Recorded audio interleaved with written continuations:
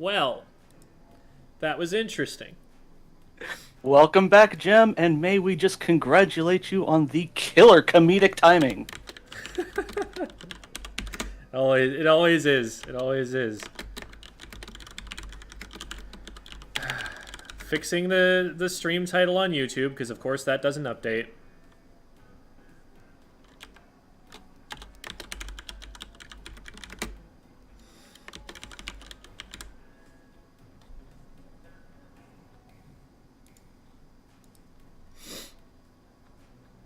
Okay.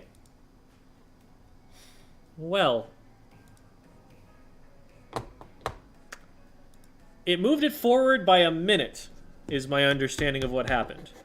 Which I think actually means that we have some kind of control over it and we can figure it out.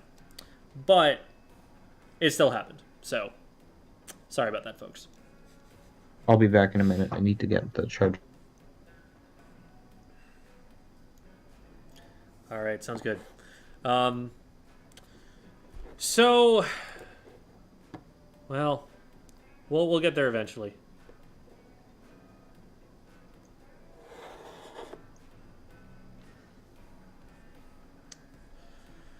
Calliope, are Well, we not ready? pronounced that way.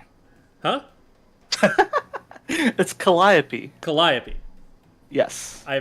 I heard you say it, and it went through my brain, and I did not say it the same way, so I do apologize. Yeah.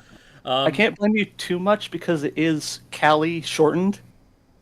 But yeah, that's probably what got me, because I did call you Callie earlier. Calliope. Yes. All right. So, we've got your VOD, which I'm going to pull up right now. Yeah. And, oops. Nope. Wrong. There we go. Okay. I accidentally clicked on one of the recommended. We'll go over to here and then here. And then we'll do this. And we will do this. This, I think? No, not that. We will do this. Yes, that is correct. And then... Oh, wait, crap. One sec. Wait for it. Shazam! Okay. There we are. So.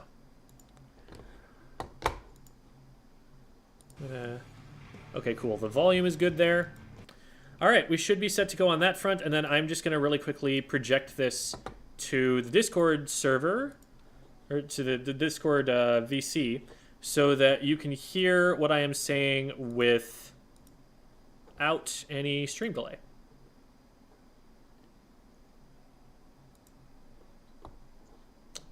All right. So, you all set? Yep. Okay. Let's get into it. Oops. Gem is asleep post Octolings? What do you guys think I have against Octolings, huh? I should hope you have nothing against us. For real.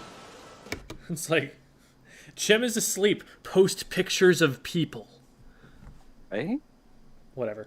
Okay. This is a weird weapon comp that... I'm assuming this is solo queue? Yes, this is absolutely solo queue. Okay. I was going to say that this...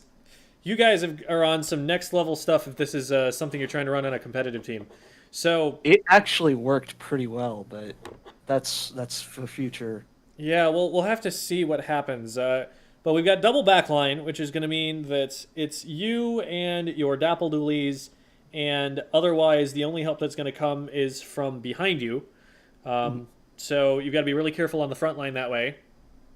And the Dapple Doolies have extremely short range, so taking fights on the front line is still going to be kind of challenging. It's going to be a very sharky kind of playstyle. Like, the biggest problem I see with this comp is I don't know how you get enough paint on the ground to do what you've got to do with it. You have two weapons, both of which are going to be really short range and kind of need to shark in order to get picks. unless they're just randomly throwing bombs like you can. The dapples can't even do that. Right. And so I don't know how you hold the enemy front line back away from your backliners in a typical competitive setting. But a lot of things can happen here. They've got a much more standard comp. They've got a couple of midline weapons. Not a lot of frontline on their end. I'd still like to see more pushing power from them. So you might be able to capitalize on that a little bit, but we'll see how it goes. So I'm grabbing my controller and pressing the L button as if that is the unpause, but no, it is on my computer. I press the spacebar.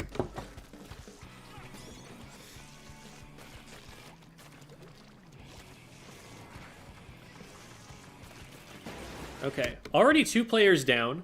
So it looks like one went down to the pop and then one went down to maybe the bow on the right-hand side.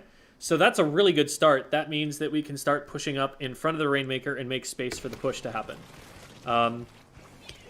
So like I right now, rather than like jumping up in the box, doing anything like this, when they're 2 down, we can just like hold forward and take fights at them. There are only 2 of them, and so we can spot out where they are and just get with our teammates and move forward as a group together. And there's no way that they can contest us. There's no way they can stop us from moving forward.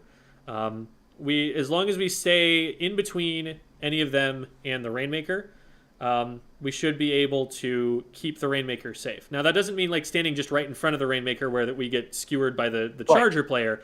That means we are pushing up in front of the Rainmaker to push them away, so that pushing in front of the Rainmaker to push the Charger away, so that we can make it safe for them.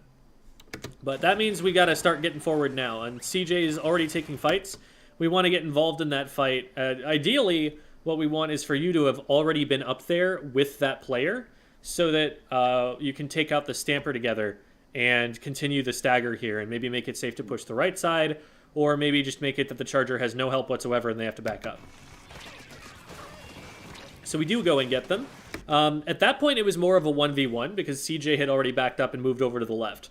So this is just like a mechanical outplay rather than you being able to make use of teamwork to take that player out. And that, in order to do that, you would have had to be pushing up well earlier before then. But ends up working out. So next step, we need someone to grab the Rainmaker, and that really should be one of your backline weapons, and they should have done it a lot earlier. So unfortunately, the enemy team gets back and is able to contest the Rainmaker grab, and that's going to stall this push out by a lot. So that's not really on you. The thing about Rainmaker is that the player who takes the Rainmaker should not be the strongest frontline pushing weapon that you have on your team. You really want it to be a weapon that's more redundant in terms of taking fights and pushing into enemy space. So that should really be either the bow or the Hydra here. Whichever one of them is going to be less useful for pushing where you have to push.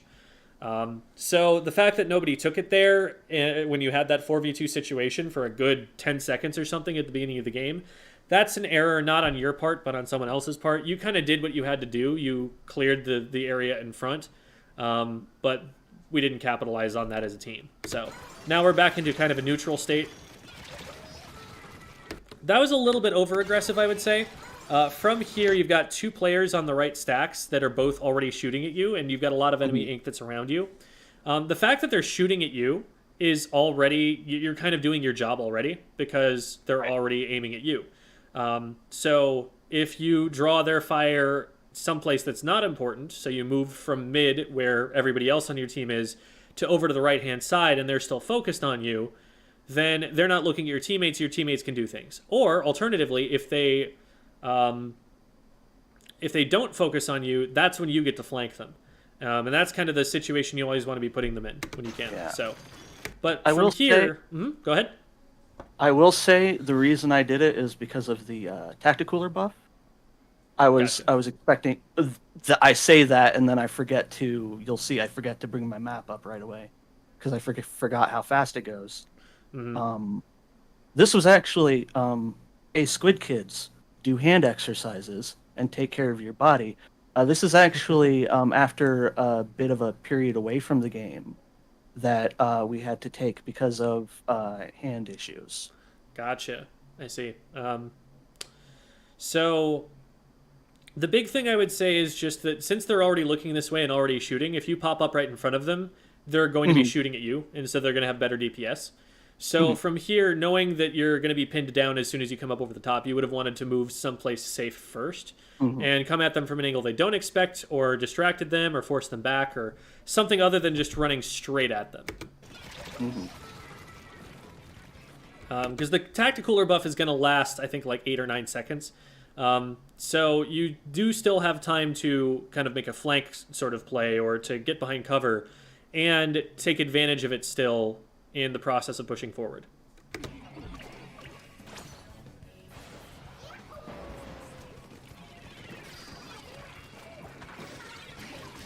This is really good. Unfortunate that we don't get the last hit on them, but the idea of like push into the big bubble, big bubbler to take the player out is really good. I think actually what happens here is that they don't see you, but they were already shooting at your teammate. Yeah, which is unfortunate. It's like, down, Mr. President. That's not even really your fault per se. It's that like you were in this flank position up in front of CJ, and CJ decided to run directly towards you while tacticoolered. They weren't taking an off angle to draw the opponent's fire away from you. That was more of like they just drew the enemy fire right to where you were. And so, fortunately, they trade back, so it's not a huge loss. It's just a 1-for-1 trade, but probably could have ended up going better if they were shooting someplace else and you were able to get in and get shots on before they saw you. All right, so from here, on Mako Mart, what a lot of people will do at first, early on, is try to push right, because right is faster on paper. Like if you just go straight from mid to the Rainmaker goal, I think it's like 3 seconds faster to go to the right than it is go to the left. Problem is that it's also much less safe, because it takes you right underneath the opponent's spawn. If you go left, the opponents have to roll out for a good 5 seconds or something before they ever run into you. And if they go the fastest way to get to you, they're going to be on low ground compared to you. So left side is much safer, and you're more likely to be able to get a good, strong, slow, steady push from the left-hand side. So whenever possible, you want to be painting this box over here so that you can get the Rainmaker over and try to encourage your teammates to go that way instead. Because right now, if we try to push in, we're going to get this score, but then we're probably going to get stopped at the checkpoint and not be able to move much further. About that.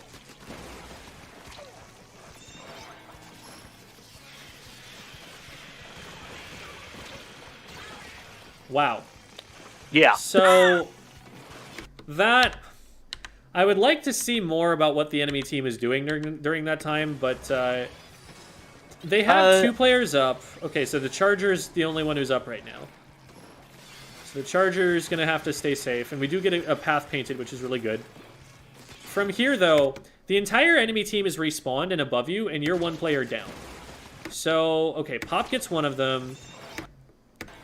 And then 1 just gets completely behind. 2 get completely behind. They're really not doing a great job of painting in front of the Rainmaker's feet, is the problem here. If they were to just paint in front of the Rainmaker, it would not be able to go anywhere near this far. But because you've already put the paint down and they haven't contested it at all, it just swims forward and it's not able to move anywhere. So folks, take this as a lesson on defense for both Rainmaker and Clamblitz, that if you're trying to stop a push from the enemy team, the first step is not to try and kill the Rainmaker or the Clamblitz carrier, or Power Clam carrier. It is to shoot ink in front of them, because then they have to stop so that they can paint again. And that stopping makes them an easier target, and then you can splat them. But if you're missing shots as they just run past you, they're going to get this far even though you're in the way. So, I will definitely say that, like, as players get stronger, you cannot expect that particular push to work. They will just get splatted at, like, 52, and the push will end. I was not expecting it for sure. Yeah. I was happy to see it. Definitely. You take it when you can get it for sure. But, oh, yeah. But I would also not have picked it up and tried to make that push. Yeah.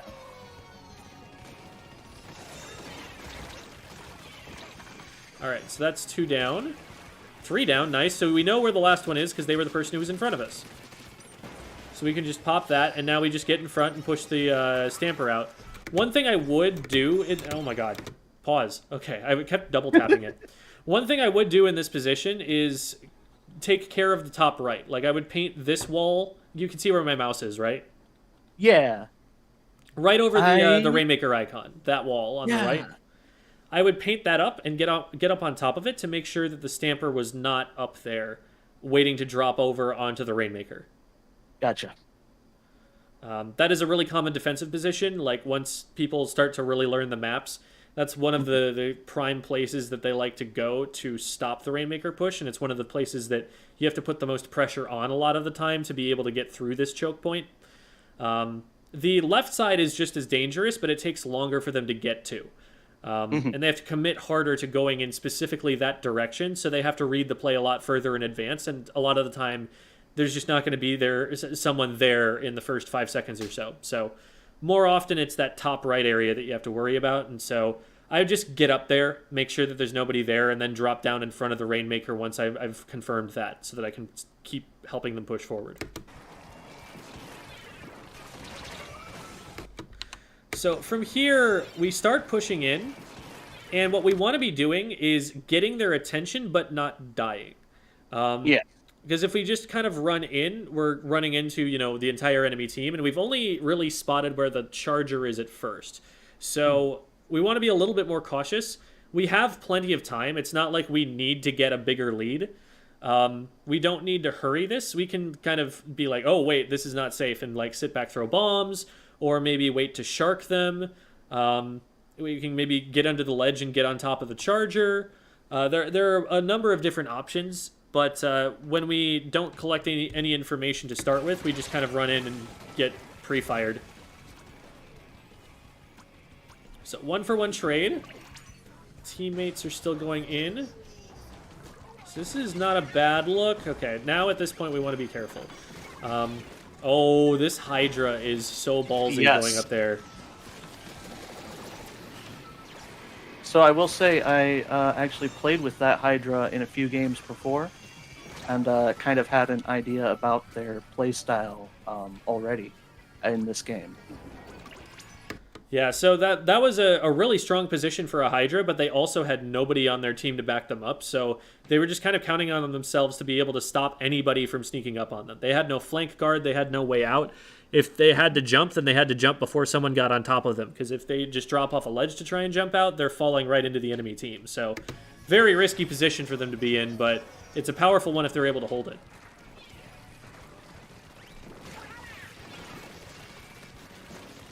Hydra's standing their ground here. And what I would say is most of the time, you probably don't want to be sitting on top of your Hydra like this, because you can push forward better than they can. But also, we probably don't want to be even as far forward as the Hydra is as the Hydra. Like, you're at about the extent of the range that you want to be at right now. And for them, they probably want to be a little bit further away, given that they're out of charge. They're popping this Booyah here to try and keep the space, so that works. But I feel like there was a better use for that Booyah if they just wait for the enemy team to come back, or for the rest of the team to come back in. Now, I have a question about that. Nice. I have a question about that pop. That was the right idea, correct? Because my thinking with that was, okay, so we have this a lot of this paint control during the Rainmaker reset. Why don't I go ahead and get it popped? Because it's not going to reset again once it's already reset. Is that smart, or just... So that could go one of two ways. That could either make it easier for us to pick it up or make it easier for them to pick it up. We don't need to pick it up because we have a push to 2. They do have to pick it up. So I would probably not have picked it up until we had some kind of advantage. Leaving it in the shield makes it take longer for them to pop, but since we got an advantage really quickly afterward, now we do want it to easy for us to pick up, and we end up being able to do that. So it ends up benefiting us in this game, but it's kind of a coin flip. And the safer choice was probably actually to leave it in Gotcha. in the shield. And the one exception being, if you needed to take a fight around the Rainmaker shield, then it might put you in a situation where the Junior throws a bomb at the Rainmaker shield and explodes off it and kills one of you.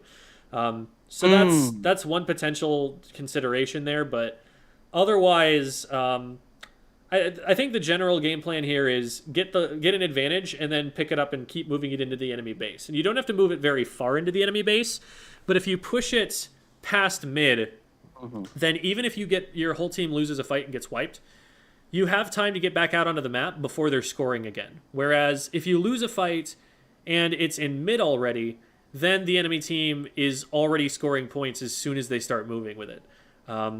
So even if you're in the lead and you're not planning on like trying to push really hard for a KO, which is smart, you still do want to be moving the Rainmaker to the enemy team's side. So whatever helps you accomplish that goal is best. I think it might have been a little bit early to go for it. Like if someone tries to like streak through and pick it up, that's the situation where they might actually be able to grab it. But since you guys want to fight afterwards, it ends up being a moot point. Fair enough.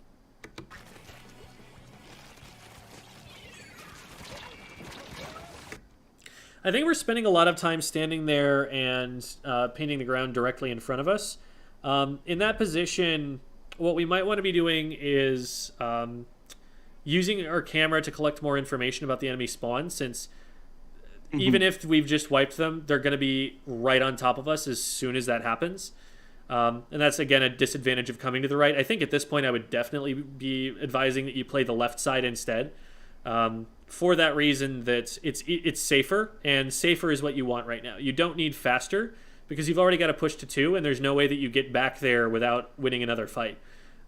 So at this point, the place that you're most likely to win that fight, the place where you're most likely to be successful, is going to be on the left-hand side instead.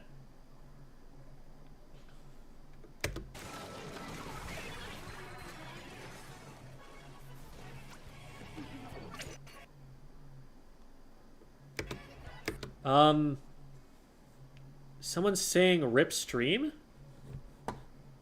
Not. Is that recent? I don't have timestamps turned on, unfortunately. Let me see if there's a setting I can fix there. There we go. No. Stream is not dead. Cool. So YouTube just hasn't said anything in 20 minutes? Wait, that doesn't seem right. Oh, I'm still in the chat from the old instance of it. Okay, I understand what happened. So what I need to do here is open up a new chat window so that I can read what YouTube is saying. Oops. Okay, cool. So let me get that up really quickly just so that I'm able to see what they're saying, because I have not been able to for the last little bit.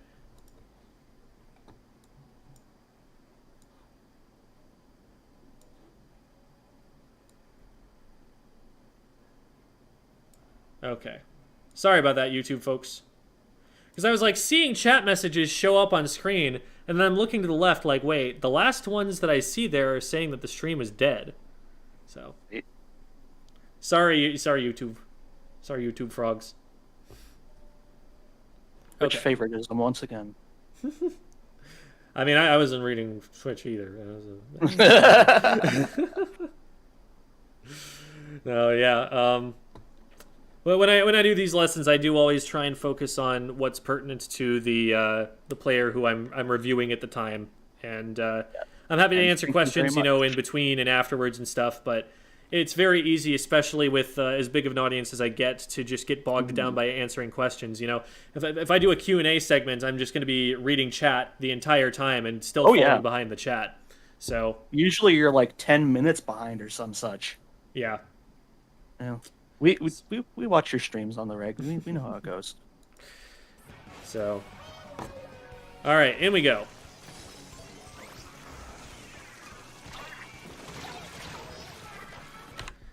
It's funny, like, you're kind of doing everything that you can just to survive here, and you're just kind of like in this spot where you're watching the Rainmaker to see if like it's able to make it. I think Right. the only other thing you could maybe think to do is go after the bow on the right here. If you take a Yeah. tighter angle around the corner, you might be able to use this wall for cover and be able to like hit up over the top of it at this bow, but or not bow. What is this? It looked like a bow because of the charge. Oh no, that's spawn armor is what it is. Okay. What are they? Junior probably? I think they're the junior. Yeah, that looks like the junior to me. So, yeah, they drop in, and the most you would probably be able to do is to jump over the side there and try and whack them. But they're not even shooting at the Rainmaker; they're shooting at you. So, there's only so much to do about it. It was a lot of I was not expecting that push to happen. And I was like, oh, I guess we're And by the time you jump in there, like, there's not even that much that you're going to be able to do about it. Most I could advise is maybe, like, well, if you don't see an immediate way you can help, then don't. But that would have been hard to predict. Like, I probably would have gotten in there myself and gone down for it, too.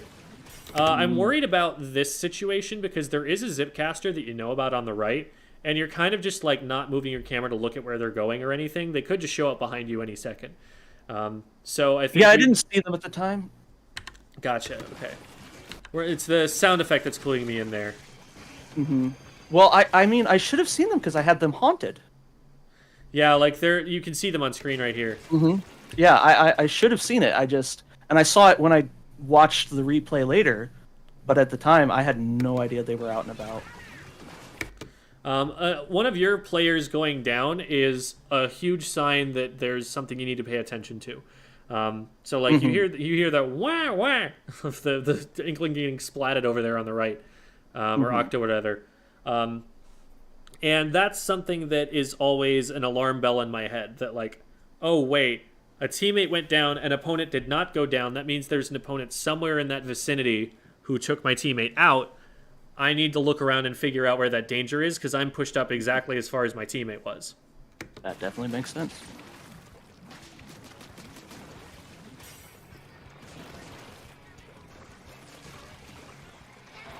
Well, our teammates managed to get a complete wipe while we were focusing on all of that. Nice bomb. That'll get one. What could we have done differently here? Move in with CJ. What I don't like about this is that you take exactly the same angle that CJ's taking. So this is the same problem as we talked about earlier, where CJ kind of drew their fire to you. Now you're coming in behind CJ, and so CJ is unwittingly going to draw fire to you again. Because what we could have done was go over the stack here, so that if they wanted to shoot, they could have shot at either you or CJ. But now what happens is you get in there, and they're going to shoot at both of you, and those shots are going to hit one of you or the other because you're both in exactly the same place. So we want to create situations with our teammates where they have to look in one direction or another, but both of those directions they're being shot from. Gotcha.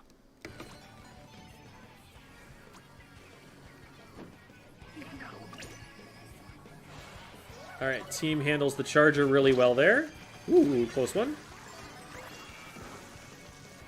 Love being able to turn on a dime with this thing. I think when you paint, some of those flicks that you're putting on the ground are redundant. Okay. You want to work on putting down as few as you need in order to move. Because any extra time that you spend standing there is, one, not actually going to make you move any further, because it's all just putting itself down over paint that you've already put on the ground. But two, it's making you stay there standing still for longer, making you vulnerable for longer. And so that is a risk to your safety. Not to mention that, the safe thing for you to do here is to quickly move away from their spawn. And this means that you're standing here with your back turned to spawn for longer. So I'm really quickly going to switch over to my view here. So let's say that instead of just doing this to move, which is probably the safest thing to be doing here, unless you're really trying to charge for special on the way. If I'm not going to do that, that's probably all I really need. Maybe 2 or 3. Okay. 3, and I've definitely got about as much as I'm going to ever. That will definitely be something to have to try and work towards because we have very twitchy hands. Gotcha. So the excess is usually due to just that's the minimum number of button presses our brain is processing at that moment. So, I would say something to practice in the training room would literally be to just slow this down. So 1, 2, 3, Gotcha. swim. 1, 2, 3, swim. Gotcha. 1, 2, 3, swim. 1, 2, 3, swim. 1, 2, 3, swim. 1, 2, 3, Gotcha. swim. Because any more time spent doing this, you'll notice that, like, I'm not really putting any extra paint down. There's a little bit that's filling in, but that's definitely not worth the extra time. Yeah. Get 3 down, and you've got pretty much most of that. You can see, like, we'll fill in these, like, little raggedy areas if we stay there for, like, 10 more flicks. But just find the line that you can swim through the furthest and go. Because you'll get the max range, you know, this time the max range one was the middle one right here. And so we'll just swim through that and get forward as far as we can. And maybe next time it'll be someplace else. Like, this time it was a little over to the right. This time it would actually be more in the left. So you kind of pick which one you're going to go for a little bit and see just how far you can go based on what paint goes down. But, like, there, the middle was not painted very well at all, and so I wanted to go to the right instead. So that's something to be thinking about, but that is definitely going to be faster. And I recommend definitely... Ooh, that time I only did 2, and so, you know, that's when you slow it back down. Make sure you're getting all 3, but only going for 3, and then you speed it back up again. But in the grand scheme of things, you know, if you're able to do this, this is always going to be faster. If you're trying to move through enemy ink. So. Yes. Also, Yes, if I put in, try to aim up a little more when you're painting as well. Yes, that's also a good point. That was actually, I think, throughout the whole entire game, I had my camera adjusted a bit too low. And I think I know why that is. I like, because this is a thing that specifically brush players always struggle with. And I've always wondered why, and then I realized it's because they're jumping. It's because when you jump to attack someone, if you're aiming up, you're going to aim over the top of them. So you need to aim down a little bit to be able to see them. And when they aim down, they just kind of get their camera set so that when they jump, they're going to be aiming down at them. But then slowly over time, they start to get looking at the ground like this, and they don't see as much. Gotcha. But I don't jump to attack because I again, with the hand issues, I have a bit of a hard time doing that. Well, there goes that theory. Yeah. Well, although I do think I still actually aim down a bit when I do attack, just because that does generally make it. I think I have actually subconsciously picked up on that helping with the accuracy. It should. So eye level is always going to be best for like accuracy, for hitting the shots, that sort of thing. So being right about here is always going to be better. And this is a pretty good camera angle. So this is not where you're going to get stuck there. That's the only thing I can think, because like when people are jumping, then the aim does have to shift down a little bit, but then they have to rock their aim back to be able to see the map again. So I don't know. I don't know what it is. It might be, in your case, maybe it was just that you had it locked. You know, your neutral position was there. But that's something to keep in mind so that you're able to get the information you need. I think it was actually the very next game that I played that I was like, what is with my camera right now? I need to do something about this. And then I fix it, and I'm like, oh, I was just looking down too low. Mm-hmm. And another thing, and this is easier to illustrate with another weapon, so I'm going to pull another one out here. But aiming down does also decrease your effective range. This is as far as these shots are going if you're aiming down, whereas if I'm aiming all the way out, I'm aiming over there. Aiming up is actually not an improvement. Aiming up will paint further behind you, but it will only hit this far in front of you. So all of these are, you know, they point you towards just keep your reticle at eye level at all times with basically every weapon. and that's where you're going to be able to hit people. That's also where you're going to be able to see the most of the map. Okay, so what's reticle at eye level when it's the brush reticle? What exactly does that look like? All right, so here is about eye level with this weapon. I'm just going to hold my controller still. Right about here. Gotcha. That's what Thank you're you so at very when you much. reset the camera with the Y button. What you want is for these arrows to be dead center on the target. Gotcha. Yeah, I So, see it. like, Thank you just- so very much for that. Cutting them in half lengthwise. Mm-hmm. Gotcha. Cool. Alrighty. We'll get back to the VOD review now. 50 seconds left. Yeah, I'm counting at least 5 swings, I think, every time you're doing that. So it's going to paint more thoroughly, and if that was the goal, then that's what you're going to accomplish with that. But also, you have your back turned to the enemy spawn the entire time you're doing that, so probably not safe. You probably want to be moving through that faster. So enemy player just drops on you as an absolute gift from the heavens. Yeah. I don't know why people do that to brushes. I think they didn't know you were here, and they were being pushed back by your teammates in front. I think they were getting threatened by the Hydra or something. No, I was actually watching their perspective earlier. They were threatened by the Hydra, but they saw me. They were going to go and do the charge slash on me. Yeah, it looks like then the booyah. like they get forced off by the booyah, Yeah. and then they go for the charge slash. So then it was probably like, oh shoot, there's a brush here. I need to do something about this now. Oh, okay.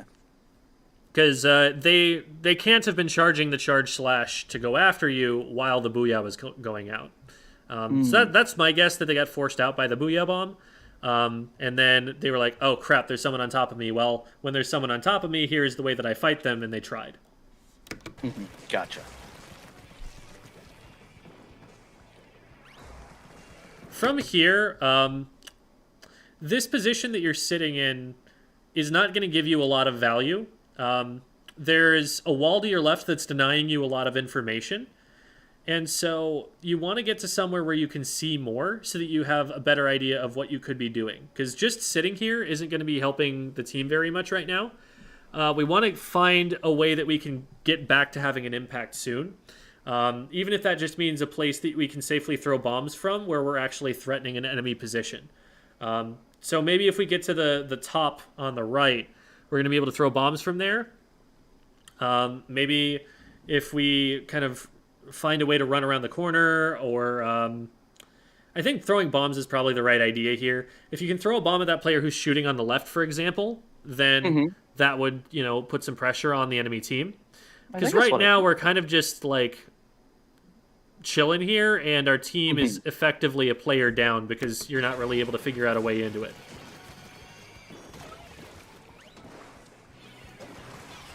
And so now your team is down and you're the only one up, and there's not a lot that you were able to do to help them because of sitting in a place where we couldn't see what was going on and what we could do about it. So at least being able to chuck bombs at them until something like this happens and you have to back up would have been something that would have benefited the rest of the team, I think.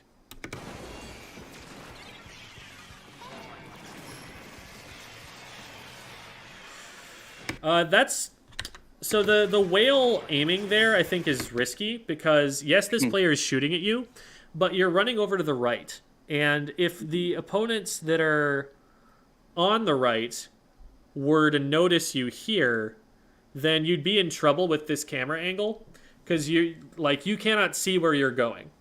Yes. And so let's say the Forge Pro is on your right and you don't see them because you're looking backwards. I was surprised that you weren't getting shot the entire way that this was happening, and it's all just because they're focused on the Rainmaker here.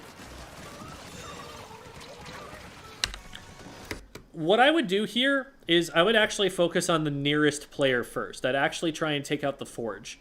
Oh, okay. Because the Forge is the player that poses the most immediate threat to you. The Rainmaker is looking forward, and the person in front of the Rainmaker is worried about what's in front of them. But if you take out the Forge, now there's not going to be anybody shooting you in the back when you go after the Rainmaker.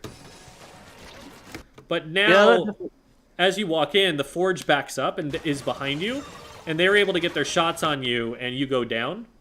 If you go after the Forge, like, right away, yes, you're not stopping the Rainmaker right away, but the rest of your team has time to get in the way, and they already are in the way, because you can see that the Rainmaker's having to shoot at something. Yeah. So that way you'll have a pincer movement, and you'll be able to collapse on them from opposite sides, and that's still going to go well for you. In that situation you were in, though, going after the Rainmaker there, once the Forge gets behind you, they have time to hit shots on you before you get anybody else, and that's what you're trying to avoid.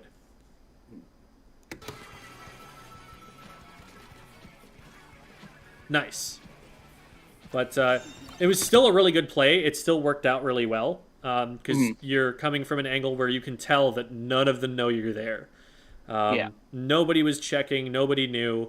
The junior player that was shooting at you wasn't this waying, so they didn't know to look backwards. So great flank right there, and that completely stops their push with 5 seconds left on the clock. Probably not the best idea for your team to actually pick it up there, because if they just keep it in the shield, then you deny them an overtime, whereas if they end up going down while holding the Rainmaker, that gives them an overtime. But it ends up working out, like, and your play is what ended the game very decisively. So good job there.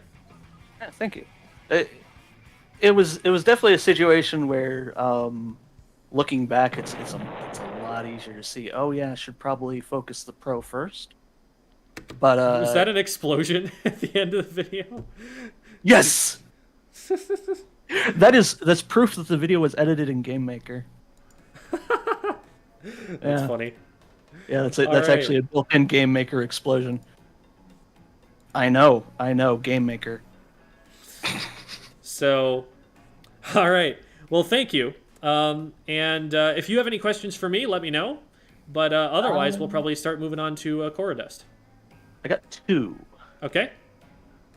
The first one is just a kind of a general question of, like, I understand that, once you're at 2, you generally want to just try and play defensively for the most part, because it's 1 point or a KO that they're going to beat it. Right. But what would have been the thing for us to do to get it, like, in that game, get a KO? So what has to happen to get a KO is you need to remove players from in front of the Rainmaker for long enough that it can push that far. Let me get sendu.inc/plans open. And I will show you. Well, I'm glad that didn't have any water in it, because I just knocked it off the desk. Oh, goodness. Let me pull that up so that I can show you on an overhead view. It should be Mako Mart, it should be Rainmaker, and overhead set. And now you go here and do this, and you should see it. All right. You seeing it? The map? Yes. All right. I'm also looking at chat reacting to the explosion. It's nice. nice knowing I entertained everyone with that. All right. So you get the first checkpoint. Typically, you need some kind of advantage to be able to get first checkpoint, one of these 2 places. And once you have that advantage, if the team moves quickly and efficiently enough, your team should ideally be able to get to first checkpoint. Now, if that advantage isn't big enough, and you're in maybe like a 4v2 kind of situation, you will have to follow up and fight players to get them out of the way. The general theory, it's very similar to tower control, but more mobile, because there are multiple tracks you can take. Let's just take these 2 pathways and think of those as tower paths. Gotcha. The way that it works is you're on some point on the tower path, and at this point on the tower path, in order for the Rainmaker to be able to move forward without being splatted and having a turnover, basically, is you need control of the space in front of it to the point where when they say jump across, nobody is able to get in range to shoot at them. If someone tries to enter this zone, they need to be getting shot at as soon as they do. That's what I mean when I say you need to control this space. So if you're going to try and get the Rainmaker across onto Snipe, then what needs to happen is you need to have someone maybe here, maybe someone here to back them up. And that way, as soon as a player tries to push any further in, they're getting shot at by these two players. This player never gets close enough to the Rainmaker in the first place to be able to stop it. So if you can create those conditions at any given point on the tower, or the Rainmaker path, then the Rainmaker will be able to push forward. So Cool. What we can do is start extrapolating that theory to talk about each map, because each map has some different things that you will need to do to control each position on the map. So let's say that we're here on the map. Well, this place can shoot at the Rainmaker, this place can shoot at the Rainmaker, and this place can shoot at the Rainmaker. Those are the three main places that you're going to be threatened by when you're trying to push this way. And so you know that you're safe to push forward if you're not being shot from here, you're not being shot from here, and you're not being shot from here. The only exceptions being if you're being shot not from like this exact spot, but maybe from like back here, and you're able to run away from them and keep moving forward, and they have to run behind you, and you're able to outpace them. But that's a very rare situation to happen. Most teams are not going to allow that to happen even in solo queue. Usually it's something like this, and you do need to have a little bit of suppressive fire up here, at least for long enough to get the Rainmaker through to another point on the line. Because if you do move to another point on the line, this changes. Like, this position is less powerful if you're over here, because if you're over there, now it doesn't have range over you. So you want to move forward past it if it's the only thing that's in the way and everything else over here is also clear, because then you're able to just run straight at the goal. So to knock it out, I definitely do not recommend taking this route unless the Rainmaker is already like here and you wipe the enemy team. They're gone. Gotcha. That's basically the only way that's going to work, because against a competitive level team, if you start from here, actually, let's say that you start from here and this checkpoint is already gone, so you're just swimming. By the time you get to here, the entire enemy team is respawned and in front of you and on top of you. It just takes too long compared to how long it takes them to get out of spawn. So usually if you're going for a KO and you've already got a good push, you're just going to take the left route, because the left route is safer. Because then you can pretty safely get it to like maybe this point, and then if you win a fight, you are actually close enough to push in for a very near KO. Does that all make sense? Yes, for the most part. And what doesn't, I'm just gonna read. All right, sounds good. I do also have a guide on Rainmaker on YouTube if you would like to take a look at that. It just it's on Splatoon 2 Rainmaker, so it won't talk about like second checkpoints, but all the same concepts still apply. Gotcha. All right. Aside from that, very informative throughout the vast majority of the actual match review. I guess my only question then would be, would I be able to plug myself at all? Go ahead. What do you got to plug? Well, you were talking earlier about how there's a lot of situations where people will be playing a game and not necessarily realizing that there's a scene for it. I think there's a lot of Splatoon players out there who don't realize there's already a scene for Table Turf. even though we don't have a actual PvP implemented into the game yet. Interesting. So we've got tournaments that are running for table turf using simulators. Although as soon as Nintendo does implement actual PvP, it's going to switch to that, I'm sure. And I'm actually the commentator for the streams as of last Sunday. I did a stream for the tournament, and I have a VOD of it uploaded on my YouTube channel, which is Calliope Thorn or at Soft Kitty.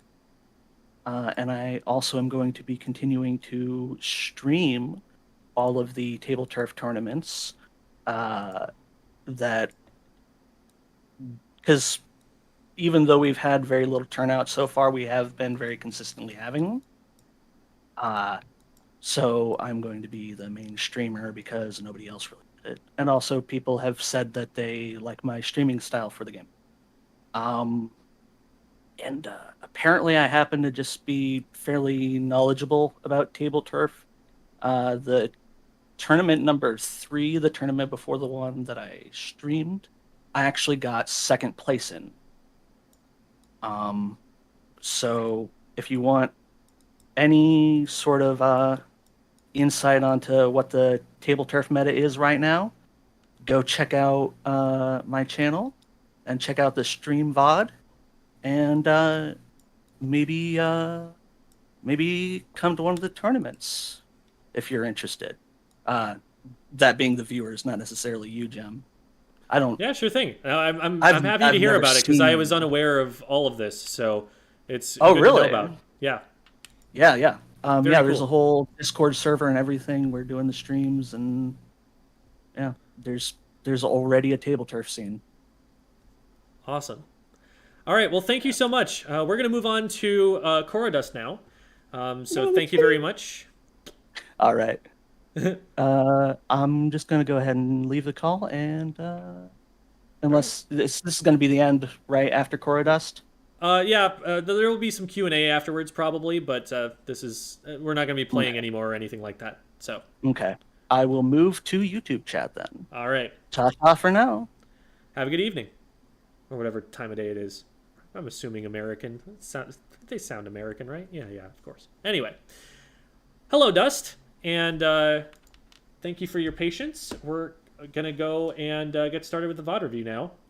And they gave you 3 spray shooters. That's wonderful of them. Yep. Honestly, them being spray shooters wasn't the worst part of the match. Wow. Okay. So what's basically going to happen here is your juniors are going to have to frontline. The arrow spray is best suited to just booyah spamming, but the juniors, they're going to have to fight. There's no other frontline that you can really put out there.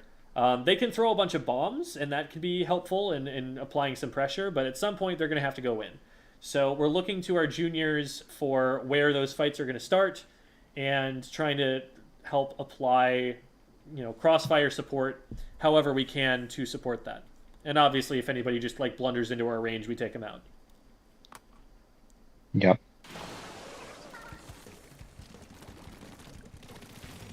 I thought you were VOD reviewing someone fish. Not yet. The timing hasn't been set up on that with Boshin yet. But I will do it. I will 100% do it.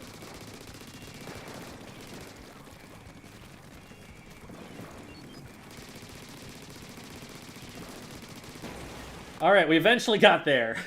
It's not often that you see a Hydra able to fire a full charge and then charge up again and fire a second charge on the opening Rainmaker shield. Usually the pop is decided a lot sooner than that. But I wasn't looking. Did we throw a bomb? Just to check. Did I throw a bomb? No. Gotcha.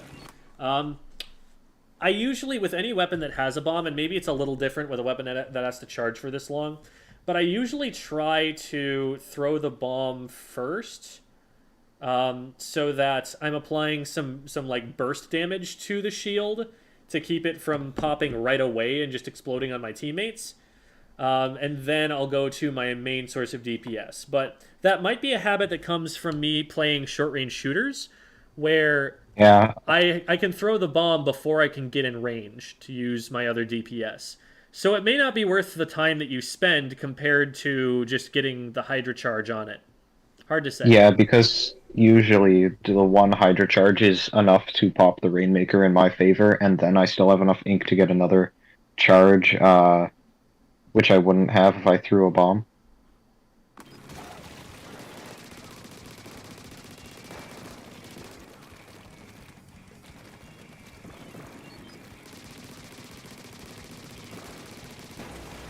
All right, we get there, and that splats someone, which is awesome.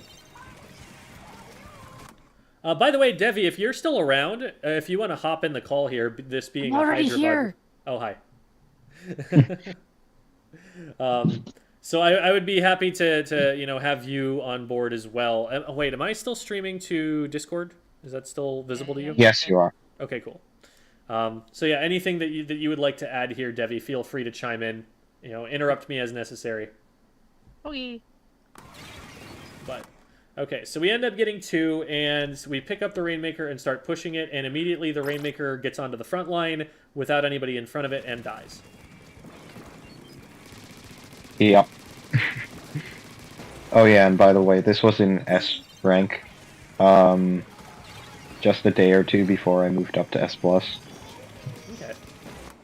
Some people are saying stream is freezing, but I don't see any dropped frames or connection problems on my end, so that might be on other people's end. Hard to say. Working now though, back. so if anything, just give it a quick refresh for those that it froze for, and you'll be back on track. Yeah, so Weege is saying it's been fine for them the whole time. Also, hi, Weege. Weege is a commentator who I think is going to be commentating 20XX and number of other things.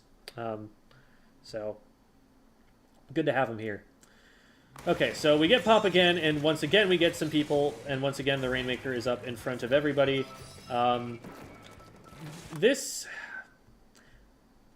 I do feel like it is actually probably good for you not to pick up, because you're the only weapon that's different from them. You're the only non-spray shooter, basically. No, that's not me. Probably a coincidence. What? Am I thinking of somebody else? Or wait, is it Weef? It might be Weef.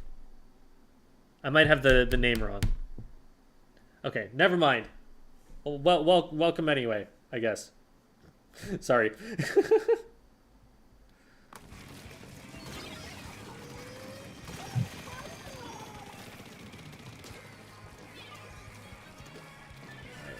That is, Devi, what angle would you say that they should take here to be able to have an impact when the Rainmaker is in that position? Because that feels really awkward for a Hydra to get into.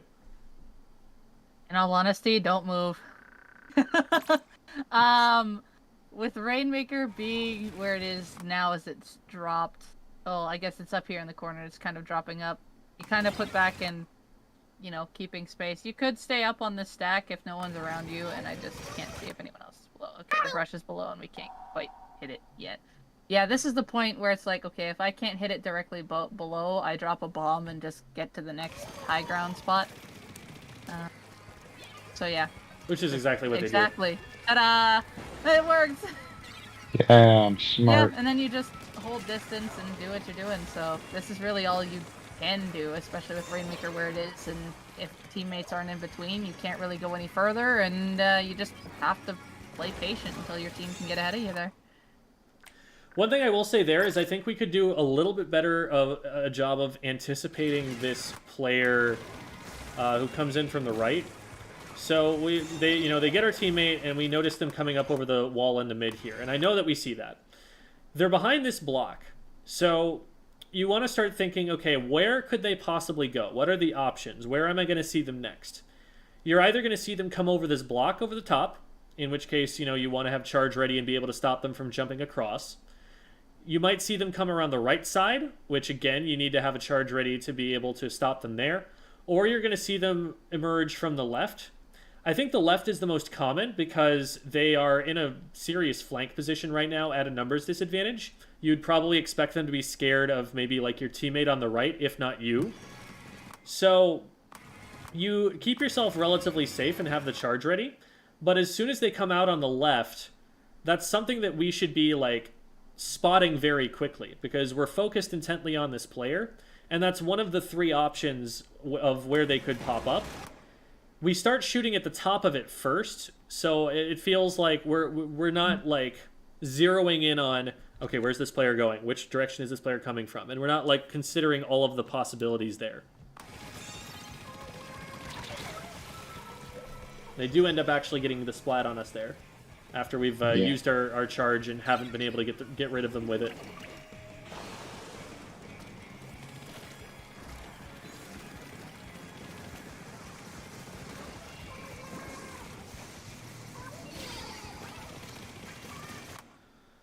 From here, I think we're prioritizing not being seen, is what's happening. We get here, and we're able to go up the wall. We actually had the wall painted, so we probably didn't need to put that line down, but that's still good. I put that line down because I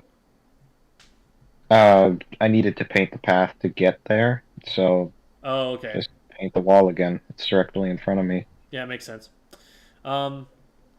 From here, I think with the Rainmaker this close, it's possible that we can actually stop it if we just peek right away. If there's somebody out in front of it, then yes, we're in some danger, but it doesn't look like there is yet, or if they are, they're the hammer. We can, if we're like already in a position where we have line of sight on them coming up over the top, we could probably splat them before they dunk. And I feel like that might be worth it even if you go down. Because from there, you're going to have teammates spawning back in on the top left-hand side, and they're going to have bombs in front of it and stuff, and you might be able to actually keep it off the pedestal, or at the very least, delay it getting off the pedestal long enough for your teammates to get back in. But from here, the other suggestion that I'm going to cut in on here is that when you came back in, you kind of already know that the team was pushing forward towards like the left alley and approaching the left checkpoint. You can actually take the top left as approach back in. That way you have a straight line of sight on rather than having to wait till the Rainmaker gets to checkpoint before you can actually splat it. That is also a good point. Because from right here, I guess from here it's in kind of mid. But I mean the top left. Yeah, I guess the left stack would be the next place you'd want to move up to anyway, and you can still get there pretty quickly from the spawn area on the left side. So I definitely agree that would have been a good idea too. But from here, I think what happens is we kind of put ourselves into the fight too late to be able to stop the checkpoint. And from here, once we start firing these shots, all they're doing is revealing us, and they're not actually stopping the objective from being played, and now we probably want to get out of here somehow. We are able to get the hammer there, but from here, this feels like it's going to be really awkward to try and stop the Rainmaker from. Like, we want to be able to paint in front of it to stop it, and then aim at the Rainmaker from there. And we're going to have to turn a lot. We're going to have to expose ourselves a lot over this ledge. At this point, it seems... I actually end up jumping off the ledge. Okay. So, I mean, we end up getting it, so never mind. But I think it would have been easier, at least, from the top left to make that defensive play.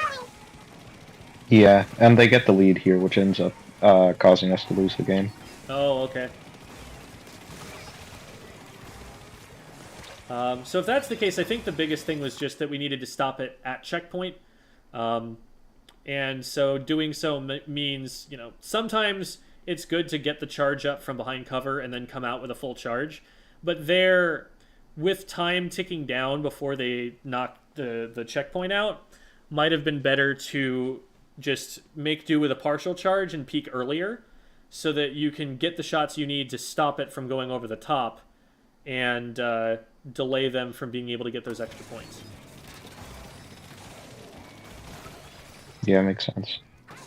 Nice. I like that you're painting the way forward when you can, and you're able to get that player. It looks like you just missed which direction they moved. You thought they went right, and they ended up going left. So I mean, otherwise, you know, well played given that information.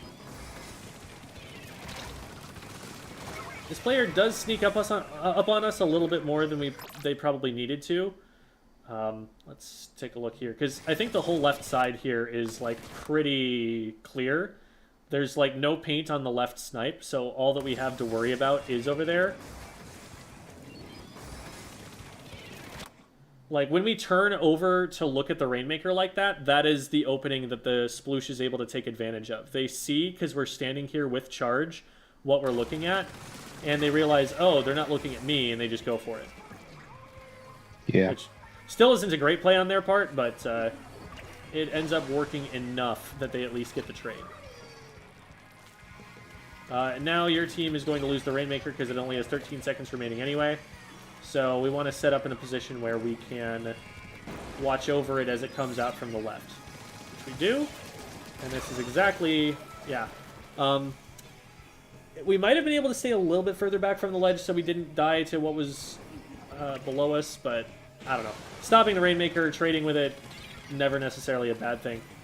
Yeah, from here, this is the position Devi was talking about earlier. Just taking this position. Yeah, and I take that because I can hit them from there. But then they end up going right, I think, if this is the push. Oh, no. It's after that. Sometimes it's a weird prediction, so I've been in that scenario before if this happens later on. Yeah, it does.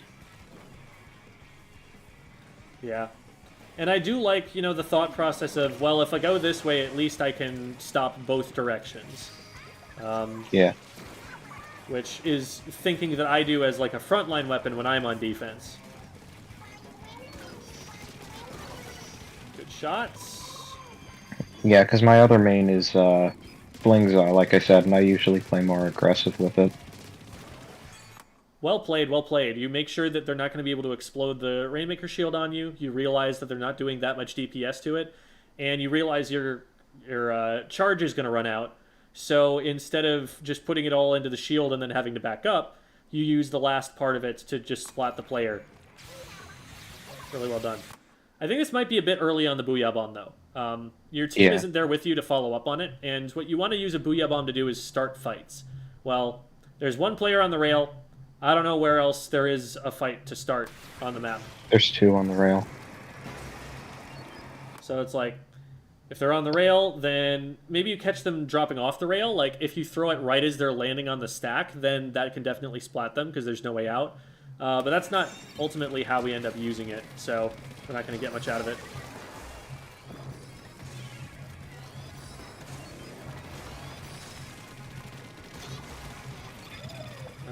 In here we're kind of stuck. We just have to kind of back away and let the Rainmaker fend for itself. Or... okay. That was all very I have weird. no idea what the Rainmaker was doing here.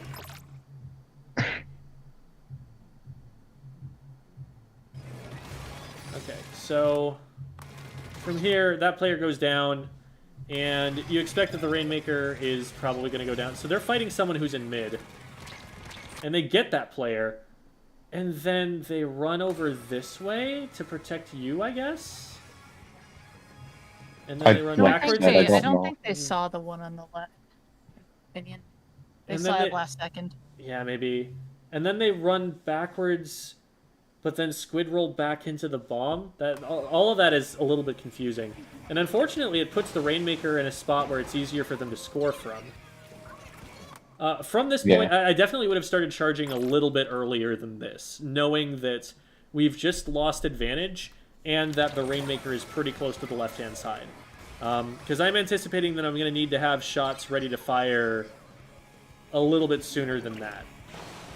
So, like, as soon as it gets popped, especially as soon as a teammate goes down, there's only one player in between the Rainmaker and the right, this left side push here. So as soon as I drop, I'm getting charge ready. So that if that shot splats them, I already have it ready to go, and they're not able to keep just swimming forward. But you do have a significant impact there, taking 2 out. So, good stuff. Oh, no. We need to get that Rainmaker pop, like, now, and we need to pick it up now. 7 seconds left on the clock, and if we don't get it, then the game ends. So, We need to be in a position where we can protect that player as well as possible. Nice. And I do manage to do that, but then this, I don't know if this was the same player that had it earlier, but It wasn't. their thought process is interesting. Yeah, they just kind of run for it there. Oh no, they get forced off the block. So But I then think they what- don't come back. I think what happened was that the brush painted the top of the box there. Oh dear, they're backing up really far away from their defenses here. Yeah, Oh, and then we lose. yeah, if they had just gotten a shot ready and had it ready for whoever came over the top of the box, like they could have been out of range of whatever could have threatened them, and then you could have crossfired, and between the two of you, you would have been able to splat anybody there. So definitely a little bit of a panicked solo brain play at the end, but that was such a weird comp. That's a situation where like there's only so much that your teammates can do to frontline, and so you're kind of forced to just you get a whole bunch of picks, but it's not in your hands whether the objective gets played properly because their weapons are not suited to doing that under normal circumstances, and they're forced to play outside of their role to be effective on the team here. It's no surprise to me whatsoever that the Octobrush and the Pro on the other team were slaying really well because they outrange every other frontline weapon on your team.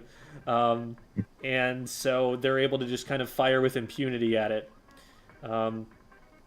So that was just a tough hand that you were dealt by the comps that you were given.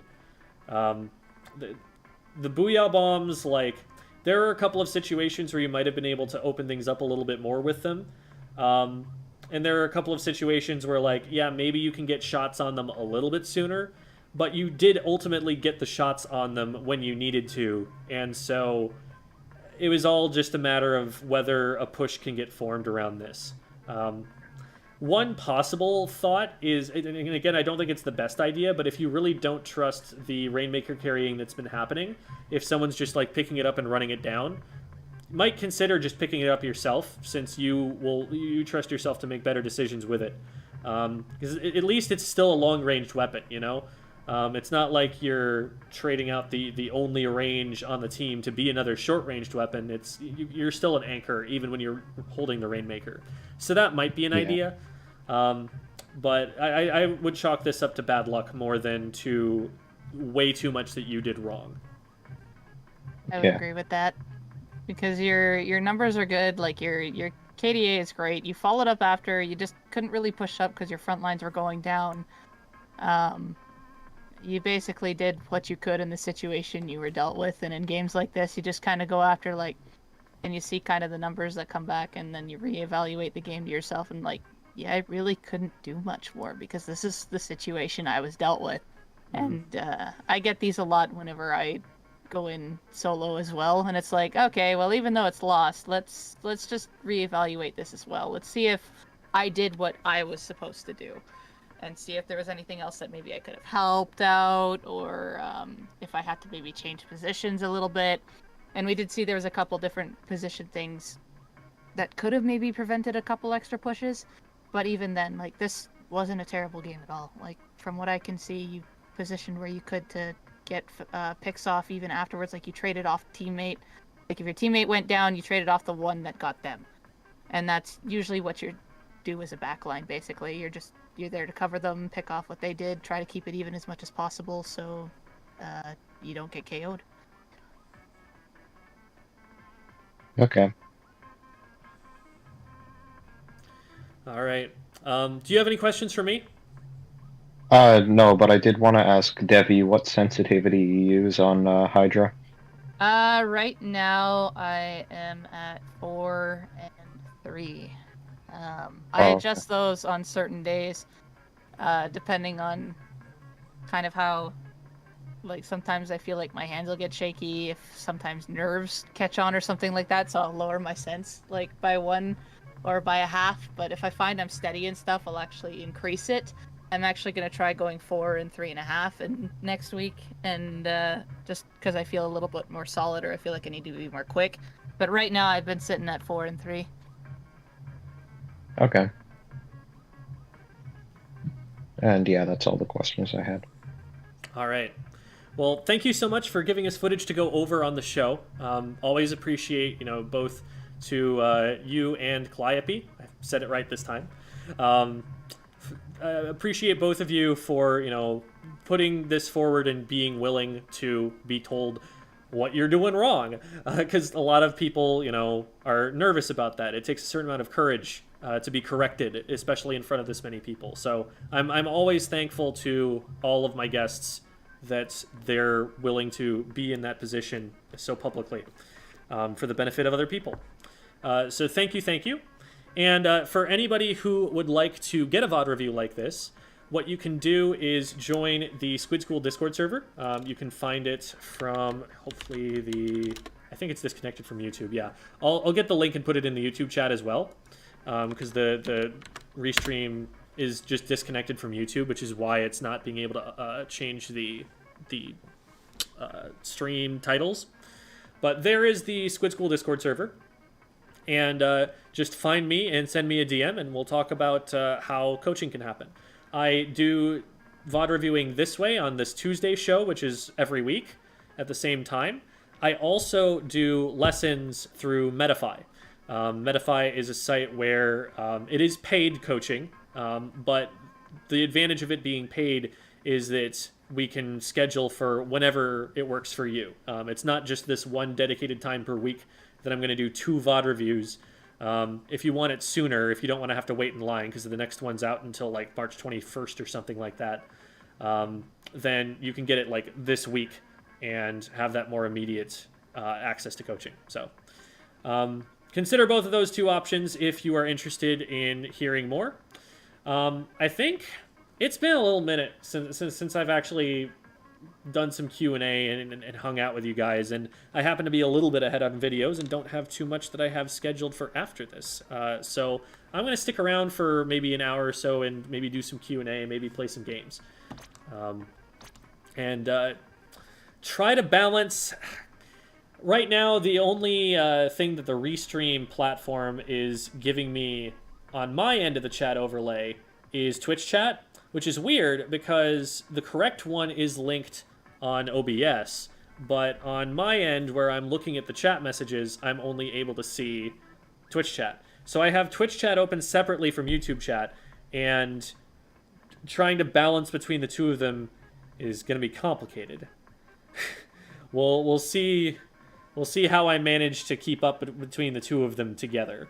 But Jojo asks, what is CCA? That is Collegiate Cephalopod Association. That is a college Splatoon league. So any universities out there that have enough players to field a Splatoon team, definitely look into that.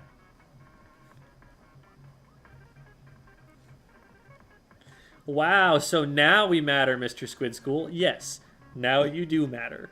You didn't matter before, but now you do. Mad Goose says, I don't see Twitch chat. Twitch hasn't said anything in the last little bit.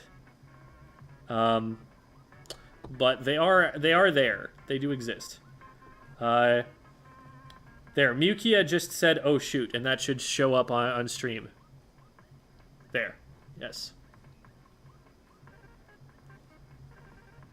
All right, well, I'm gonna go. All right. Bye. Have a Thanks good for one, Dust. Yeah, absolutely. Yep. And thank you for You being on too. the show.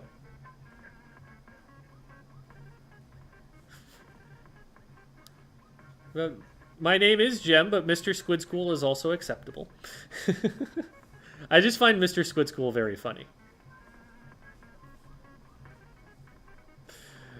All right. Thinking of sending in a VOD review on Medify. What should I look for in a game to review? People are a lot more picky about this than I am, because there is a lot to learn from just about any match that we play, whether we kicked butt or whether we got butt kicked or whether it was somewhere in between.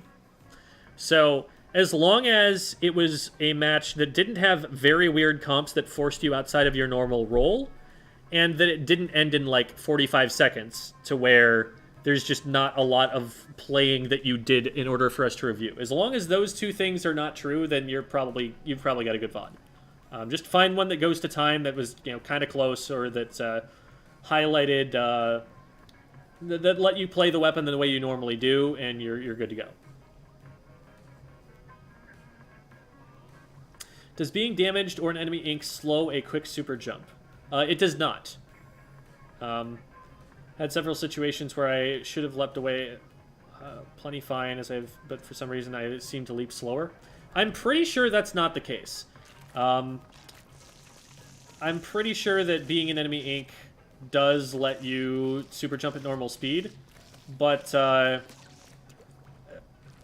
haven't tested it to be sure. I just also haven't noticed that as an effect. That's something that I feel like I would have recognized happening. So maybe someone can correct me on that. Actually, Debbie, are you here? What's up? Do you want to hop in a private battle really quickly to test something from a chat question? Oh, okay. We can get that going in the meantime. Here, have a frog. I'm gonna use the same pass from earlier? Correct. I just have to get out of a replay I was watching.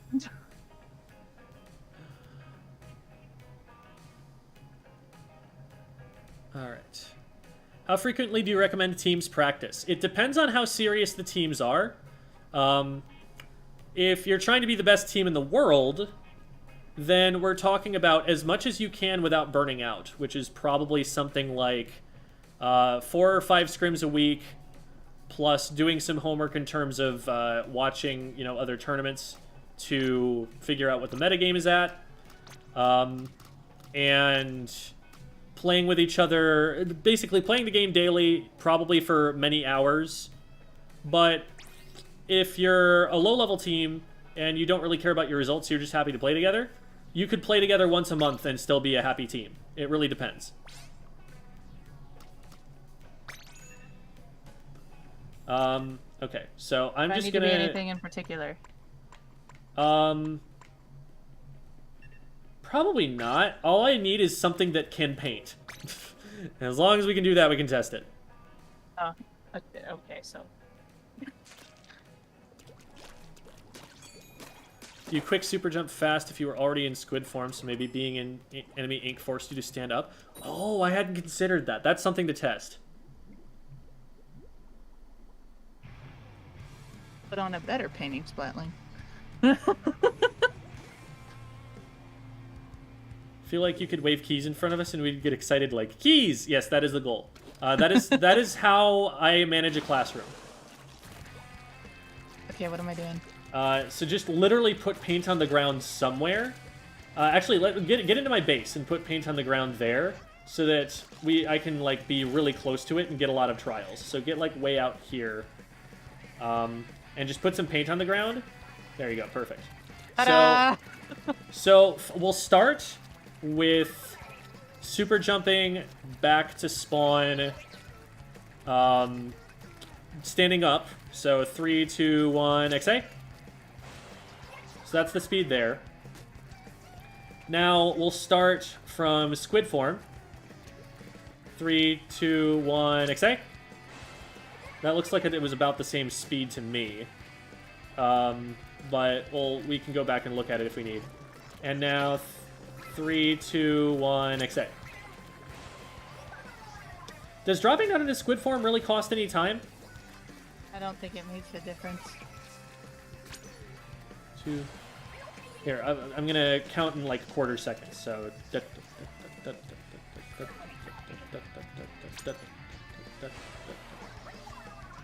And then.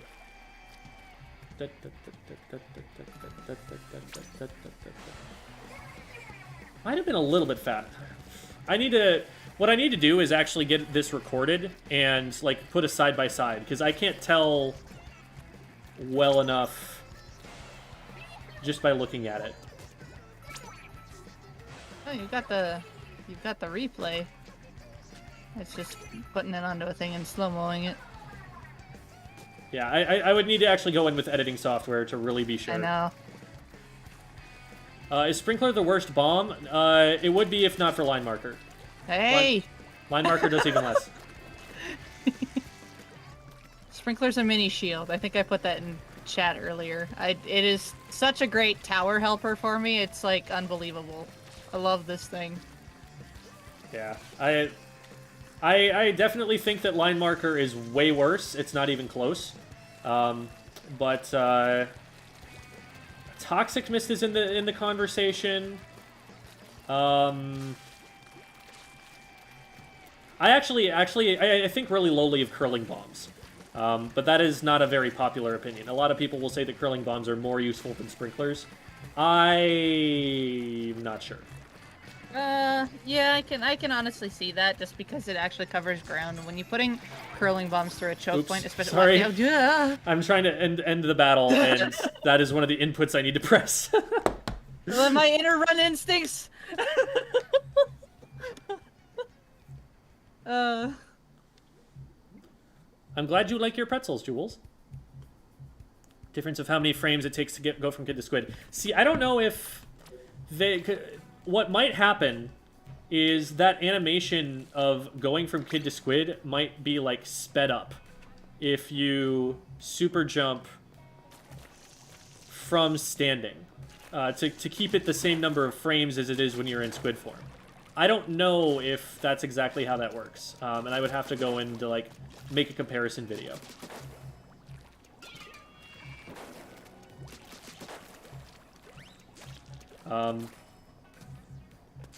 It's a very slightly faster if you're already in squid form, maybe like 5 to 10 frames. Yeah, I could see that being the case, because it's, like, difficult to perceive with how... with the gap in between, where I would need to see them side by side to be able to distinguish the two. It seems plausible to me, like, it doesn't seem like... I just have to take a look.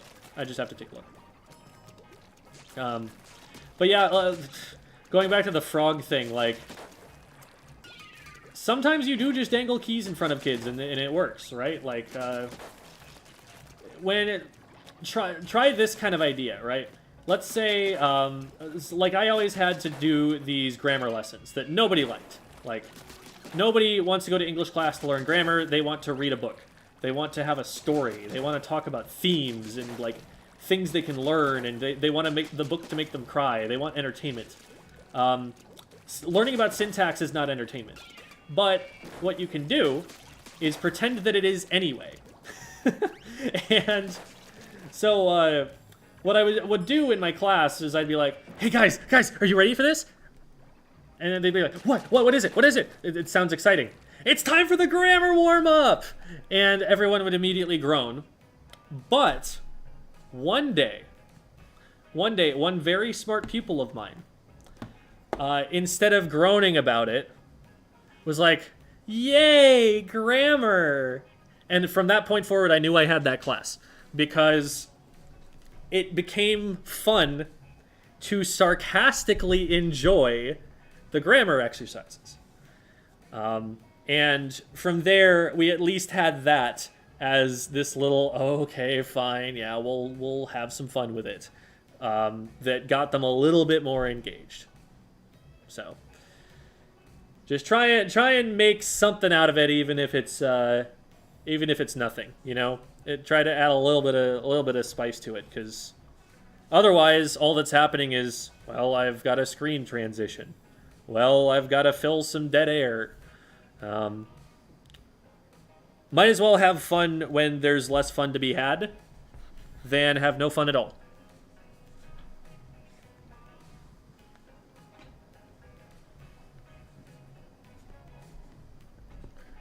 Gem, put random objects on screen and let us yell their names. Oh no.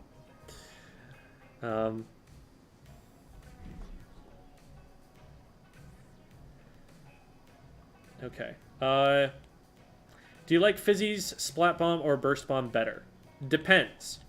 I think Fizzy is significantly better for the sloshing machine, But I think Splat Bomb is significantly better for the T-Tech, and Burst Bomb is significantly better for the Splash. I'd say Splat Bomb better for Junior. The Burst Bomb would definitely be very useful on the Splatter Shot. They're both very good for that weapon, but it depends on the weapon. And in the general case, you really do have to look at the weapon and be like, what does this weapon need? But some sub-weapons do actually provide the main weapon more than others, in the general case. So it is still something that you could make a tier list about. Just some of them are, there are niche situations and exceptions to all those kinds of tier lists.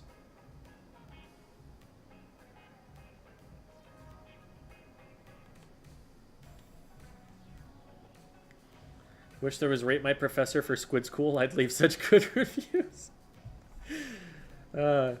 Maybe there is something like that for Medify. I actually don't know, because I've never done that from the student end and finished the whole way through. How much do you even know about Table Turf? We've noticed you haven't done a video about it yet. It's not really... It's a completely different game, right? So it's not like my expertise is going to carry over into it, and I don't feel like I'm an authority on the subject. I can, you know, talk about some basic principles. I could play a match on stream if you want, and you could tell me how bad I am at it. But I've just played it for fun a little bit. The Table Turf channel of the Squid School Discord. Okay, yeah, I'll check that out sometime. Jem drew cats for us and has a cat named Romeo, 12 out of 10. There you go. That's all you need in a teacher, huh? I enjoy getting pajamas for Christmas because I sarcastically enjoyed getting pajamas for Christmas. Oh, okay. I see. I don't know. I love pajamas. Like, I would... You could give me 15 pairs of pajamas and be like, yeah! I get soft, comfy pajamas for like 2 weeks without ever having to do laundry. That's sick. I'd love that. What grade did I teach? I taught 6th grade, 8th grade, and 10th grade at different periods in my time as a teacher. Can we talk about how awful the English language is, though? There are definitely some things about it that are not friendly to learners. I think there are some beautiful things about it that are different from how other languages work, but there's a lot that could be done to make it consistent without sacrificing that. I agree. Did you see the appreciation post on Reddit? Yes, I did. I didn't make a post on it because I don't really have like a Squid School Reddit account. And so I was kind of just like, I don't need everybody just suddenly jumping on and following this account that has been used for other things in the past. But maybe I should make it at some point. But I did see it, and I very much felt appreciated. It was very nice. Medify does have reviews for coaches. Ooh. I know it has testimonials where, like, if you really like a coach, you can write up like what it is you liked about them or something, and that shows up on your page as like an advertisement for your coaching. But I don't know if there's like a DoorDash style like 1 to 5 stars sort of rating. 1 out of 10, not a squid.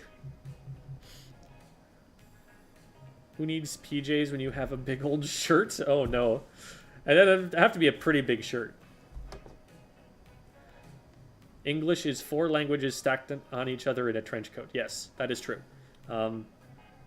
English has a lot of Latin and a lot of Greek, a lot of French, and a lot of Old English. There are a bunch of German roots. There's probably some stuff from Dutch in there, sure, as well. It's been influenced by a lot of languages, which is cool because it means it gets all the cool parts of all those languages, but also less cool in that you have to understand how all those languages work to understand the etymology of anything.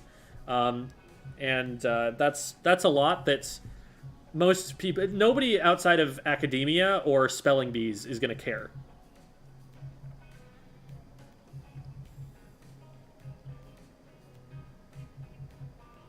Tutor you. I could coach the coach.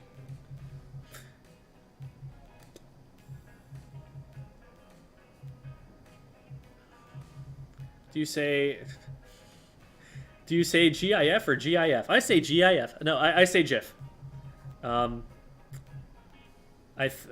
My interpretation is that that is a better interpretation of how it should be pronounced, but it's definitely controversial.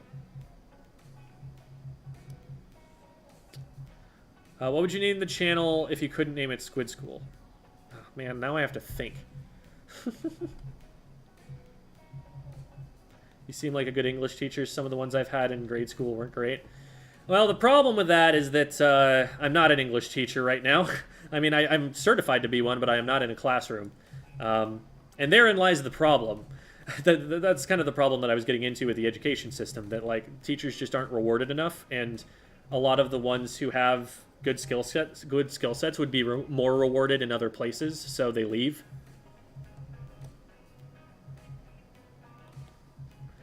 Yeah, the symbolic languages, like Japanese characters, Chinese characters, those are very hard to learn as well, for different reasons.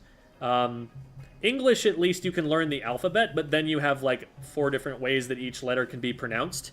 And it's going to be different ones depending on what the origin of the word is, so it becomes just a memorization exercise. But with Japanese and Chinese, it's a memorization exercise from the beginning, and you've also got multiple alphabets. So, I don't know. I haven't learned both languages, so I couldn't tell you which one I think is more difficult. But definitely going back and forth between the two is going to be incredibly hard.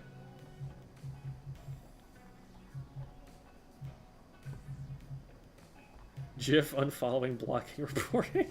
Oh no. Yeah, see, you gotta take a stand somewhere, and you're gonna lose fans somehow. Got top 1,000 clamblets with a splatter shot Nova. That's impressive, honestly. That's a hard weapon to do well with.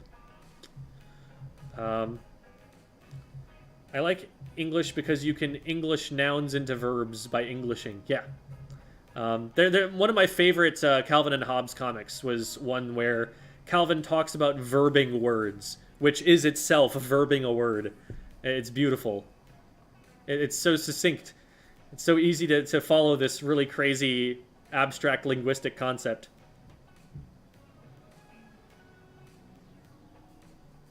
Is that a smushed? Oh, they're all just speculating about the shapes of the ink on the screen. Well, you know what? You know what I say to that? Haha! Speculate now!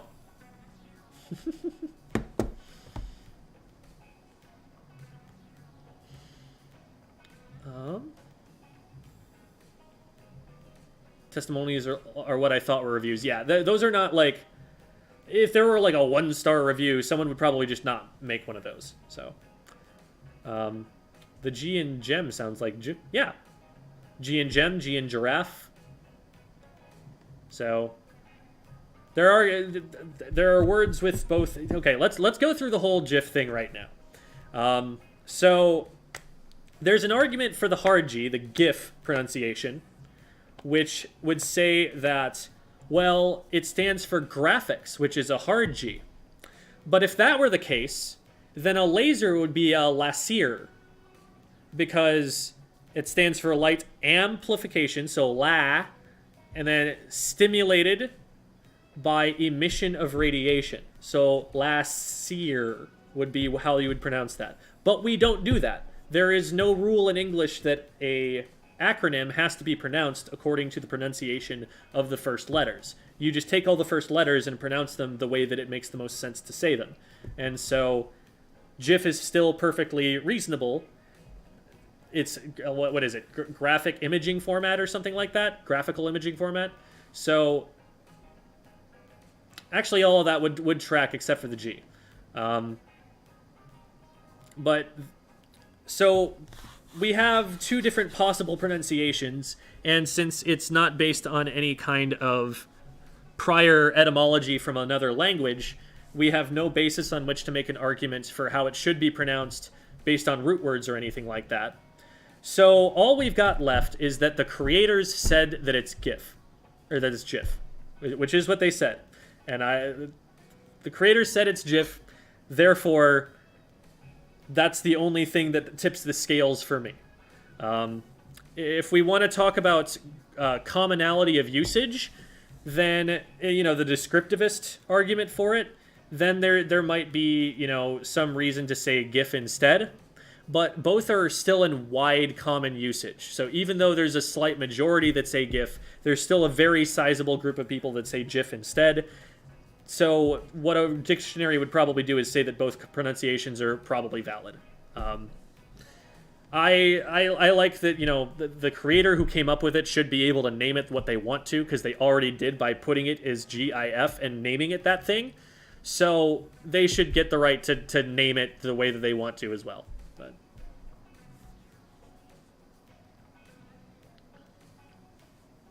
so yes, scuba. I don't remember exactly what scuba stands for. Graphics interchange format. So same difference really. Isn't there a prior language for? Oh dear. Possibly. I think you usually get that with the letter J, not the letter G. Z-Tech, but self-contained underwater breathing apparatus. Okay, there you go. So it would be scubat is what that should be then.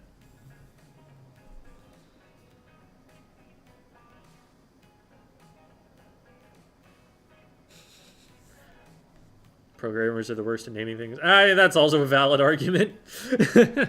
The person who understands the nuts and bolts of how it works, who emerges into the sunlight and realizes that, wait, people don't know what GUI stands for? What are you talking about?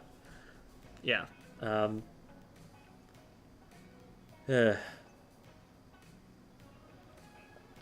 Why is laser not spelled with a Z?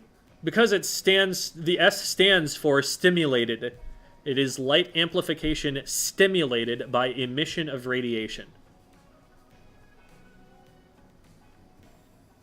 Like, it's not spelled with a Z because the S actually stands for the first letter of a word.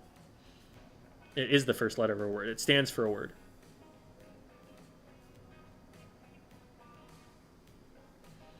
There should be an O in there. Sure. Sure, let's go with that. Simulated. There was some kids book that I read once where they used words from like other languages or other roots and just interspersed them in randomly, but put them there in such a way that through context you could figure out what the word meant. So it was a great way of teaching kids to use context clues to learn new words. And the word for pencil was a zimulus. So that's what that's making me think of.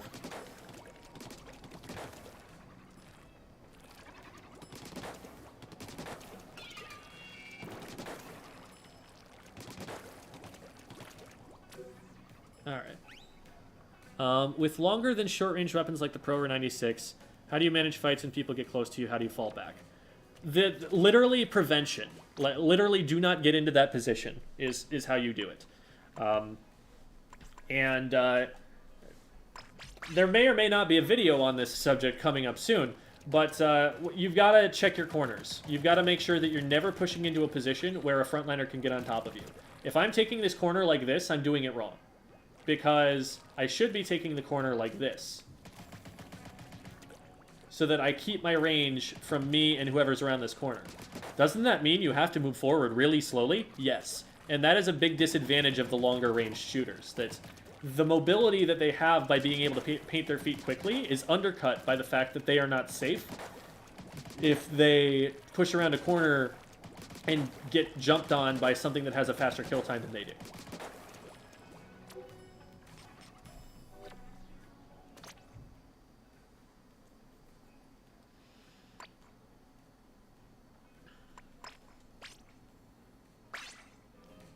No way I would have gotten pencil from Zimulus.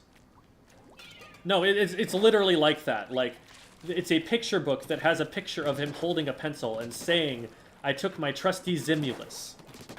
Like, it's about context. It's about learning from what's around that sentence, what that word must mean. Another great example of this for adults is A Clockwork Orange. The novel A Clockwork Orange, everyone's familiar with the movie because of some very good visuals that Stanley Kubrick put to it. But the novel uses a bunch of language that's kind of a mishmash of Slavic roots, and they use it to simulate futuristic slang. It's like, this is a future world we're living in, and so we need to come up with words that young people are using that old people will not know, and it's putting us in the position of being the old people who don't know new slang. And so it's just inventing words that over time, over the course of an entire chapter, you know, there are some words that we're looking at and we're like, I don't know what this means, but then maybe 2 pages later we see it used a second time and we're like, okay, so this is clearly, I mean, I knew it was a verb, but now I know that this is a verb that is transitive because it has an object and that object is a person. And so I know that this is something you do to a person. And now the question is, what exactly are they doing to that person? What can we infer from the first sentence about what this thing is that they're doing to a person? And you get, you know, step by step to what that word means, if you do a little bit of detective work in the first chapter or so.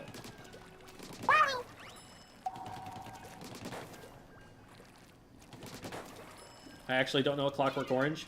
Clockwork Orange is about an absolutely horrible young man, somebody who is, like, straight up evil, running a gang of people who attack people, violate people, rob, steal, murder. Just absolute, like, sadistic behavior. And they try to use futuristic technology to brainwash this person into becoming a better human being. And they analyze, like, is this ethical? Is this, like, a reasonable thing that we as people should do? Or is this a problem? Is this dangerous? Is this something we need to avoid, despite the apparent benefits that it might have in the short term?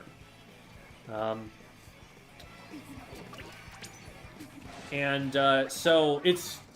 I mean, I don't know exactly, you know, what the movie adaptation is like, but if it were in the slightest bit faithful, it would be very, like, X-rated and bad, because of how straight up awful the things that this character does are. He's one of the most evil characters written in, you know, any kind of, like, realistic fiction.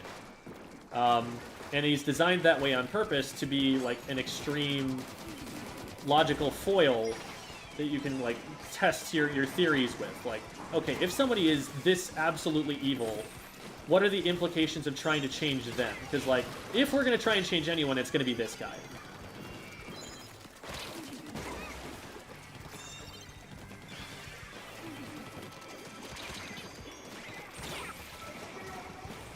So, very adult subject matter for sure.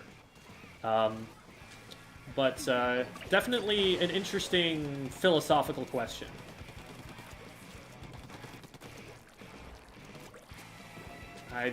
They've stayed alive for a very long time, making me think, like, maybe I should jump to this person, but yeah, that was not safe. They were alone, and I knew that they were alone. They know I'm here. I made myself a little too obvious, but they challenged me with an inferior kill time and didn't keep their range. If they had intended to stay safe there, they should have backed up, in which case the positioning I was in was fine. But since they pushed forward, we just ended up trading. And that was kind of inevitable from the position that we were in. Well, I'll hit him eventually. There we go. And now if the machine misses, which they did, thankfully, we win the fight. Unfortunately, the Rainmaker didn't go down yet.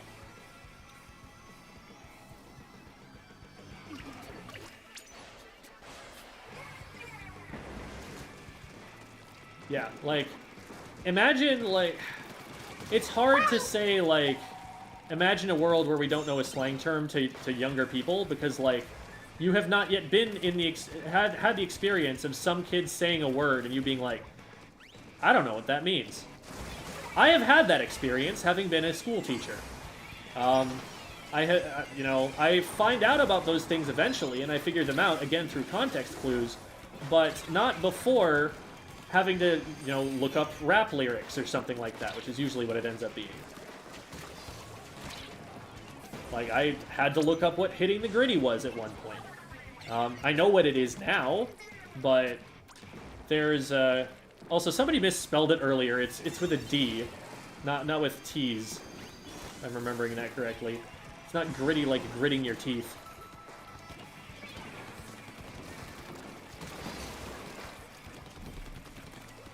But,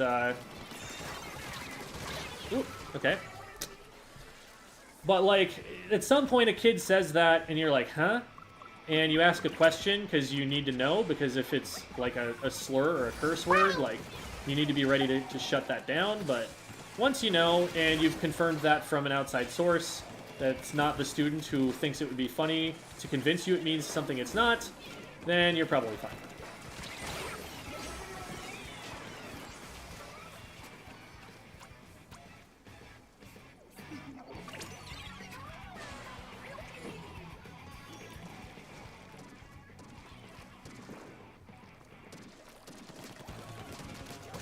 Well, I missed a lot of shots, but they also didn't move, so we're good.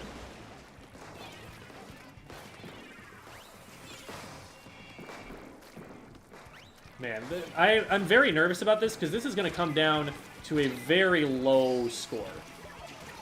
Which means that it could be, you know, equalized very easily if we're not careful. Did end up getting one, if not the one I was actually over there to fight. Man, everyone's looking at the right-hand side. Goodness. Now this is making me nervous, because they're getting pretty close to check.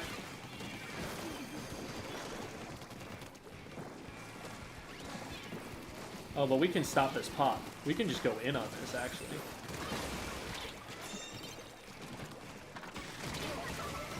Nice, took the one out. Nice. Alright.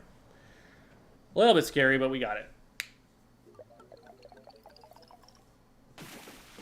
Yeah, Urban Dictionary... The problem with Urban Dictionary is there are people who like to make jokes on it, or who think that they know what it means when they really don't. So I'll try and get, like, if there's one that's well written on Urban Dictionary that doesn't seem facetious at all, it doesn't seem like they're making a joke of it, then, you know, I'll take that as a data point. But also, I'll try and look for its usage someplace else and see if that definition of it would make sense in that context.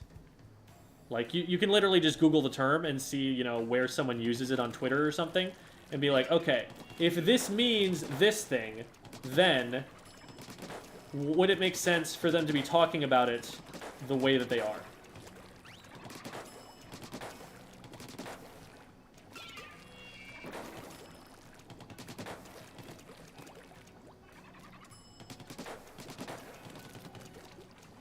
Urban Dictionary, like, yeah, there's gonna be a bunch of stuff that's, like, dumb and gross. And sometimes it's good that we have that, because we want to know what this dumb and gross thing refers to.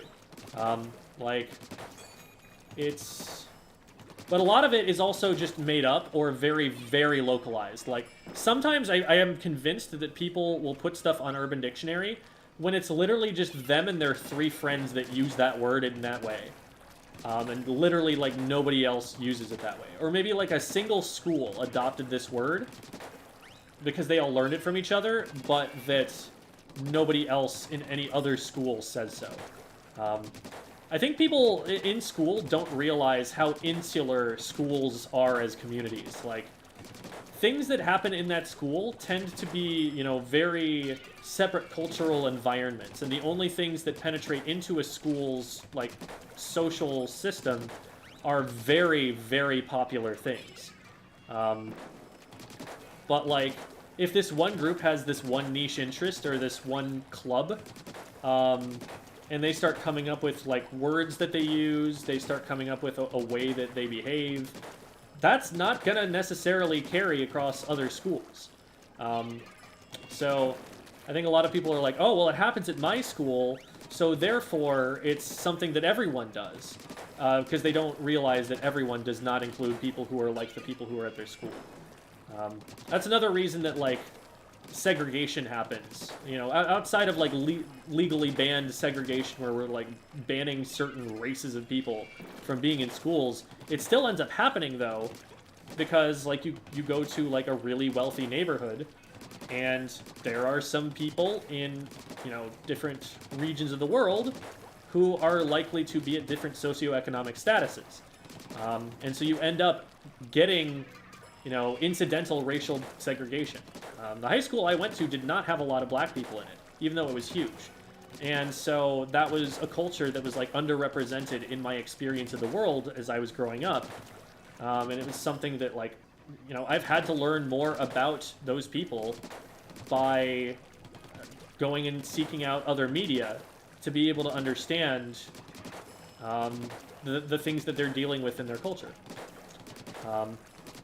So when people say, you know, get outside their bubble, like, a lot of the time what they're talking about to, like, a high schooler is, you have been shielded from a lot of experience of the rest of the world by nature of being a child, and you are now emerging from that.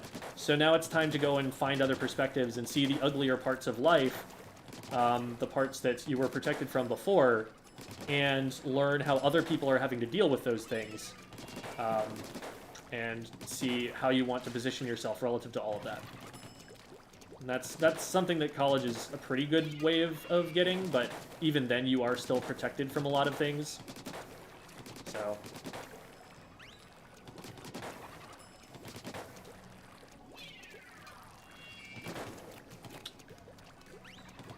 I mean, those people, that group of people, I guess that could come across as, like, othering them or something.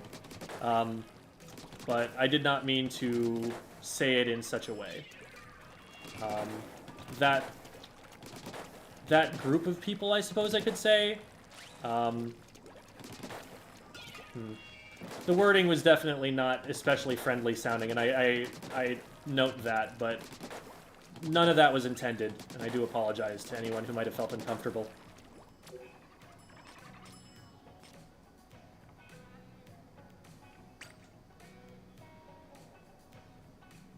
Riz is short for charisma. It's the middle syllable of charisma. Means pretty much the same thing.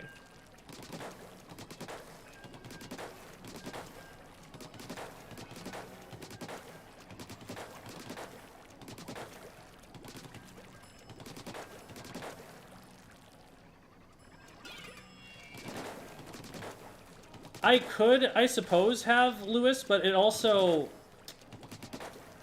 The general point is not specifically about black people. It's just that in different schools that you were to go into, like, there would be a certain demographic at that school.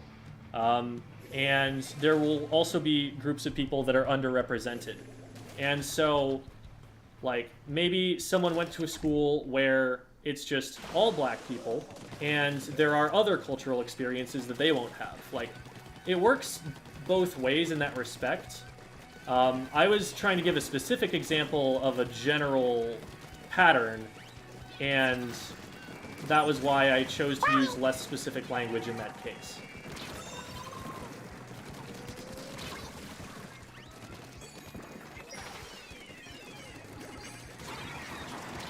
But yeah, like, referring to someone as those people, that's not what I'm trying to go for. Because that does other them. That does make them feel like they are separate in some way when we're all just frickin' people. And I mean, there are systems that have been put in place to create extra barriers for certain kinds of people for no frickin' reason, which are awful and evil. And so in that way, there will be different experiences among different groups, but we definitely have a lot more in common than we have that's different between us. So, anyway. Separate but equal? That's not exactly it. It's all the same in the dark. Yeah, that's not a good ideology, though, because there are some problems that certain groups of people face that others don't, and ignoring that and just being like, okay, well, we're all equal now. We're done. Racism is solved. That does lead to issues. And that's not a really healthy way for, especially someone from a place of privilege to think.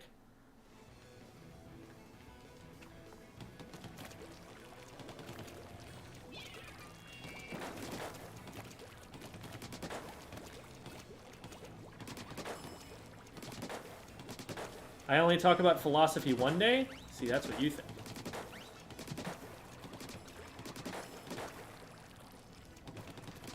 Gem, don't talk about life advice challenge. What do you think my channel is? It's dating advice.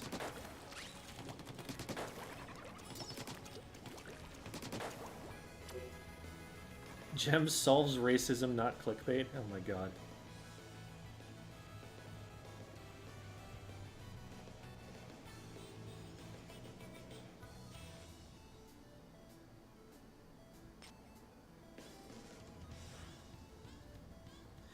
Oh man. So here's the thing. I'm kind of hungry. Not so hungry that I need to just stop the stream and eat right away, but hungry enough that I'm probably not playing well enough that I'm going to save this ticket right here. So I'm going to not. I'm just going to go into series.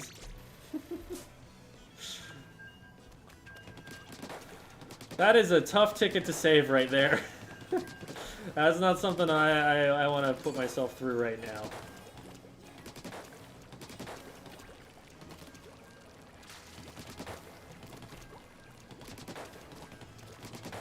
I watched Squid School and am engaged. Coincidence? I think not. Should I be saying you're welcome on the engagement as opposed to congratulations? Oh my goodness. Congratulations, though, regardless. Is it time for a capitalism plug? No, I'm not... There were 2 streams where I was contracted to specifically be talking about HelloFresh every 20 minutes. I am contracted to keep like the visual elements up for the rest of the month, but I don't have to be like hitting a certain number of them on any given stream. Like literally, I'm mostly just plugging it because it's on screen and people ask about it, and so I'm explaining what's up there. Hocus pocus, I disrupteth your focus. Thank you so much for the membership, Ane. Ane has been a moderator and been very helpful on the channel for a long time, and I also appreciate the financial support. Ooh. I am so sorry, teammate. I'm so sorry that I triggered those bombs right where you were standing. It was a good idea for me. It was not a good idea for you. I have not met your needs.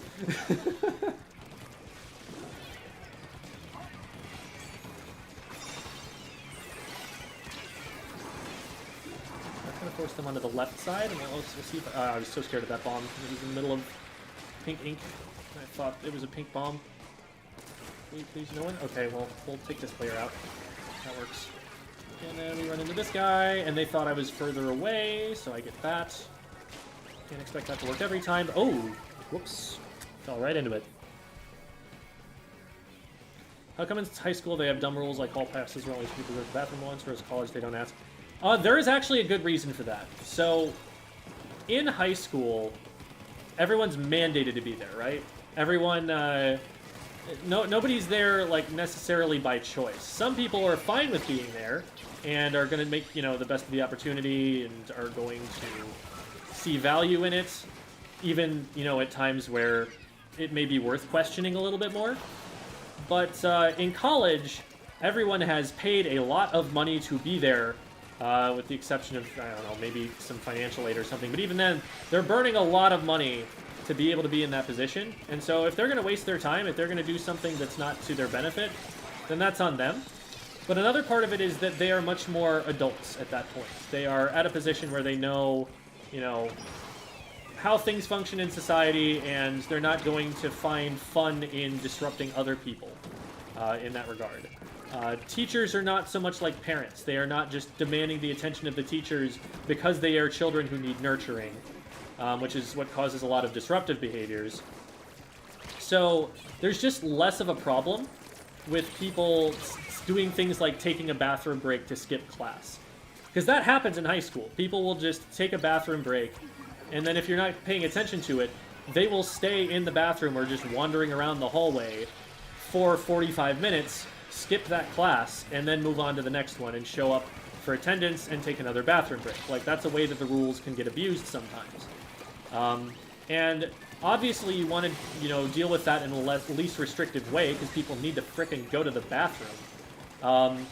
But there are some ways where you can compromise on that in such a way that you're not completely dropping them behind to a point where they're hopelessly failing the class. And in college, if you're not getting your grades, then you're just wasting a lot of time and money. And there are other factors in play besides artificially forcing you to be there that will, you know, disincentivize that. So the college professors usually don't have to worry about it. And also, people are just adults at that point, and they have the maturity level to know what it is that they're wasting at that moment. So that's not to say that, you know, I think there aren't reasons to challenge schools and teachers about what they think is important and about how you should be spending your time. I think that, like, there are definitely ways that the system is set up where kids who are trying to be high achieving get too much homework and have too much, you know, piled on that they have to learn at once. But also, there are some ways in which teachers push back that I think are important, and weird little things like bathroom breaks like that actually do end up mattering if you don't try to control for them. I will also say, though, that in a student body that doesn't try to take advantage of those things, and you can trust are not taking advantage of those things, they get to be a lot more free. You get to enforce the rules a lot more loosely, because you can just, you know, treat them like adults at that point, because they're behaving like adults. And, you know, that saying, you know, act like an adult and I'll treat you like one, that is exactly how it can work. And I've seen it work in some very well-run schools. It also works with smaller class sizes, because there's more personal accountability. There's less anonymity when you have a 15-person class instead of a 37-person class. And when you ask where the number 37 came from, I have taught a class that was that size. It was miserable. I never want anyone to ever have to go through that as a teacher.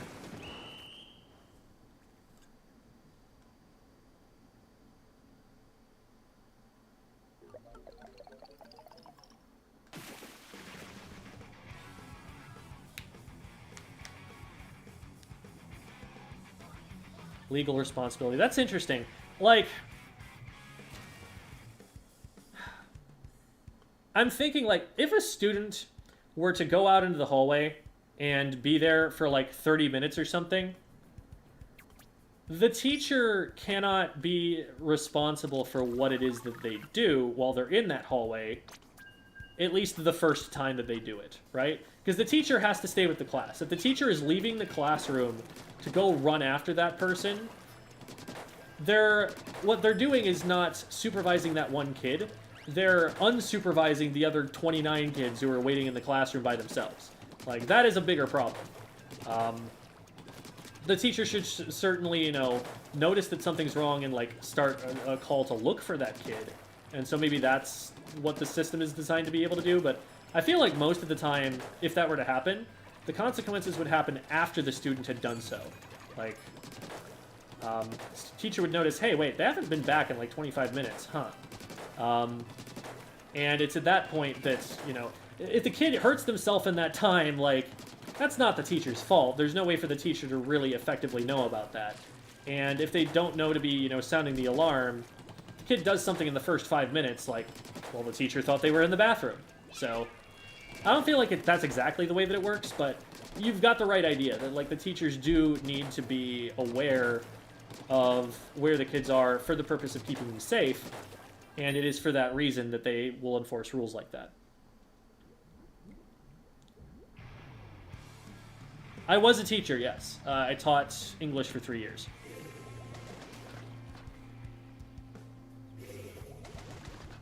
Yeah, there were 37.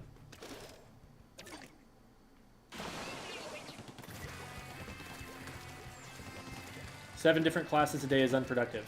I kind of agree. Like, so here's the thing. I think that in a positive learning environment, a more positive one than we currently have, it would totally be possible to go through all of those things in the time that you have. The problem is that when you cluster so many kids in one place and assign only one teacher to deal with it, there are going to be disruptions that arise simply from children being children. And those disruptions waste the most time and prevent the most learning. I think kids are probably capable of learning that many things in a day, but they're not capable of learning that many things if they're also in a room of 30 other kids the whole time they're learning it.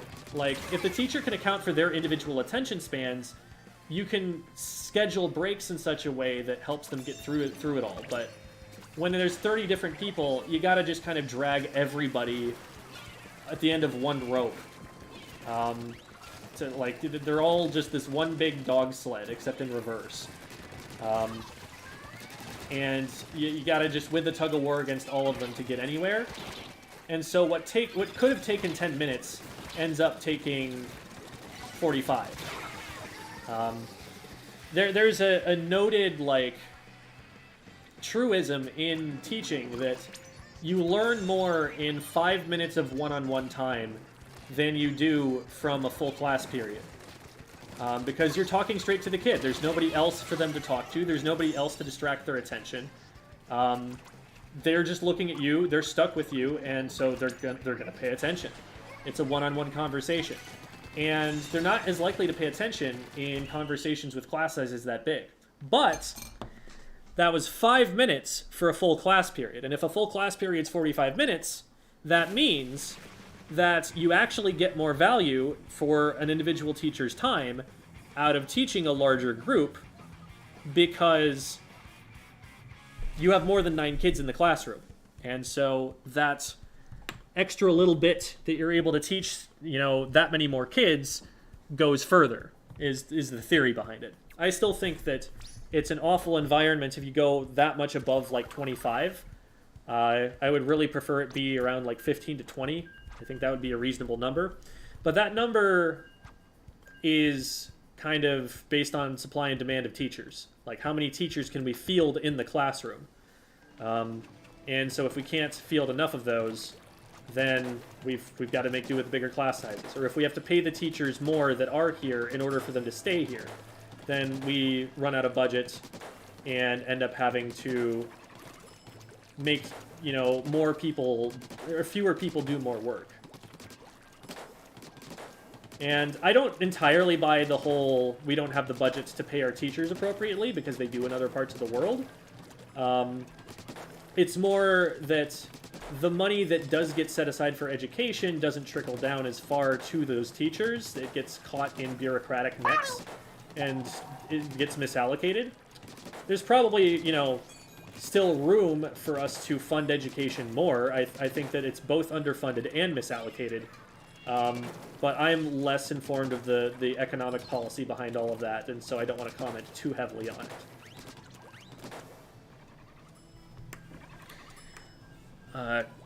Question. I really enjoy playing Dynamo, but it uses Tacticooler, and when my mates grab it, it ruins Squid Ninja because of the particle effects. What should I do?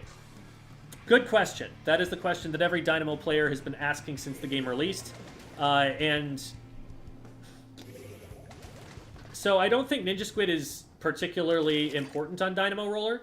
I think you can definitely do without it for the way that it typically plays competitively.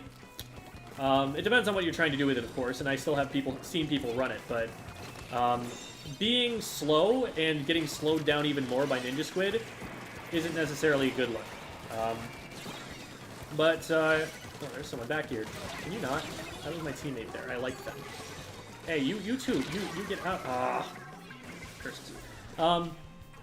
The Dynamo just has a bad kit, straight up. The Sprinkler isn't useless to it. It lets it paint its feet and block some shots in situations where it would otherwise have a really hard time winning the fight. But it would still prefer a burst bomb or something. It would still prefer something that lets it poke, something that lets it do quicker damage. It's got a lot of issues with the kit that it's got. So there are times when somebody's asking for advice on a lower tier weapon, a weapon that's just worse for winning games, where I go, you've stumbled on a good question that I don't think your weapon has an answer to. I don't think that being spotted is the most important thing for a Dynamo if you're checking your corners, if you're playing your range well. But also Tacticooler is just not a good fit for it. Tacticooler is a rushdown special, and it is not a rushdown weapon. Well, that was unfortunate timing. We did get 2, so we should be able to neutralize here and hold it. Wow, I can't even neutralize this zone. There we go.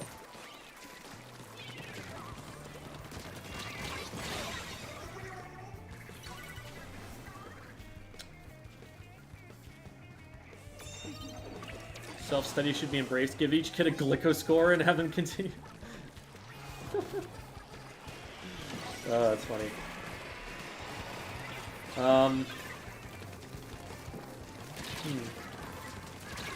That is an interesting idea, though, to just make it... I feel like you would get large populations of kids who just have it as a social norm that school doesn't matter if you don't mandate school. It's like... There are a lot of kids who complain about what's mandated about it and how that was detrimental to their education. And I agree that for that individual student, it probably was detrimental to their education. But then I think about the masses of people who would just not bother with school at all if they didn't have any external pressure from, like, home or something driving them to. And, you know, not having a grade system or something like that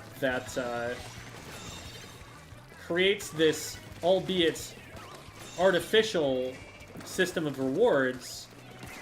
There are definitely some kids that we would lose that way, I think. Now, there are definitely other reward systems that we could come up with than just giving them a letter score and, like, giving them percentages, because then they get too attached to those numbers, those percentages. And that's, I think, an issue with the demand in pedagogy for it to be data-driven. Because how do you put a number to how good someone is at art or music? There's definitely certain marks of quality, but it's not the simplest thing.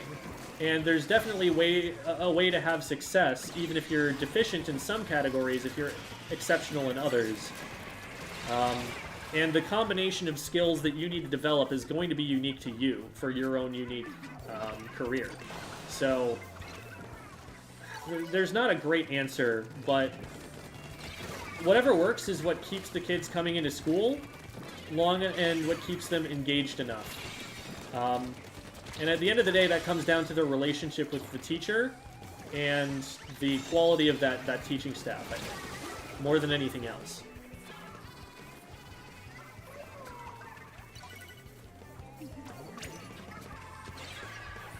And there again is a question, how do we grade a teacher? Like, what kind of letter grade can we give a teacher? How do we measure that? And what is the rubric? The rubric is going to be determined by politicians, mind you.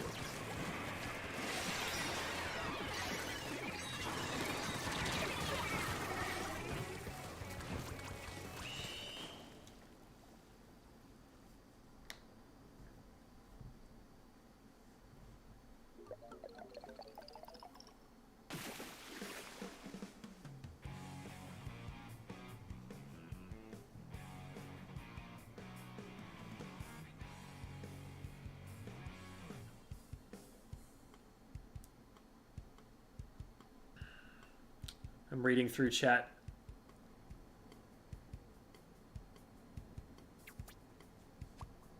Yeah, no, I'm not actually recommending like a Glico score for education, because that would just make it a competition. That would mean you have to be better than other students. There are actually positions in American schools where it's been so cutthroat and competitive that parents, rich parents in particular, have paid in an attempt to sabotage other students as opposed to helping their own kid, which is absolutely insane. And I hate that it's happened, and it's disgusting to me, but like that's the sort of thing that would occur. if we make it enough about the number. We already make it too much about the number. It's already... there's this system of, like, tokenism. Like, not tokenism. That makes it sound like it's about race. Of, like... I'm talking about, like, a token economy. What I'm referring to is psychological experiments in which people were given a literal token, like a gaming token for an arcade, when they did things right. And they could use those tokens to, say, like they use this in rehab, for example, in some cases. I don't know if it's still a common practice, but if you have earned yourself enough tokens, you can spend them on gaining certain freedoms, because you've, proven yourself to be cooperative enough that you're able to unlock those things for yourself. And so, like, in a token economy, there's this thing that has no value, in theory, except it is given value by social convention. And a classic example of this is currency. Like, the actual dollars, that little piece of paper is completely useless by itself, except that it stands for value that you have earned someplace else. That's capitalism. We have these tokens not just in terms of money, but also in terms of, like, education and progress towards a career goal. We have certificates that are tokens. So diplomas from high school, diplomas from college, an associate degree versus a bachelor degree. They're all these little tokens. And people look at earning those things as much as they look at actually learning the skills that those things represent, and sometimes that gets us into trouble. Sometimes we overvalue the piece of paper and undervalue the skills that actually earn us the piece of paper. So, like, for example, you'll get cases where a guidance counselor will recommend a really easy science class for someone because that's all they need in order to get the piece of paper, get the diploma at the end, when in fact, earth science, a really easy science class is not something that is ever going to benefit that individual person. I'm not saying that that's a useless course of study, but, like, I was given, hey, you should learn earth science. That'll be what's good for you. And I'm like, can I do physics instead? I feel like I'm more interested in that, and that'll give me a better understanding of the universe. And so I did. And a lot of people would have just been like, oh, well, this is the easy way to get to the diploma, though. The goal is to get the diploma. They don't think that the goal is to learn something, because they're just in it for the piece of paper.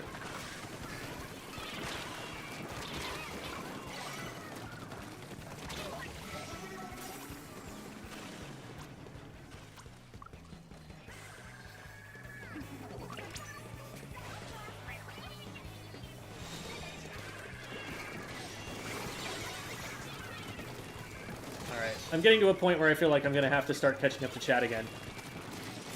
Can't keep playing the video game. Go away. No! I meant actually, like, get splatted. Not literally leave. I didn't want you to be able to leave. It makes it harder for me. Can I get up? Oh my god. Well, I still got one out of it, even though we wasted so much time trying to get it off of that squid roll.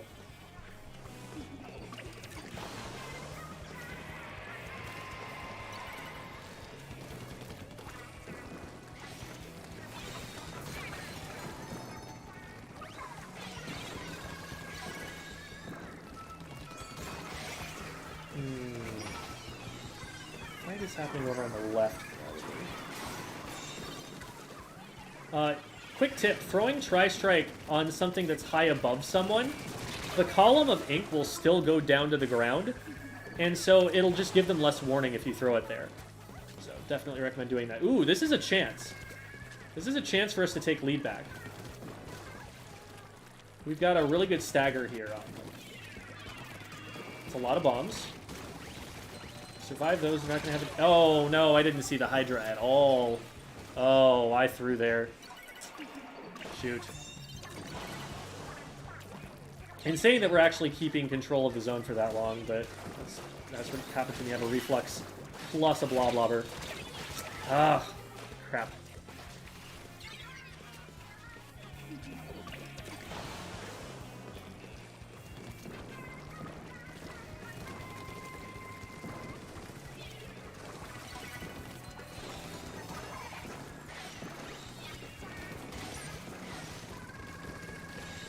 Hi, Hydra.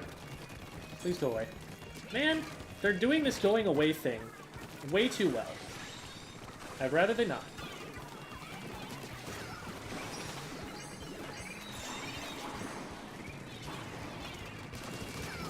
Woo! Let's go.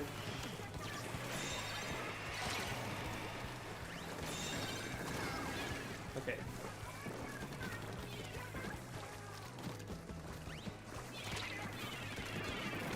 Oh my god, there's so many people there.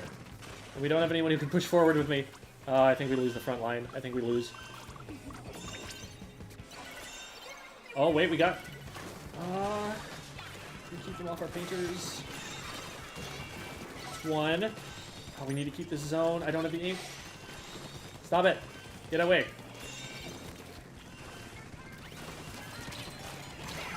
I don't think we have enough time. Man. That was really tough. Wait. Oh, we had the left zone. We didn't get the right zone. Man. 9 ticks. Or 11 ticks. Very close. Okay.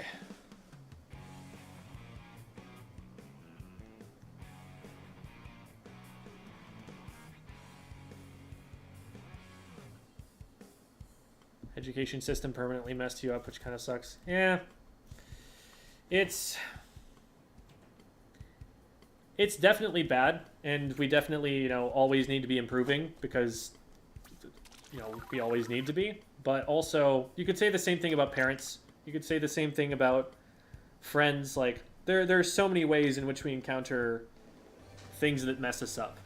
One of my favorite poems starts with they, and obviously censoring here, they F you up, your mom and dad. They do not mean to, but they do.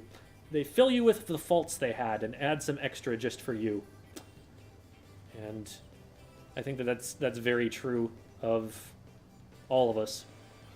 So, yeah, that like we definitely need to fix things going forward, but also we're probably not going to fix everything ever.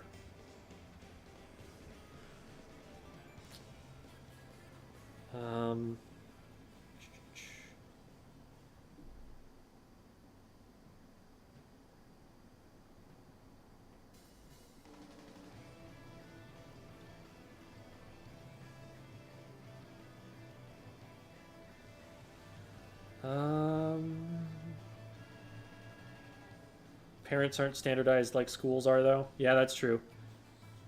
School is something that we need to have control over, but at the end of the day, it boils down to teachers. It boils down to, like, can we put good teachers in a good position to teach a reasonable number of people? And so you could say the same thing about the schools. Like, parents aren't standardized like schools are. Teachers, I mean, they're kind of standardized, but you can't have, like, an individual evaluator in the room with them every single day. At a certain point, it's going to come down to how good the teachers are, too. And that's something that we definitely need to work to improve as a society. That's it's hard to keep teachers at a certain baseline level.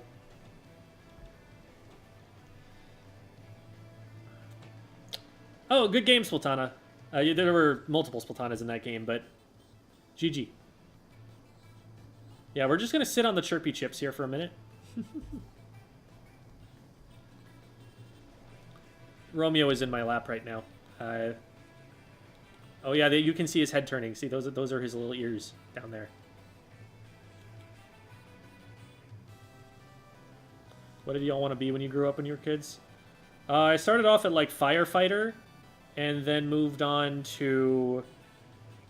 I think it was firefighter for a while, and then I stopped really caring about the question.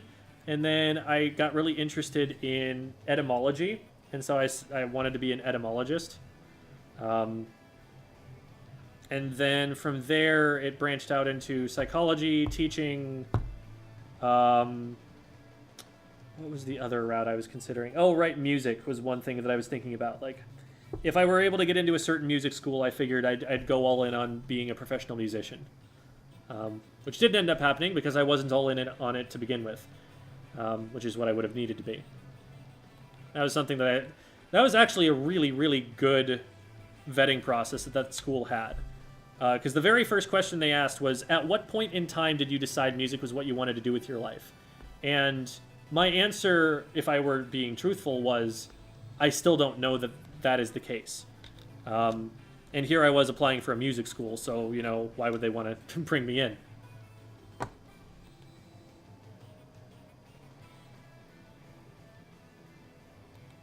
Wanted to be a teacher, then in 11th grade realized I hated kids and it's a lot of work.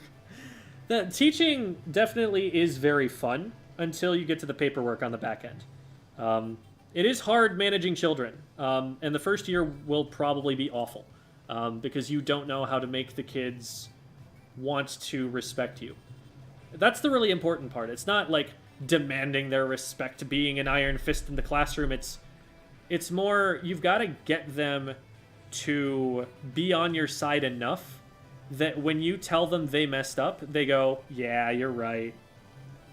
That's what it really all boils down to. It's social more than it is like an external punishment that you need to inflict. It's you need to care that you are losing favor with the teacher, and that's how a teacher really keeps control of a classroom at the end of the day.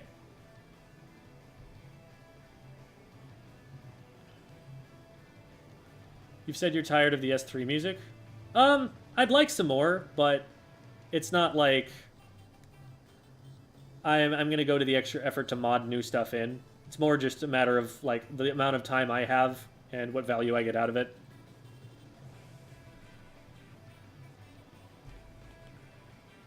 When I was at Starbucks, my trainee's dream was to be a cashier. Really?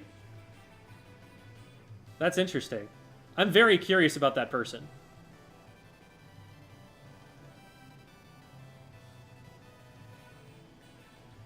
What made you want to do teaching and then YouTube? Teaching, I think, it's something that, you know, something that I'm good at. My first year, I was not good at teaching, is the thing. I was very good at explaining new concepts and understanding those concepts and conveying them, and I think that's a skill that carries over very well into YouTube. What I was not good at was classroom management, and in middle school, that is 80% of your job. If you are not good at classroom management, if you do not have the kids on your side, then you cannot do your job. You cannot use any of those skills. And that was something that I learned the hard way through some very, very brutal experiences in the classroom. But I was getting to a point where I kind of had it down, but also I was recognizing that the amount of time I was spending on teaching was not decreasing even as I got better at it.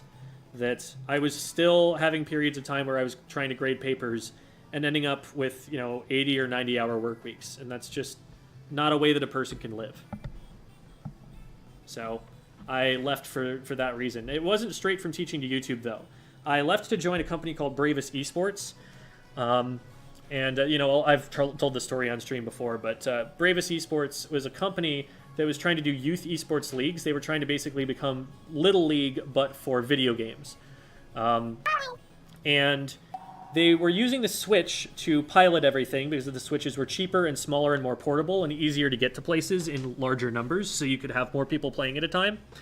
And so they figured, okay, Smash is obviously the primary game we're going to be doing with this, because that makes the most sense. It's got an esports scene that built itself from the ground up and already has all these cultural norms that we can build off, and a lot of ways that we can teach people by bringing in Smash players. I was one such Smash player. I was not playing Splatoon at this time. Then they were like, okay, Smash obviously makes the most sense. Let's find some other games, though, that might work. And Splatoon was one of those. I got into Splatoon from having to learn it for that job. And from there, I was like,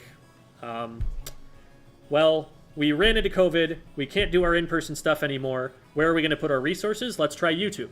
And so that was when I tried YouTube. And the channel that I currently use on YouTube is actually the Bravest Esports channel, just rebranded.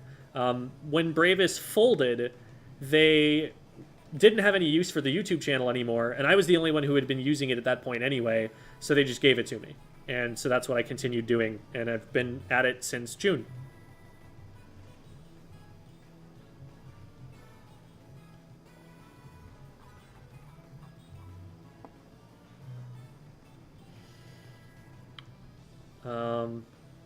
Oh, I played Euphonium.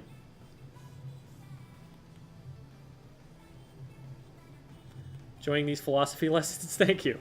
I never got into capital P philosophy in any. I don't have any formal education in that. There are some terms that I've picked up along the way that I'd probably go into like a philosophy 101 class, and those were things that they'd cover, right? Like I'm not particularly knowledgeable about that in the academic sense, and there's probably a lot that an academic course on the subject would teach me about it. But I do think that I have at least a certain amount of formal logic that lets me come to certain conclusions on my own that has done me well.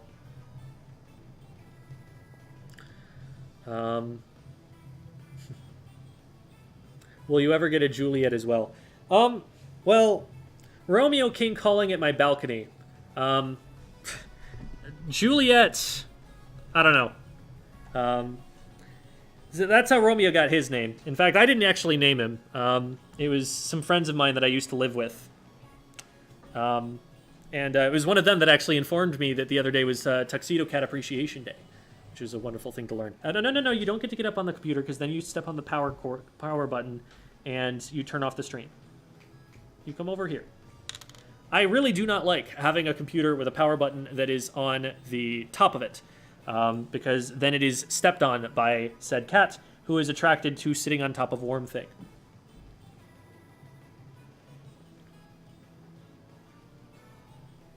Why do these chats not automatically scroll when I pop them out? Like, come on. Just keep going, please.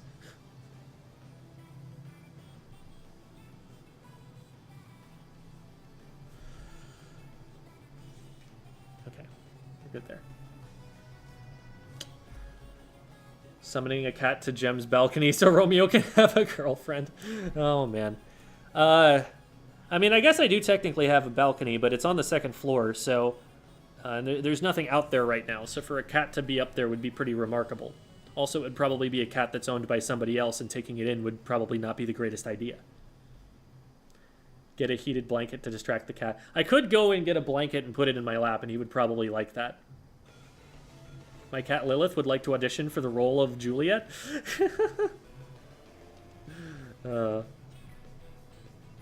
Are you saying you want me to move in with you? Because you did say you were engaged already, didn't you? So, I don't know. I feel like that might be a little bit third wheel kind of situation. We're third wheeling for the cats, of course. That's what we're talking about.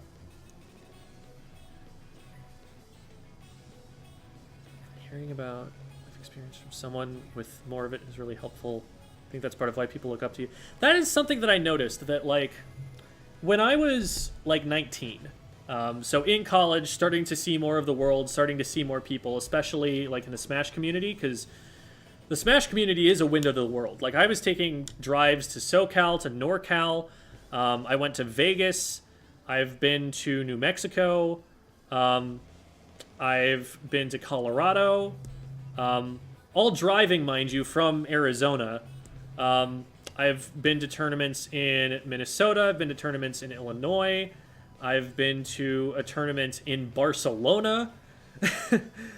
Yes, in Spain. Like, I've been to a tournament in Alaska. Like, you just see way more of the world from getting that involved in the community and actually going to LANs. So, I was starting to experience more different kinds of people and stuff that way. And what I found was like, wow, there are these people in this community who are insanely cool and smart and wise, who I trust, and I want to be more like.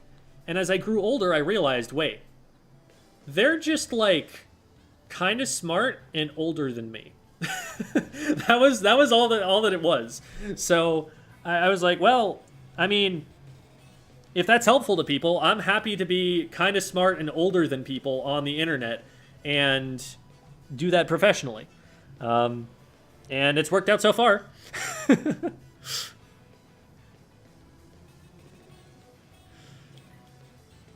Romeo and Jemiet? No. You get down from there, buddy. There are many places in this apartment that you are perfectly happy to go to. That is not one of them. please go elsewhere. Here, you know what? You know what? I'm gonna make a better deal for you. I'm gonna grab the blanket and I'm gonna pat my lap and I'm gonna get you up in my lap and be like, hey Romeo, look how fuzzy and wonderful this is. Come here. Oh, well, he's interested. He's definitely interested. Look at how fluffy it is. You know you want to. Come on, come on. Oh, he's got one paw in the air. He knows he wants to. Yeah. There he goes. There, curl up and be cozy, my friend. Making an offer he can't refuse. There. You need to be more open to polyamory. Oh, goodness. That is a topic that's, I think I'll probably stay off for now. There are some complicated topics that we have to get... It's not bad to talk about. I just don't think that this is the space to talk about it. Because it is certainly... It's something that people have strong feelings about, and I'd rather this not turn into too much of an argument in the comments over it, basically. I do have my opinions on it, and they're more liberal than some and more conservative than others.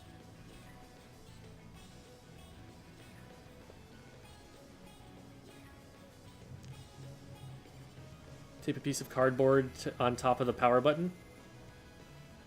But then I have to remove the cardboard to be able to, and it's just not going to stay. I need some kind of cover that I can put over it that I can also easily remove, and it won't like leave tape residue on the computer or something.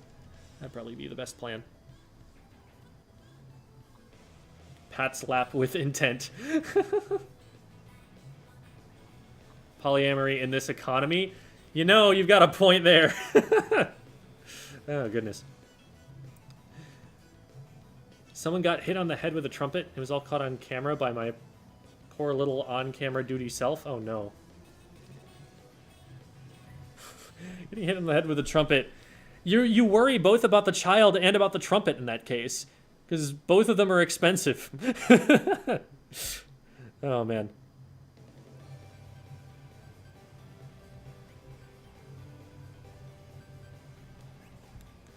I'm Arrow Ace, leaving more people for the rest of y'all. There you go, there you go. Doing your part by not dipping into the dating pool. Why is it that Squid Kids slow down so quickly in the air? The movement in this game would be so cool if they didn't.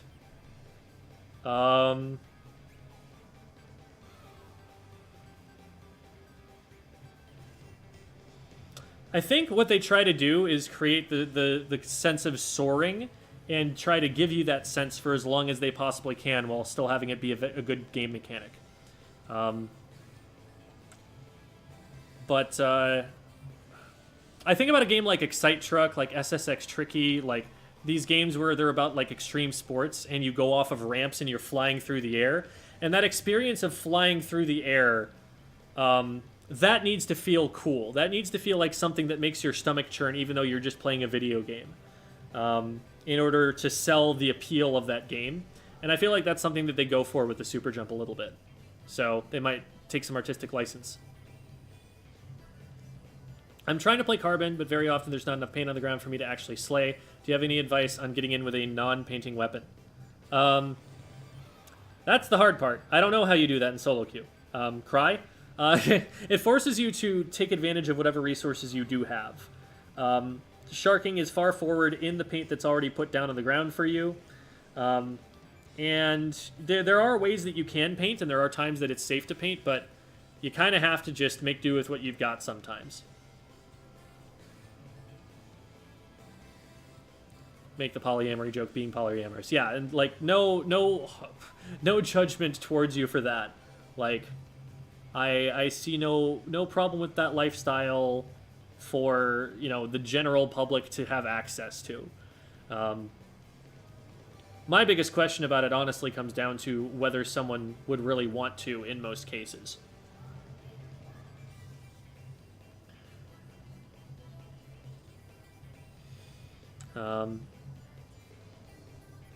Excite Truck mentioned. Excite Truck's a good frickin' game. Oh my god. Can we talk about this? Such a beautiful video game.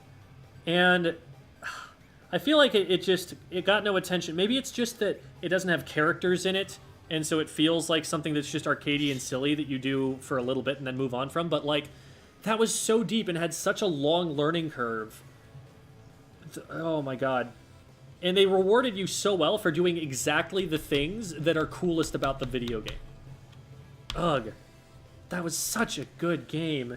And I wish I wish it did better so that we would have more games like that. I wish there were an Excite Truck 2 on the Switch. I want more people to experience what that was like, because that is the coolest race. I think that's my favorite racing game of all time. I'm going to put it out there. I think that I have never played a racing game that I like more than that. Mario Kart? Nah. Excite Truck.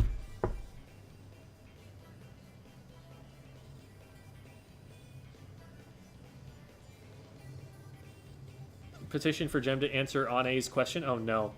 What was Ane's question? Where'd it go?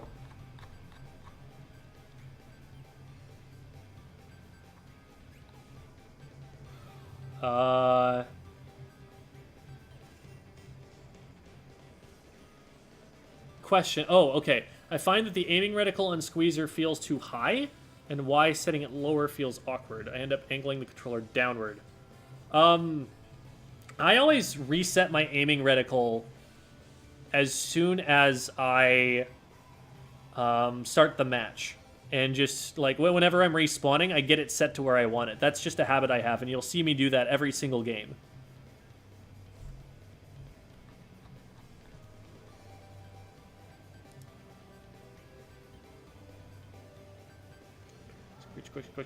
Oh my god, such a good cat.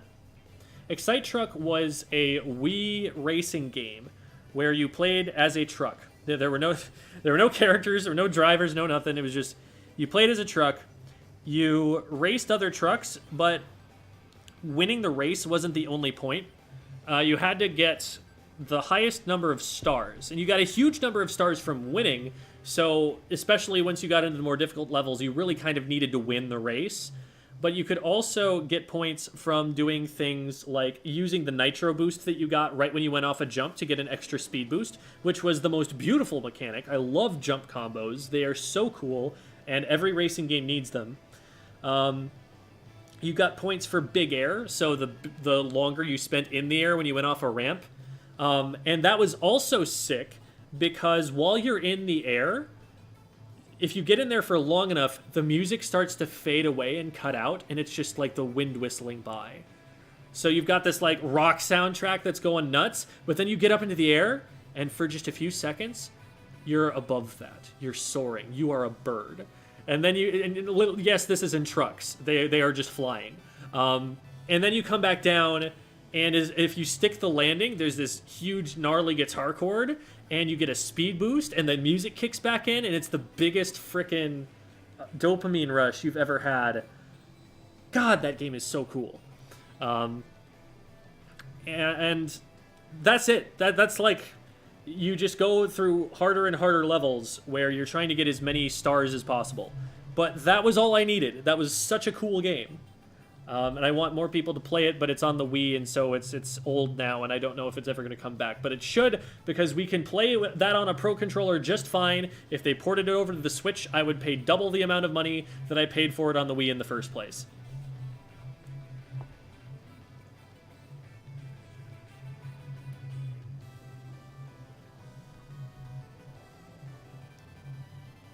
Just saying, your videos are great, and you seriously improved me and my friend's game. Oh, thank you. It's very kind of you to say.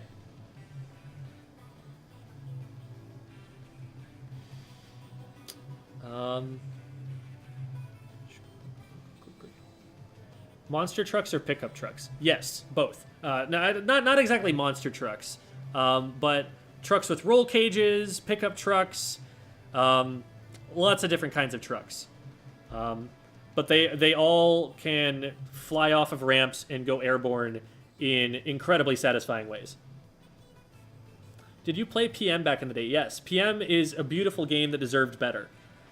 PM is a game that Nintendo should have held up and supported, and instead they shut it down for dumb bureaucratic reasons that shouldn't have had to matter. That Nintendo should have been able to find a solution around. That, Project M deserved better. The scene is one of the healthiest and happiest I've been a part of in competitive gaming. Definitely a little rough around the edges, a little bit underground means that, you know, it's not going to be, you know, the most family friendly, but also they were all good people at heart. Like, I would love to be able to play Melee, but have it have the Project M community. Because those people were anti-establishment in all the right ways. They cared about each other. It was so good. And the cease and desists that Nintendo have sent against that game have all been crimes in my view.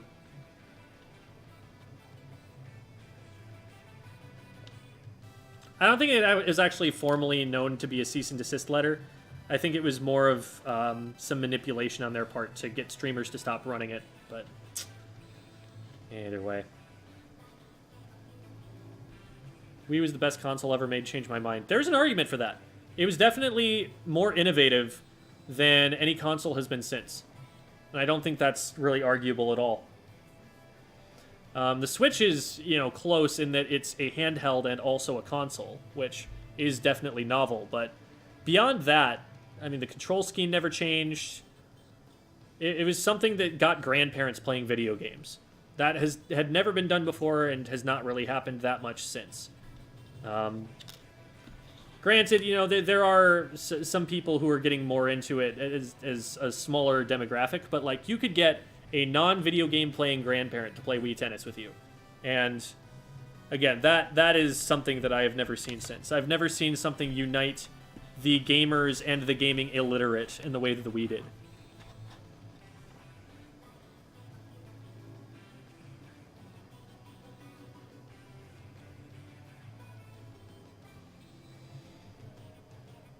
The Switch is only a console because it has an HDMI output. Yeah, pretty much. Romeo.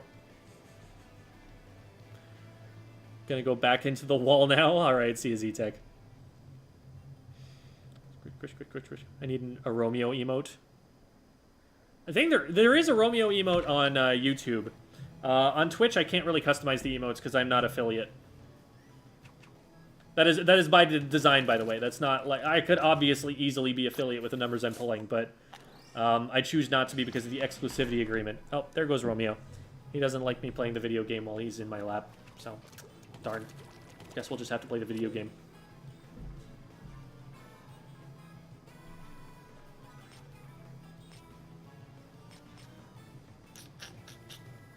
All right, let's mess up this ticket.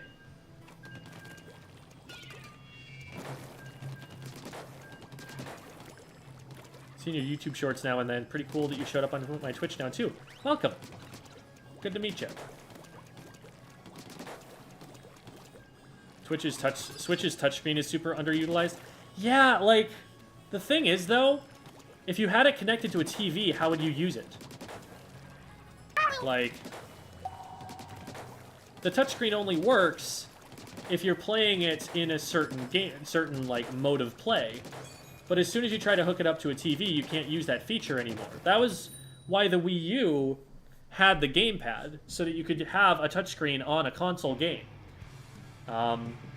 But for some reason, people didn't like that. I don't know. I feel like the Wii U was really well designed and had a lot of good ideas built into it. And I don't think it was a fault of the console itself that it didn't do well. I think it was, like, maybe poorly marketed, or, you know, it had a bad perception that it could never shake. But I think as a console, it was probably, you know, a really good solution to the problem that they were trying to solve.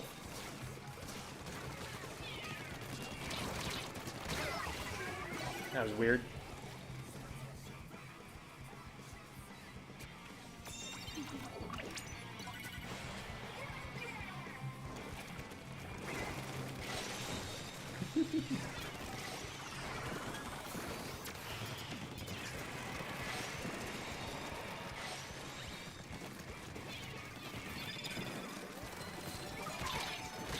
Oh no. Wavebreaker hits me on that wall? Jeez. I still don't understand, like, when a Wavebreaker is going to hit me and not. Oh, Jules came for the Romeo. Thank you so much, Jules. Literally switching platforms just to be able to show a picture of my cat in the chat.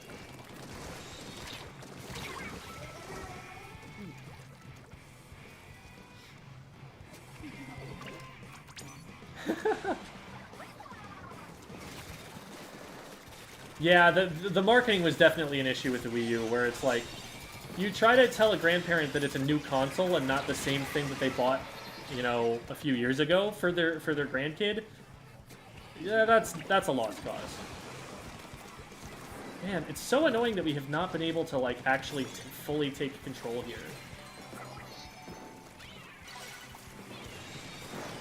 It's felt like we've gotten so close so many times here. Oh man, this is bad. I'm so dead. Never actually been able to hold. Pay to win emotes.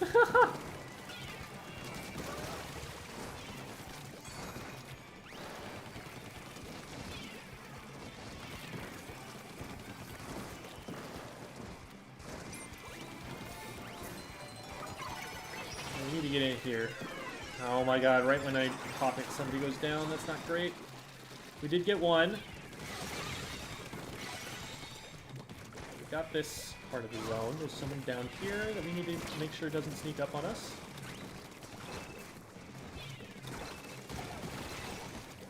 Wavebreaker really is a menace on this map, huh? Oh, behind us. Okay, good job. Need to heal that up a little bit. It's so hard to push forward from here.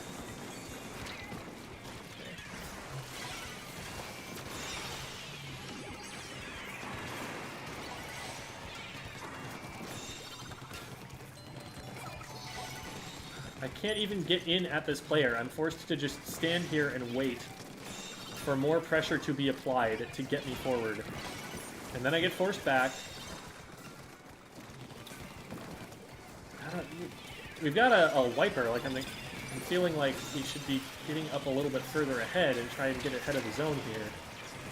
But maybe they're feeling the same kind of pressure I am, and they also can't get in. I don't want to be here. Oh no, I couldn't save him. Oh well. Got the trade back anyway. So here's this. There we go. Now that we got that. Oh, hello. Hit him twice. Ah, shoot. At least we got lead. Even if we lose it here, it's probably fine. I don't like how far forward we are based on being in a 3v4, but I think we actually made it work.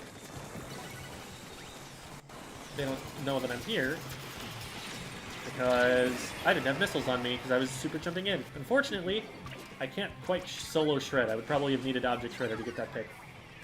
I don't like this. I don't like this. I don't like that I'm here. I don't like any of this. I probably died of this roller. I jump. I died of the torpedo. Ugh.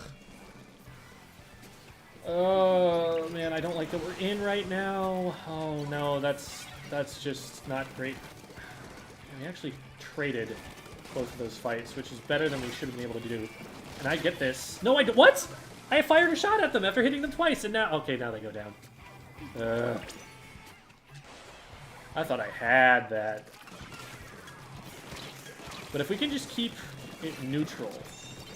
They're weak, nice. They're also weak, there we go. That's game. Woo! Wow. That was a struggle.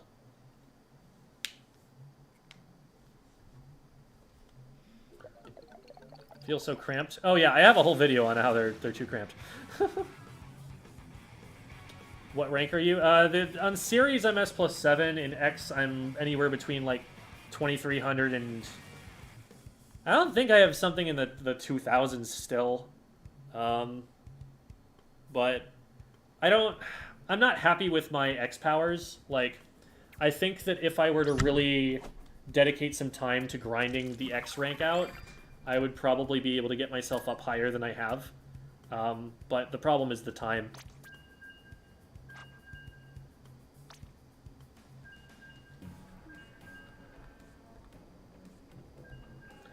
As a kid, I wasn't even aware the Wii U was a thing until I got one for Christmas. Holy moly.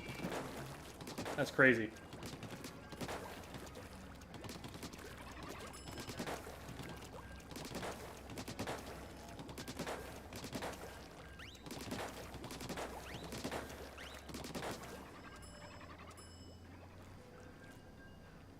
Didn't try a 3-zone map in this game? Oh, please no. I feel like that would be miserable to try and cap. Be way too much inertia in the game is the way I would put that. There's way too much force that it takes to get the game moving.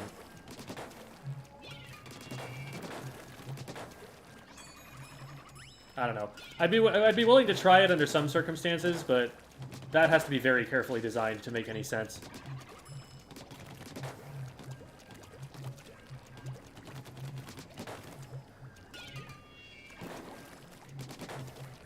You'll get higher the more and more you work on it. You got this. No, that's the point. Like, I'm not working on it enough.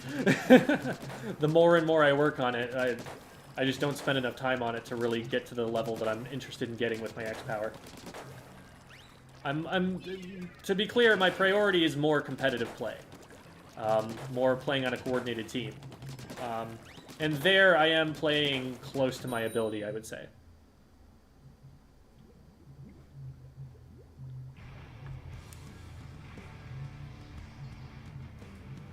Tower's payload from TF2, or from Overwatch, or from many other shooters that have similar game modes. You are correct. Romeo needs to be a Twitch cat for Twitch chat. Oh man. The rhyming is funny.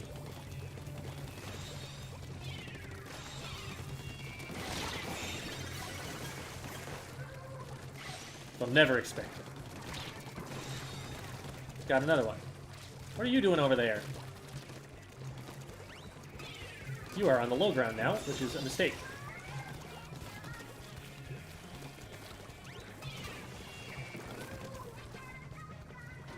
Where are they coming? Okay, they're coming this way. Oh, wow, I missed that aim really badly. Those were relatively easy shots, too. I like how it's Lil Jimmy. They're upending the trope of Lil Timmy. Timmys can rest easy. The Jimmies are the problem now. Oh, crap. I am dead. I'm extremely dead. I'm gonna blame that one on my nose itching.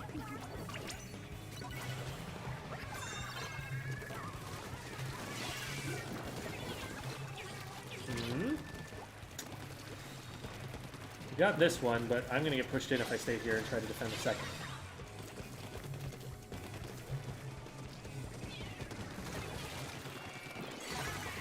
Can you not, though? Aha! I've made you think that I'm here, but I am not. However, you have done similar things. I am still the victor.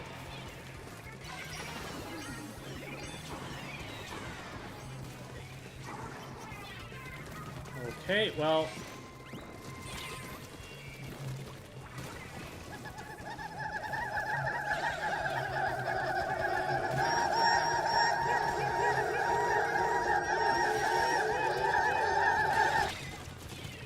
Well, none of that worked. I could have hit both of those players, and instead I hit neither of them.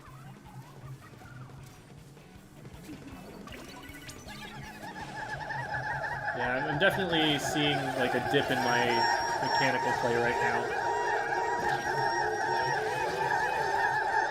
There's some plays I'm going for that, like, I hit those every day of the week, except for right now. How did that not get that player? Dang. Hi, Goose.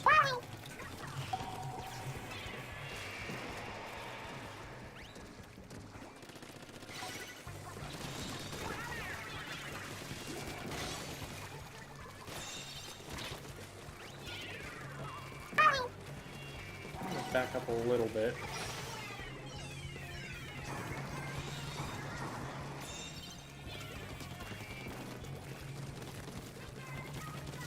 Oh, hi. Well, at least I got my shots on in time.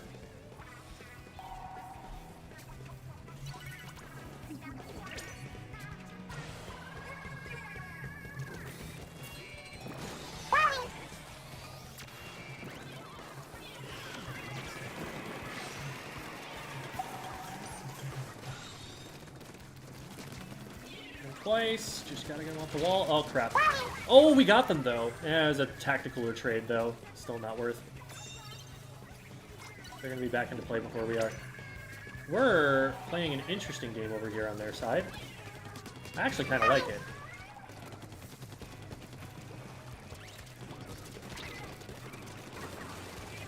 So that's how you trade back someone with tactical, or you just flap them a second time. And then it's even. Well, goodbye. Well, if I hit shots, that's fine. I didn't.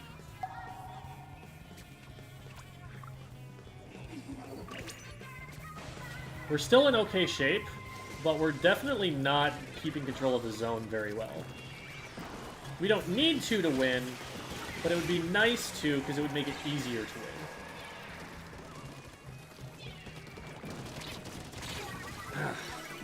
Crap, I screwed that up. I shouldn't have gone for it. I didn't see that,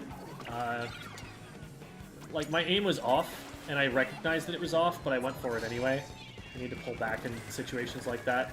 I'm recognizing, like, I'm not in a good mechanical position right now to make this work. If we just keep them off our zone, we're actually fine. I should have popped that way earlier. I would have gotten the jump. I got one anyway. That should be game. Alright.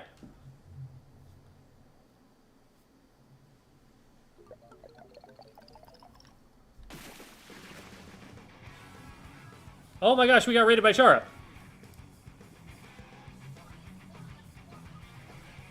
Thank you so much. And from Storm.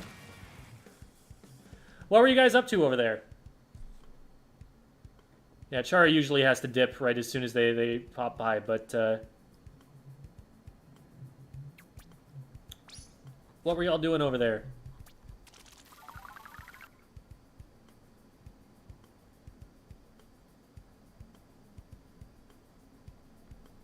I'm scrolling up to try and find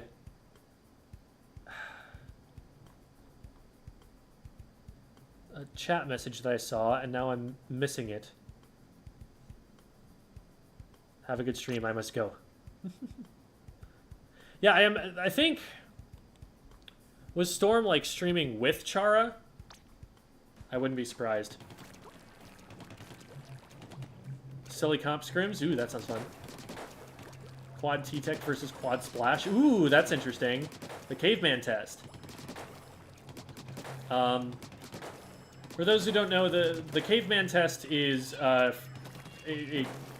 it's a weapon comp designed by FLC to test other weapon comps. So the caveman test is, can your weapon comp beat 4 T-Techs running at you? This was designed in Splatoon 2, so T-Tech was a more aggressive weapon at the time. It was Splat Bomb plus Inkjet. So a more comparable thing would maybe be like, I don't know, 52s in this game. But actually, no, the vanilla splatter shot would be a better one here, I think. Can you beat 4 vanilla splatter shots just running at you? And if you can't, then your comp is too fragile.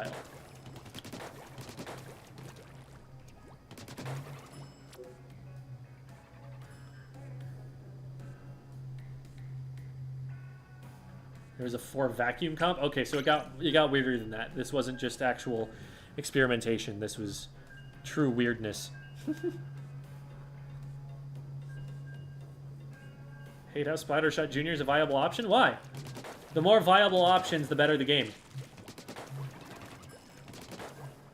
Doesn't necessarily have to be from weapons that you get multiple options, but different weapons usually means access to different playstyles, which means you can do more different things, which is cool. We have weapons that are very technically demanding, but we also have weapons that are much more tactical, strategic, easy mechanically, but that you need a certain level of macro-level strategic intelligence to be able to use well. And I like that both of those can coexist in the same game. Oh, it's Barry. On Slosher. Is it Barry? I don't know if it's the Barry of Twitch. Did someone confirm?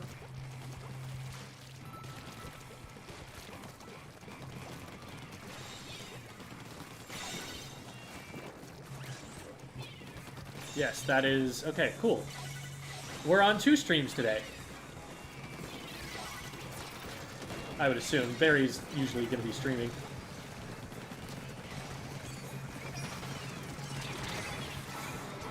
Didn't quite get all of them off. Unfortunate. Playing the Slosher Deco. Okay, off we go for the zip. I'm going to try and get in to help follow up on that because a Zipcaster needs some follow-up to stay safe. Needs someone else looking at it. Let's see if I can get back into a good tri-strike position here.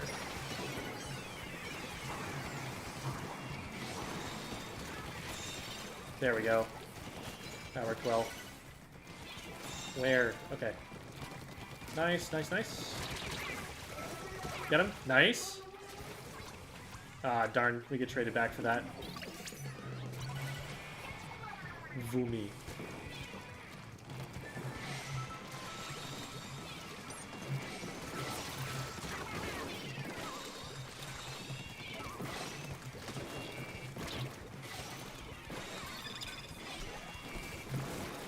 Trying to get away from that charger and the player who's guarding them. Ah, I was right at the edge of the range of it. That's annoying. Well, we're widening our lead with every second that we get it ticked off. We need the right side zone at the moment, which we've got now. Unfortunately, there's a crab tank over there. Let's see if we can flank it. Shoot, I didn't get off the shots in time. Oh, but they didn't see Barry diving in. They didn't see his jump. So he just gets to take him out. And we keep the zone. Wild. I can't believe they didn't see that. That was right in front of them.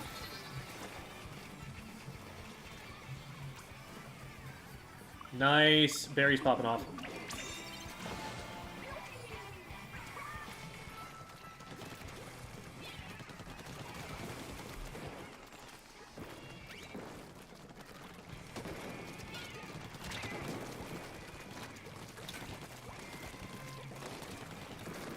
I'm literally just getting in the way so that they can't paint the zone. I probably got in the way a little bit too early. When they're that... If I'm in their base, then I can go in that soon. I think if they're already that close to the zone, I probably need to be a little bit more careful about the timing of those kinds of plays. But we got it done.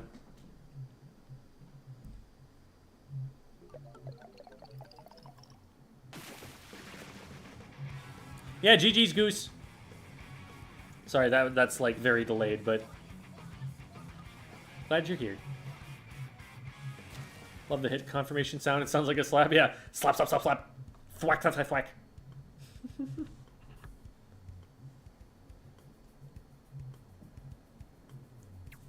Yeah, it is the Barry. Like, if we're talking about the same Barry here, this is who you mean when you say Barry and you're talking about, you know, competitive Splatoon.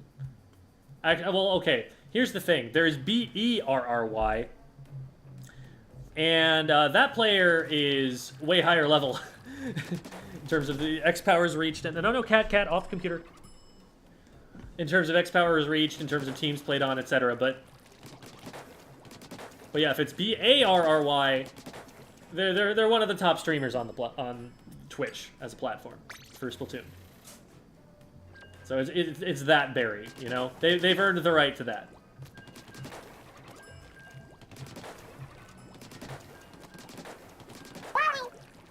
But yeah, Barry plays for Seafoam. They are a literal top-level player. Like, they're DivX.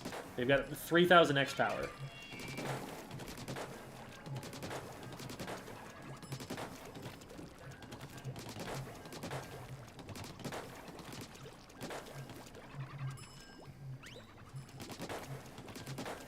Yes, cat on computer. No, not cat on computer, because cat steps on power button and turns off computer that way, and then stream ends. Can you do an elbow reveal at 1 follower?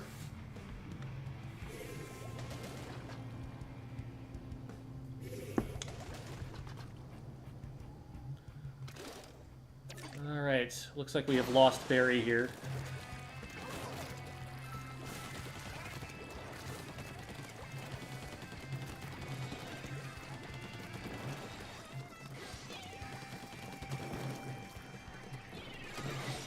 We scooch. We scooch. Oh no, we're seen. Well, the player I was trying to scooch on... Why did I do that? Oh my god, why did they do that? Okay. Player I was trying to scooch on got splatted already. So, not much of a concern there.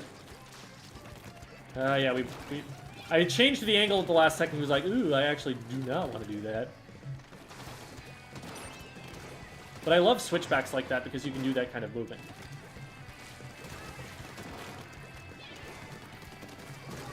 Now force them into my teammate. Perfect. Alright, we're in control here. I'm surprised nobody on the right was shooting at that. I guess there was someone who snuck by us on the right. Darn.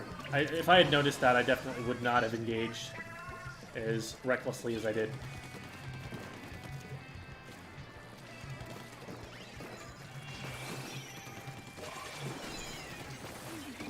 Oh, that marks me still?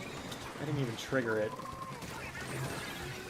At least not with my body. That's 3 down, so we can just go after this. Or not. Can we go after the charger, please? They're alone. And they're not going to be alone for long. There we go.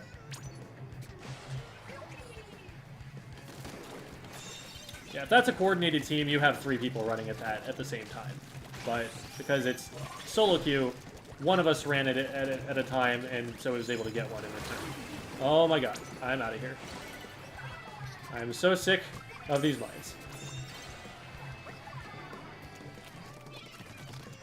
I do not wish to be perceived.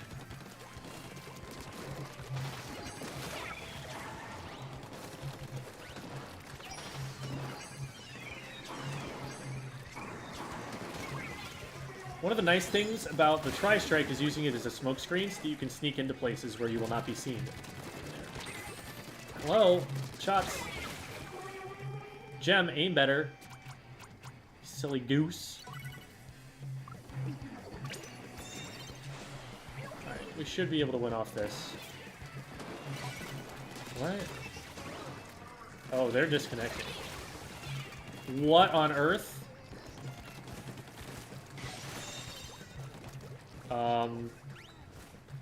They still haven't disconnected. That's very weird. And there's some lag at the end of this. What? What is going on? What is happening?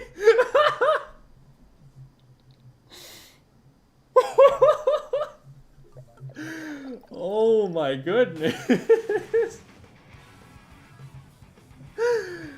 I watched an entire war unfold in front of me after the game ended.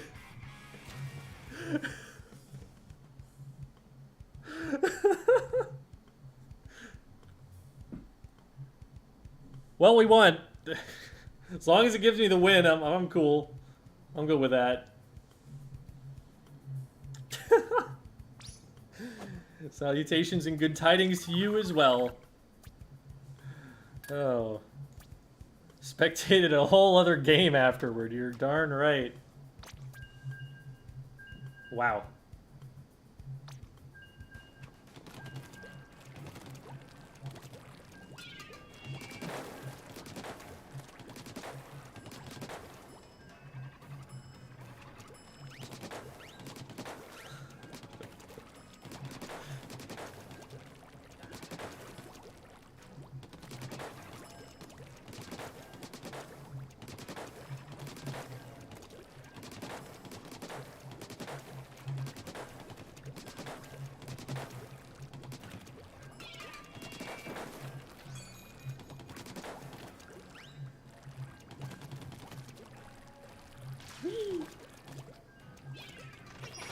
And 1, and 2, and 3. Hey, those are actually on target. That's pretty cool. I'm getting better at aiming these things. Which, you know, I knew would happen if I actually started playing it. But I didn't have a reason to play it at first. And now I do.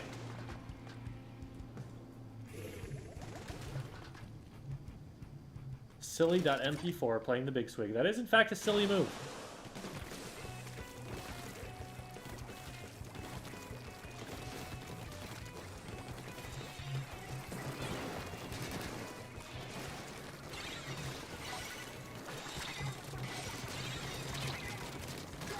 Wow, that actually worked. I cannot believe I got a pick out of that. Ooh, I don't like that jump. Well, for Tetras, you never know. Maybe they just outplay. And not with that much force on them. Can we get some... Oh, that's not where we wanted to go.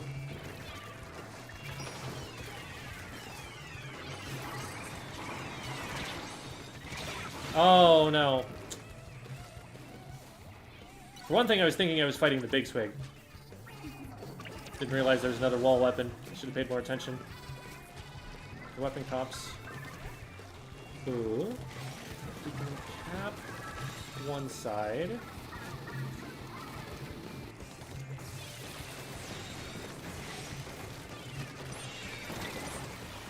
Oh my god.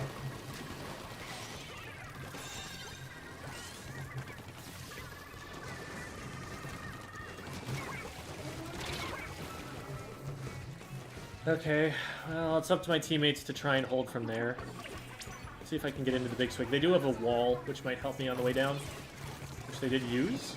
Thank you, Big Swig friend.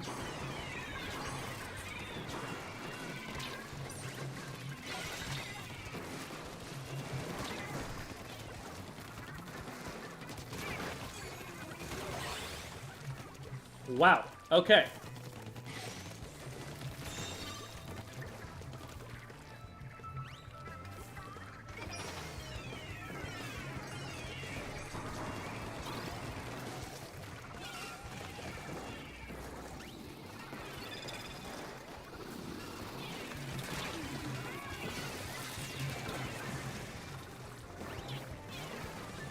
I feel like we're about to see an opponent show up on the other side of the zone here. Yep.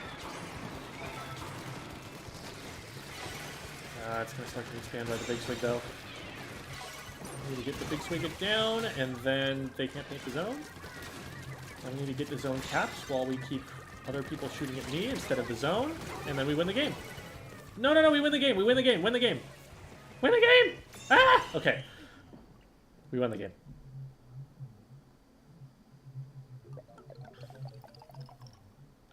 Kitty emote was great, but I was so lonesome in YouTube chat. Aw.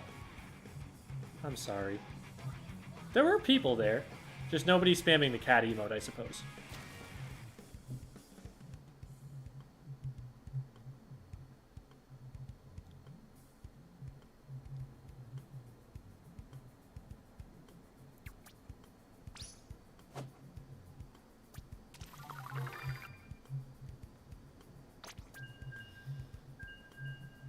Is it just me, or has Undertow zones come up a lot recently? I don't know. I haven't noticed. Why, hello there. Welcome, my okay. Whew. He stepped on the part of the blanket that was between my legs, and it wasn't secured anywhere, so he started falling. And my controller was falling with it, and so I was like trying to stretch everything out to catch everything. Guess I'll just have to keep both tabs open for Romeo moments.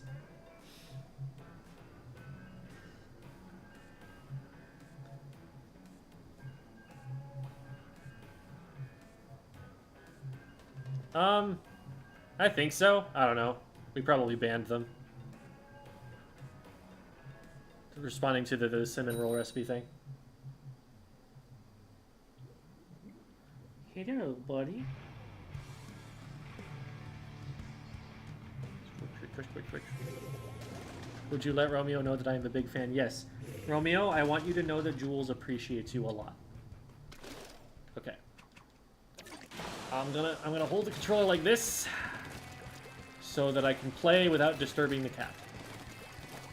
This is gonna get tiresome, but it's a good compromise.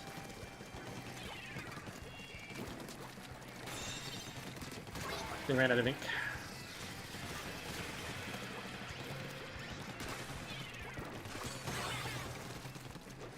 Okay.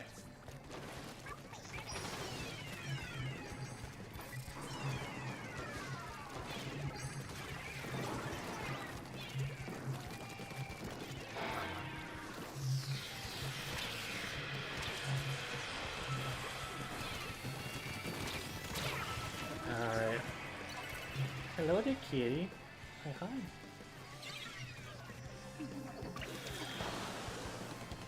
Man, that was tough. Oh no, I couldn't save him.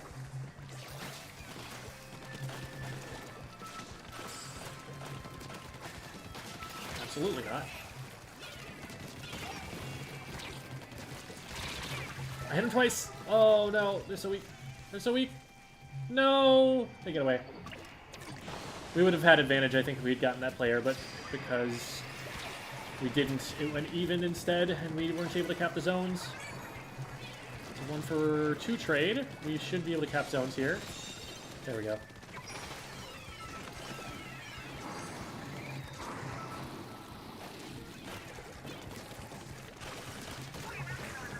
Okay. That keeps them off of snipe, so they are forced to go forward, but unfortunately they kind of want to do that. Oh man, we didn't stay alive enough. Sad. Okay. Okay, good. That's 2 down, 2 clean fight wins. Let's go. There's 2 on me. Got one of them. Nice.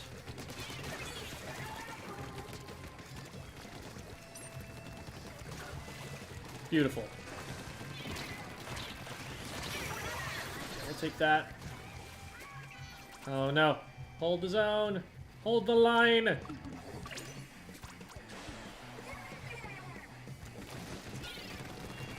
Nice. Okay, there's lead. Oof. Pet's cat in between lives. Are they safe? They're safe for now. We keep them from being able to push up on the zone like they want to. Oh, I'm out of ink, actually. So I'm terrified.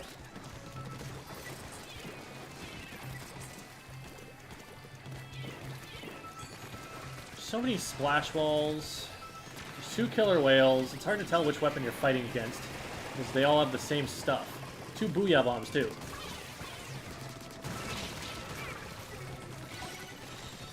Okay, just this one player over here. I need to cap this. Nice.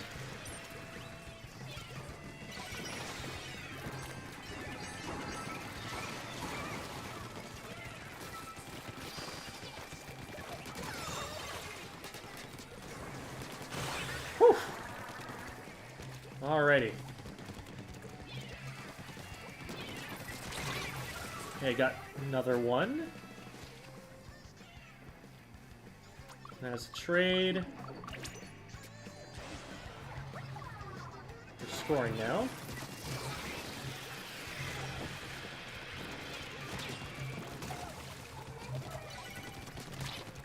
Oh, one more. Okay, whew. I think we got this.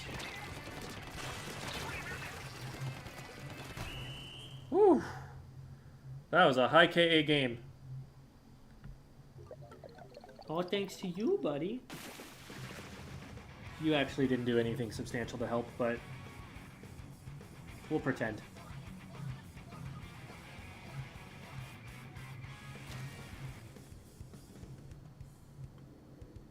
What if you... Oh, I sent you a picture of my cat. Hi, JK. I do actually have a channel for that on the Discord server. Because I enlist new cats to be password guardians, to be in front of the passwords so that people from chat can't sneak in.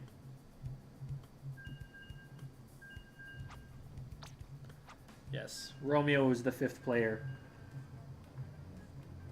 Weren't you, buddy? You were such a good boy.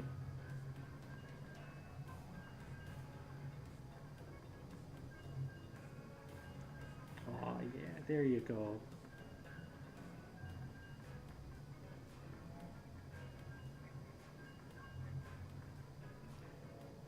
I like him. Let's see the cat. He doesn't like to be lifted, and he will leave as soon as I do. But, comma, I can find a picture of him to put up on stream real quick. Where is the boy? There it is. Here's the boy.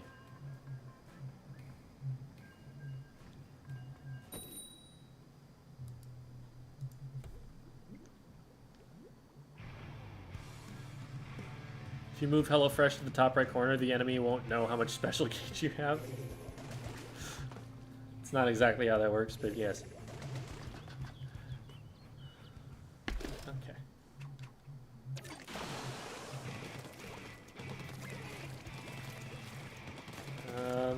This is not a great position for your head kitty because, oh no, he's rubbing his face against my hand. We're playing on hard mode now.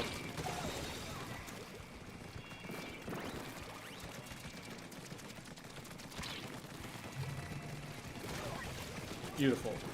Oh, hey, stop that.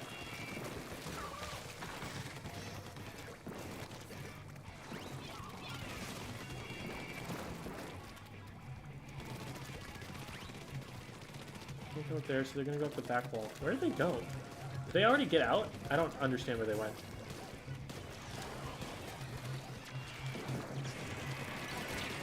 What? They ledge glitched. It showed them landing on the ledge above. So I aimed in the wrong place. Man.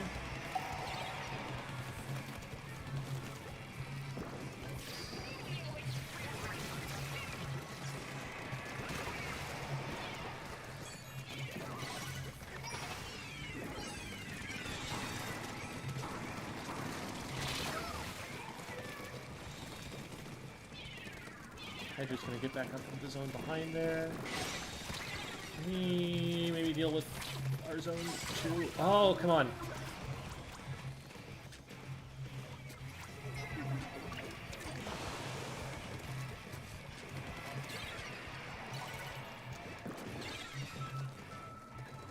Oh no, this might not be safe. We protected it. I don't know how much more I'm going to be able to do from here.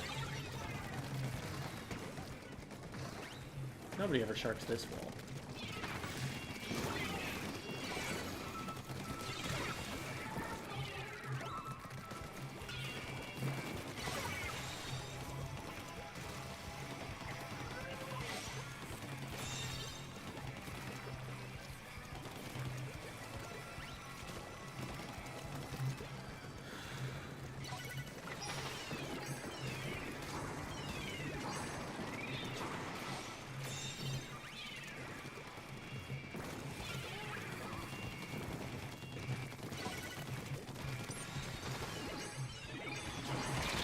Ah, I shouldn't have gone for that.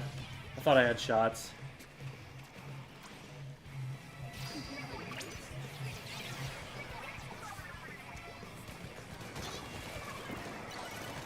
Ooh, leave me alone.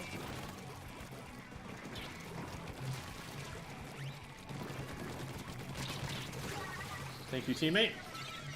That's a booyah. Hydra watching our zone, but I don't want anything to do with it. I don't know what this is even going to get us. That didn't land on zone. There's someone behind me now.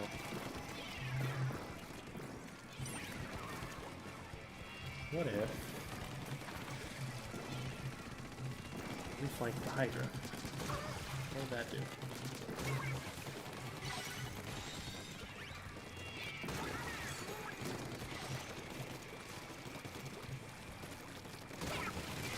Challenging because they're coming at us from the opposite direction of where they would spawn from. I win these. They did not have the initiative they needed to drop there. Oh, crap. Okay, we just splatted like 4 people in a row. I don't know how we don't have the zones at this point.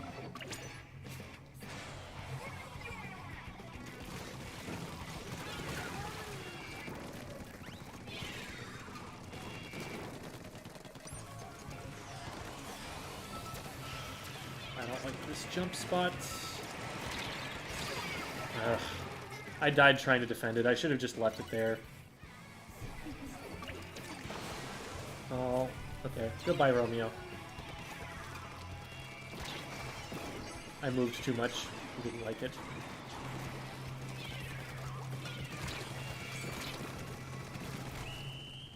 I tried. Romeo has forsaken us.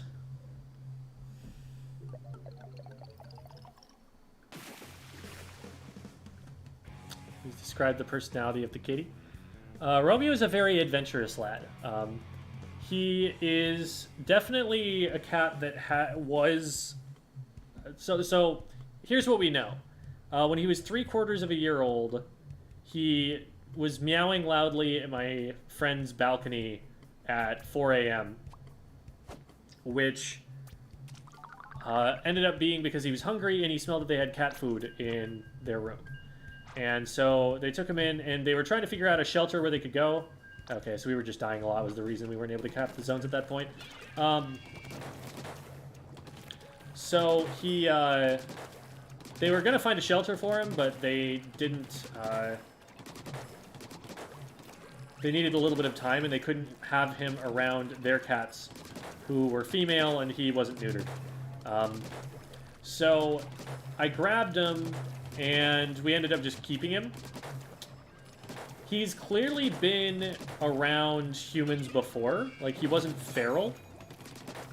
But he also clearly is used to being outside. Like, he's gotten out a couple of times, and he always came back. He was always interested in coming back, but he was comfy being out there too. Like, he knew his way around. So when unlike a lot of cats, which are scared whenever anything changes, he will come into a new place and he will walk around it, exploring very carefully every single corner of the place. And this will take like 15-20 minutes. Once he knows the whole area around him, he's perfectly comfortable going anywhere around it, which is really nice. He's very low maintenance.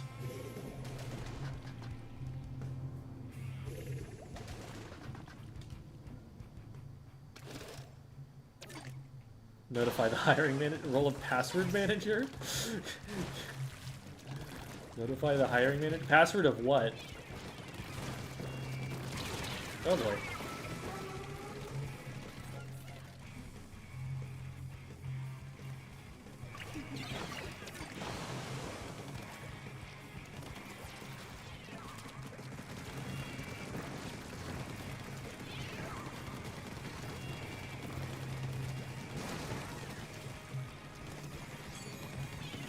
Oh. Whew, okay. Sometimes you just hit your shots better.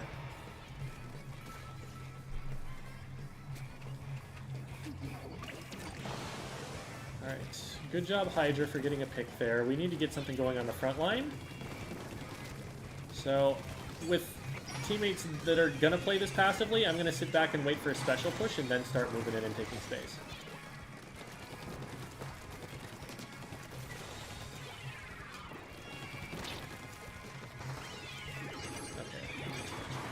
They didn't like that very much.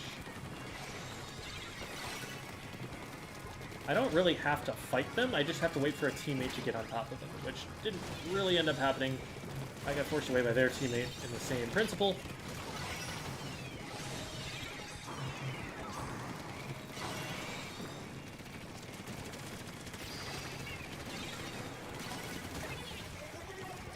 Man, the aim is on point there, goodness.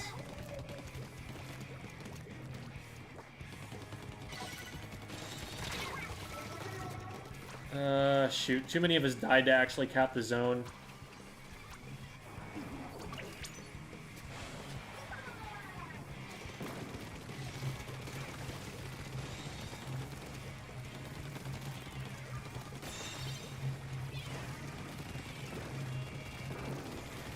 I don't know how much I can do to help this roller. Oh, well, that'll help. Ooh! Shoot, I ran right into that.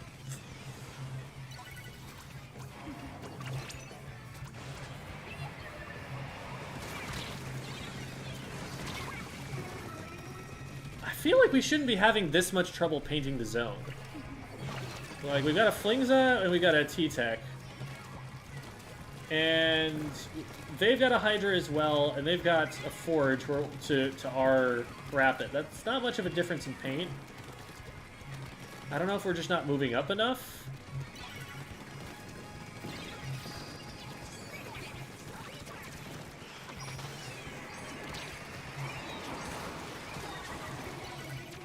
All right.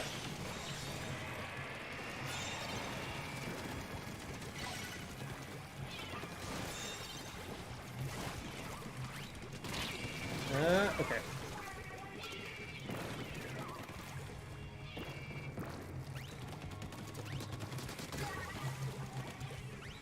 I gave myself away a little early there. I thought I saw a player moving, but it was actually a splash of ink landing.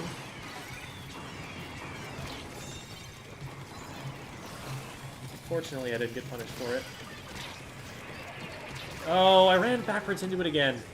They keep throwing it right behind me, and I keep just backing up into it.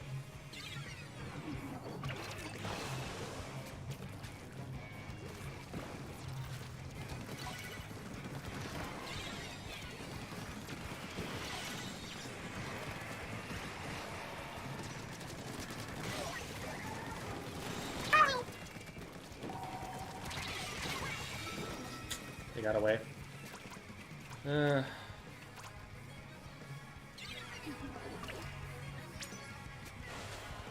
Again, it just feels like we're not putting a lot of paint on the zone here. And it's hard because I need to be getting up there and slaying in addition to painting.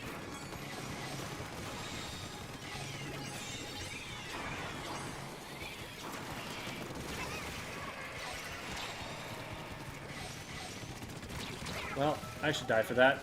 Should have died a lot earlier, actually.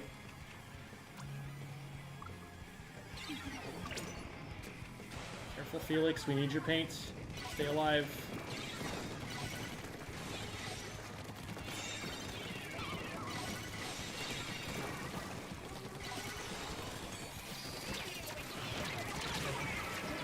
Yeah, I can't save that.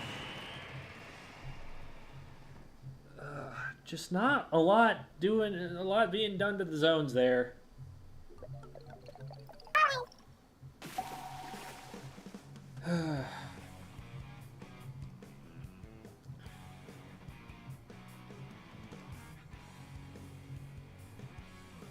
Very important question, do you like dogs? Yeah, dogs are cool. Dogs are very good.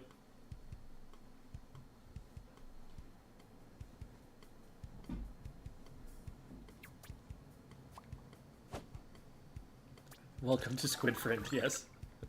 It's funny how it says that.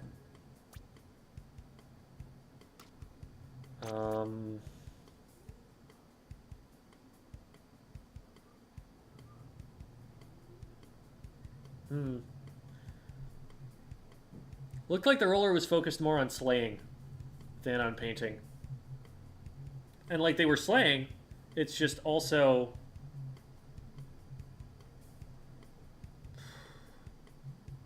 I feel like they had significantly more paint because of it.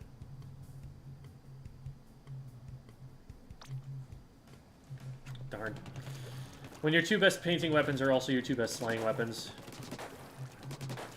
Pulls us both in the direction of trying to do too many things.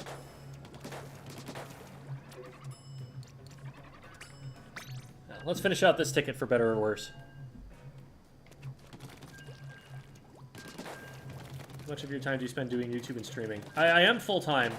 The answer is a lot, but I'd have to kind of keep track of the hours over an average day. I don't spend as much time streaming as I used to, which I'm not a huge fan of because I really like streaming, but also sometimes I just need to focus more on getting the videos out there to try and maintain the daily uploads. That is the bread and butter. That is what brings in the bacon. That is the food. I'm realizing that I'm hungry.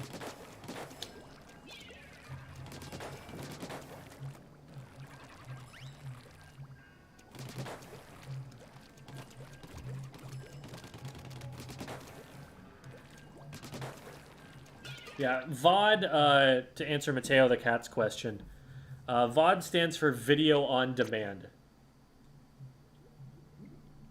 So it's just a video recorded of you playing the game.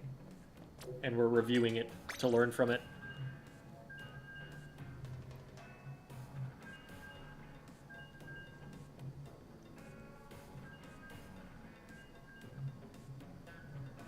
Some videos are easier than others. The shorter the video is, the less editing there is to do. Doesn't necessarily mean that long videos can't be easy to edit, but the editing step itself takes a little bit longer. What'll really make it take a long time is if I need to collect footage from other sources, or if I need a whole bunch of like in-game footage to edit in. And that's why the like What Am I Doing series, the How to Get Out of Insert Rank Here series takes so long to make, and why that can't be just like the daily content.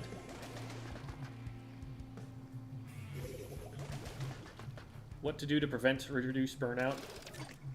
Play less. It's the easy answer to that. Make sure also that you're enjoying your time while you're at it. I don't think I've done that squid roll before. That was actually pretty cool. I'll have to remember that.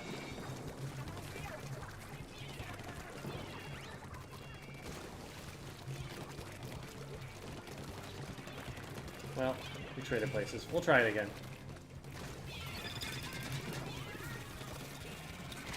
Why does that mark me from over there? That special makes no sense.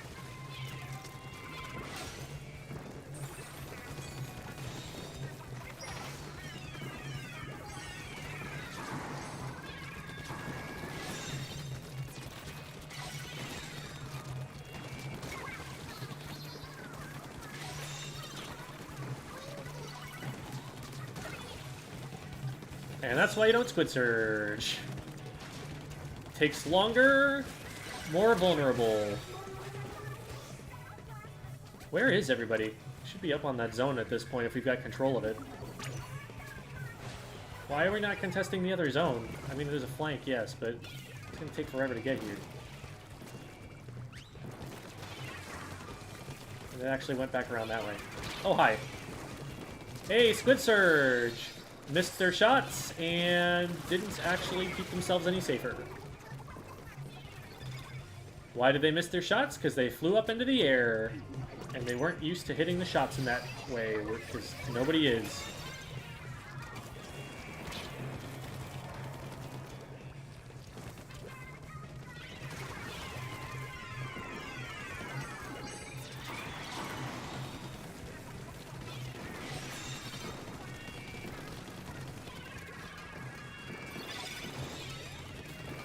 I know there's someone in the bottom left. Okay. I'm gonna back up a little bit. Ah, crud. Oh, it was the wave breaker. Okay, I was gonna say, they were turning around. They were not facing the direction that I was in when they splatted me. So if that was the main weapon, then that was laggy as heck. But no, they got me with a wave breaker. That makes sense.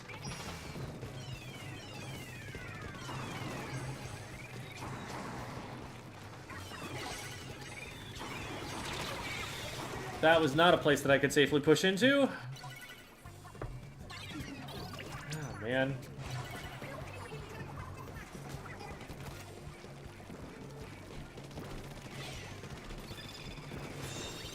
Yeah, they can afford to just back up. What? Oh, come on. We just keep getting flanked from there, I think. And we're not ready for it at any point in time.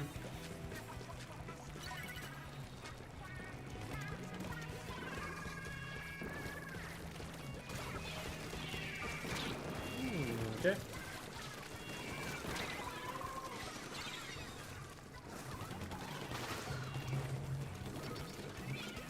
I'm not in a very useful place. I need to get... Oh, God.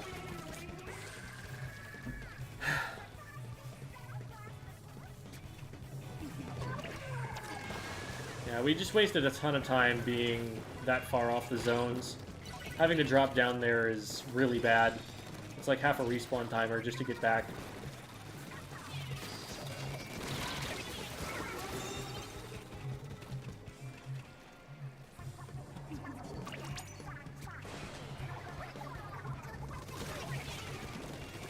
Let's get some walls painted so that we can't get flanked like that.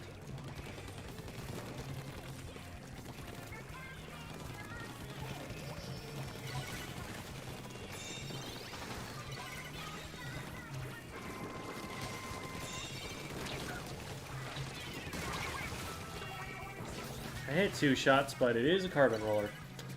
Fortunately, we got lead. Unfortunately, if Lettuce stays in there, they're gonna die.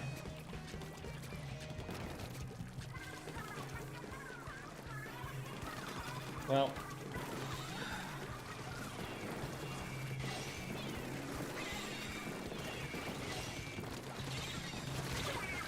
Man, there's still someone there.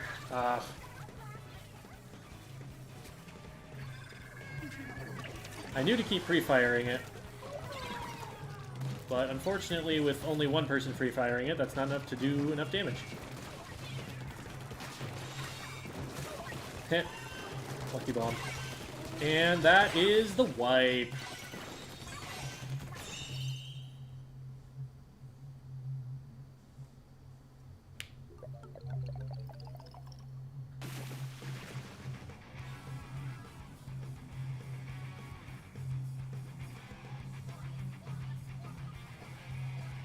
Yeah, editing can be tedious. Something that helps is that I'm a somewhat better writer than I think. Like, a lot of the people who have, who get into YouTube, their primary skill set is, like, film and editing and stuff, and cinematography. I, on the other hand, come from a background of writing, and so my scripts are a lot better than, like, my video tends to be. And so that aspect, I anchor all of the production around that aspect.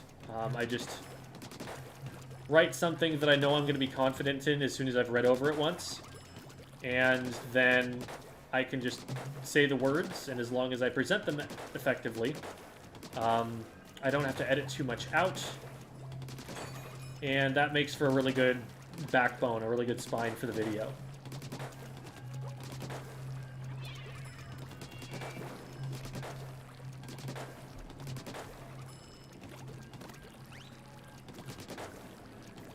How commonly is the function of a tilde at the end of the sentence known?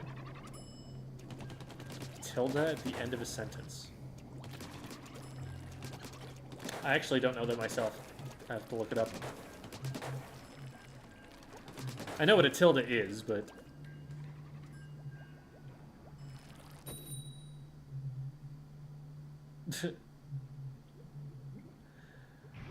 Oh, okay, so we're talking about the function of it... Okay, so this isn't like a formal grammatical element. This is something more descriptivist that's used online. Like, I understand vaguely what that's about.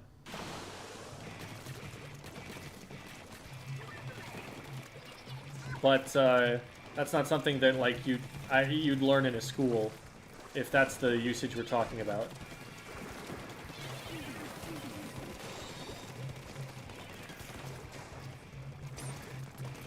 Oh my god. Bomb. I can't believe nobody's lost that fight yet. Oh, hi. You are here now. And you are a Nova, so I win. I don't know why you wanted to drop down on top of me. You are a Nova.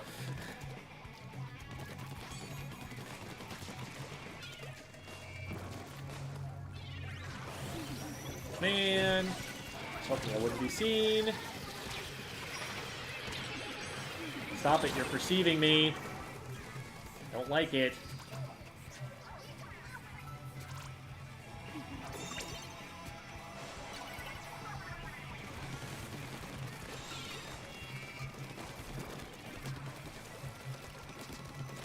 What? I hit them twice. Okay.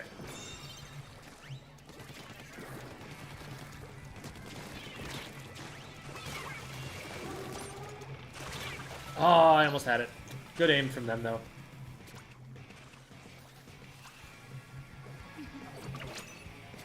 Painting the enemy's walls here is actually a pretty good defensive tactic. Like, just cutting off options for flanks.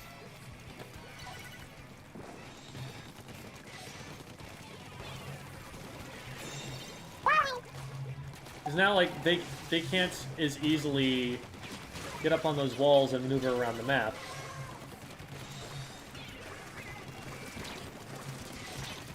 Please, okay, whew. There's someone gonna be here. We need to be watching this.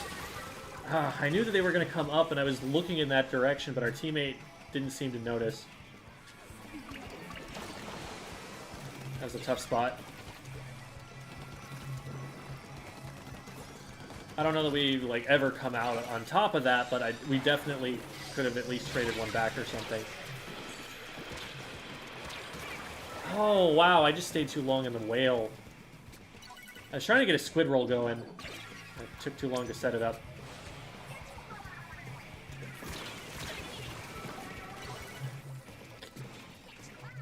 Ugh. I can't go that way. That is a deadly jump that is going in. It's a push that's probably going in a little on the early side. Just to be able to follow up. Got a good brute force cap there. It's not gonna, you know, get us a solid push until we win the fight afterward, but it is going to stop the zone from ticking down. Yeah, probably should have seen that kind of thing coming. There comes the zip. I am lucky to be alive. And they were unlucky to have picked the arrow spray. Actually, that was a mistake on their part.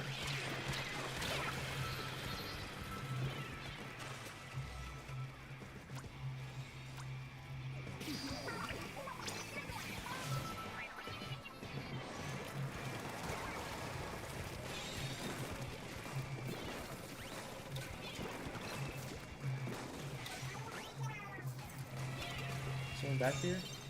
There it is. Not for long, though. I booyah my teammate for informing me. Oh, there was a second player there. How did I survive that? What the heck? I was in all of those.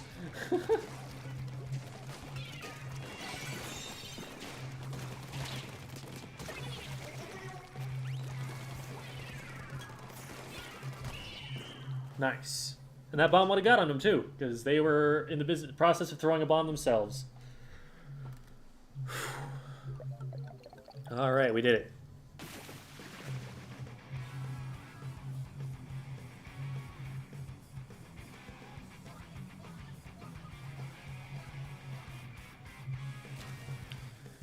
The tilde at the end of the sentence, I don't know if there's anything more specific about it, but I've always read it as just being like a sparkles emoji. That's... I feel like it has a similar meaning to that. Oh, okay, we're really close. What do you think, chat? Do we keep going?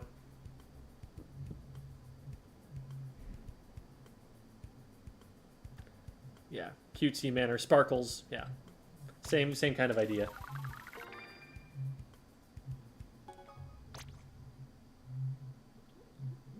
All right. Chat has spoken. We unlocked the rank up battle. Which means we're playing at least an hour more of Splatoon. All right. Well, let's go and check the store. Because we have not gone through all of these yet.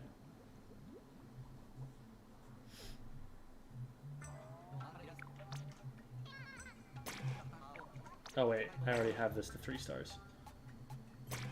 I don't like it that much.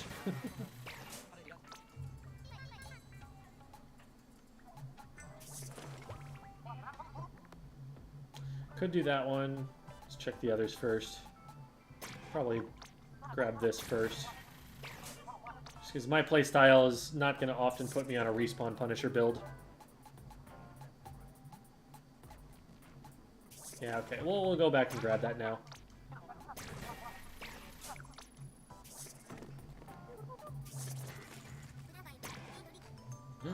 Bucket.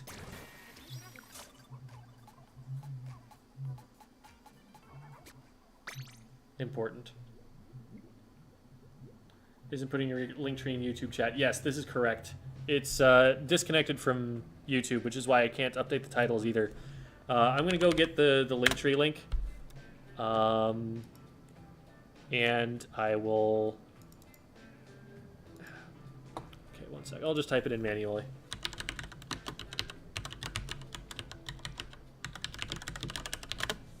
There. That's what it is. In case someone was asking. Oh wait, there's a Furby?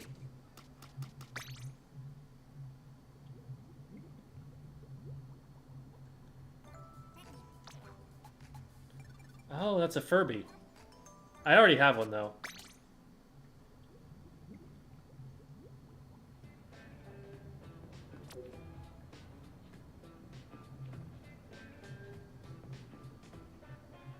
Tower control. Eel tail and what? Not my ideal choice, but we'll make it work. Now you don't have to go and become my chatbot on A. I appreciate it, but it's not super necessary. That's just a feature that like I need to work on fixing myself.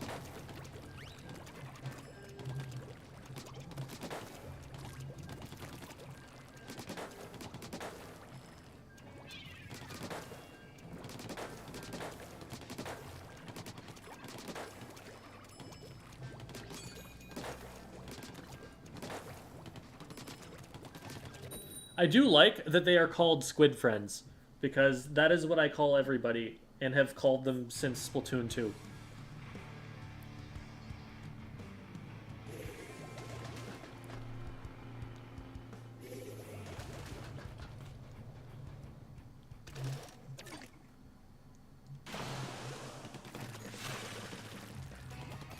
PV goal.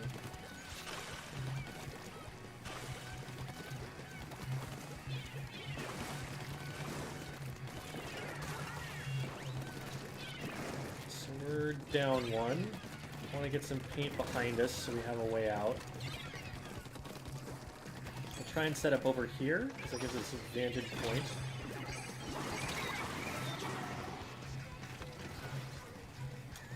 They came after me quick. Why are we getting on the tower? No! We don't have any advantage to let us do that. Ugh. Darn. That's checkpoint.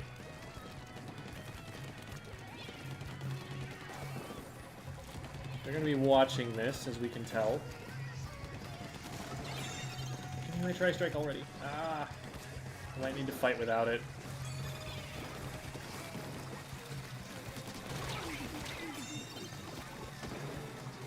Cool, double wave breaker. Love it. Lost my window to get up on the top left by using the tower, but we can probably just sneak up here now.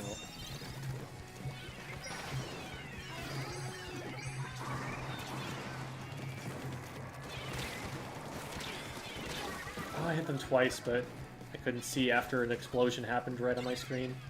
Didn't correct very well. Didn't move either. I should have moved as soon as I started missing from that. This is not a situation I want to jump into as much as I want to jump. I'm really far away from that. I probably could have helped, but if I jumped in, I would have just died.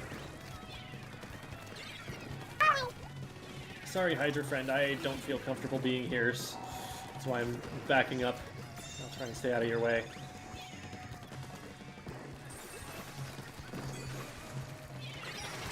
Oh, man. Man, we got a second one down because of that? Shoot. That was a bad place to pop the special, I will acknowledge.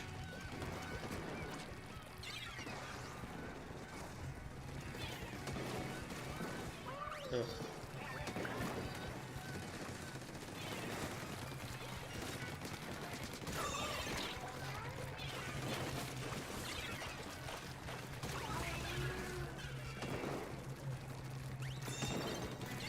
What? How did the first shot hit and not the other two? I thought the aim didn't change.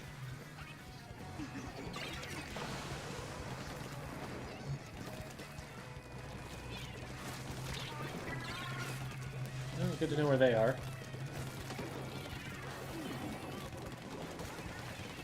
Can't stop this before it gets lead.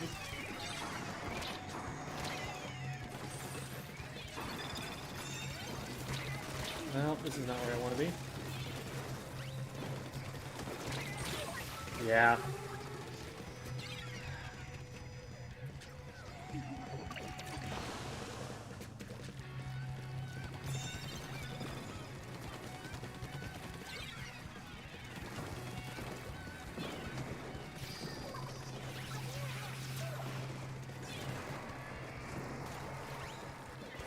Alright.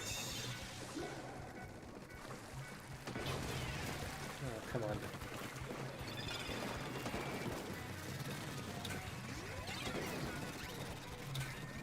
Okay, cool. This doesn't reach me.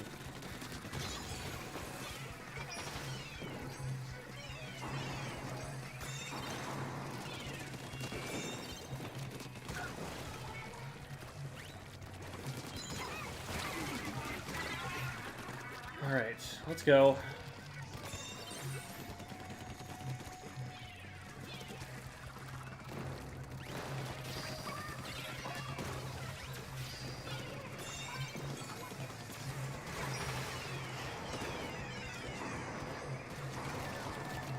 Nice. And keep just moving. But we have to bait out the aggression from them first. And I'm not going to be able to do that. We've got to get it on probably this push, though. I just don't have enough forward pressure here with me.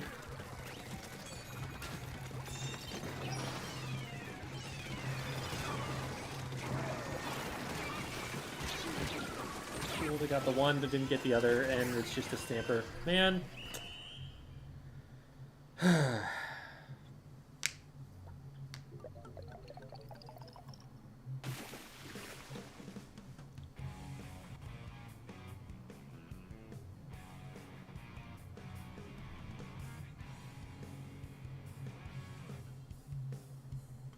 Does YouTube have name colors now, or is this one of my extensions? I think it has name colors. It might be based on, like, a primary color from your profile picture? Probably. No, I don't think so. Looking at the profile pictures. I don't know where that comes from. Maybe that's something you can check out. Oh. Oh, that stamper went 1 in 12. Okay, well. All things considered, then that was really close.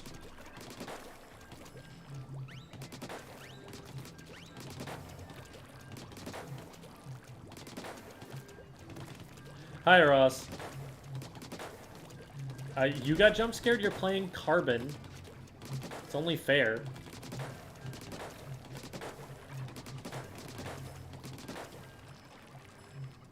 Can I get a high five? My inkling... There. You hit the hand as it came backwards, as my body contorted in weird ways. Picked up Nautilus recently? Yes, the Nautilus propaganda is spreading! What do you think is the best way to improve in a general sense and not around a weapon? Mindset and game sense sort of things.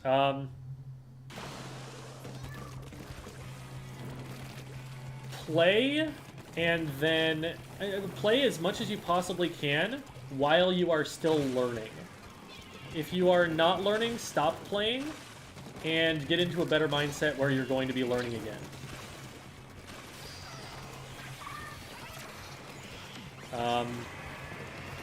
And if you can learn without playing, then that is also valuable. So VOD reviews, for example. Studying what top players say or do.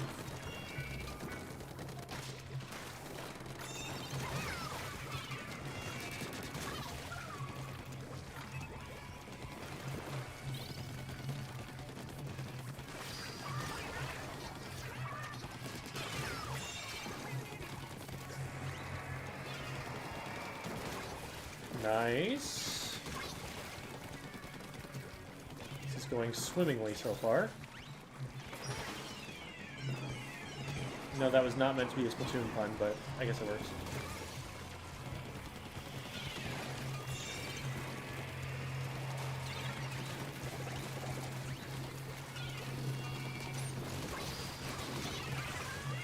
Oh my god, this is going so well.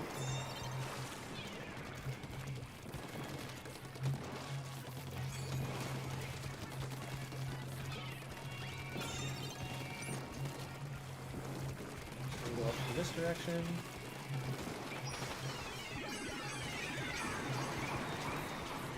Just the arrow spray, so we have time to get up in front of the tower without worrying about it being contested by anything useful. Alright. Very solid, clean game.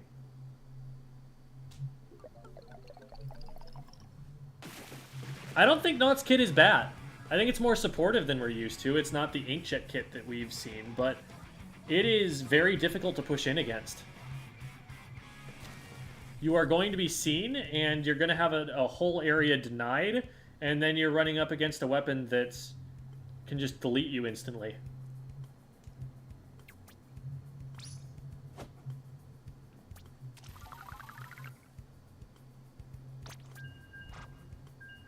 Size of rollers is inversely proportional to how aggressively they are played. Yes, this is true. It is hard to swing a roller fast if it is too big. Man, our team was deathless that game. We did not get splatted. We had 2 people that were 10-0, a 3-0, and a 4-0. We splatted them 27 times, and were splatted 0 times.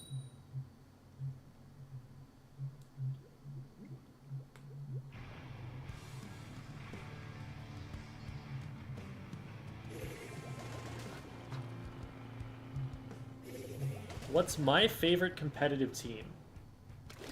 I was a really big fan of Sayonara back when they had Bagel on the lineup on the Nautilus in Splatoon 2. That team, the way that they played the game was beautiful to watch. And ever since I have aspired to have my competitive team feel the way that theirs did.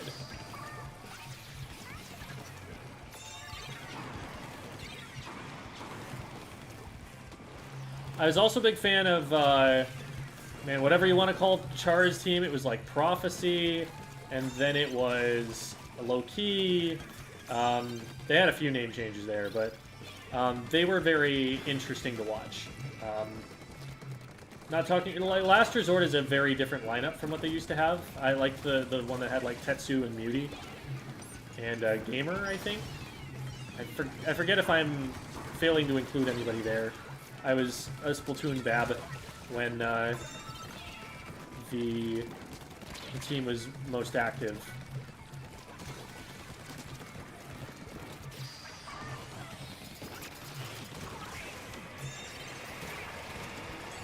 But I will never forget that Muty's mom ratioed Nintendo on Twitter.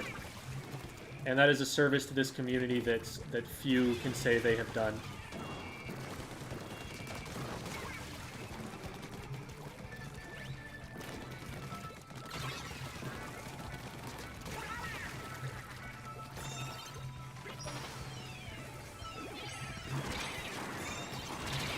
What? Okay. I was probably already damaged a little bit. Tower? Guys? Tower? Hello?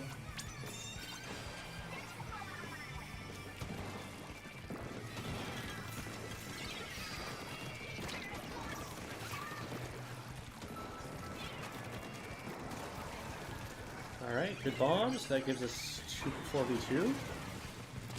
Ah, well, there's the last one. I was like, alright, we got the player over there, so where's the...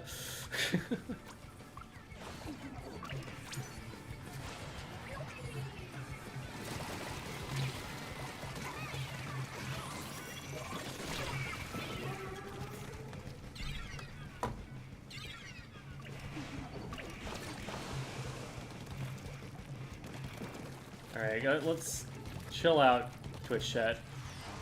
Keep it PG-13, please.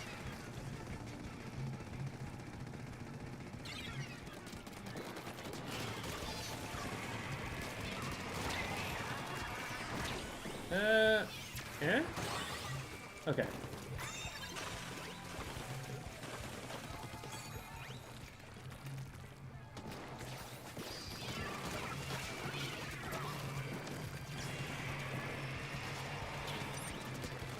Oh, why am I out of ink? I should just have more ink.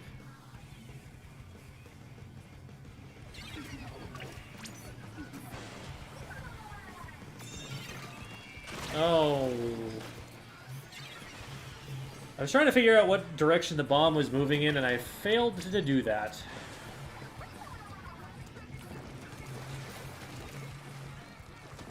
Eh. Oh, shoot. Come on. I'm landing in some really unlucky positions and not collecting enough information to be safe in them.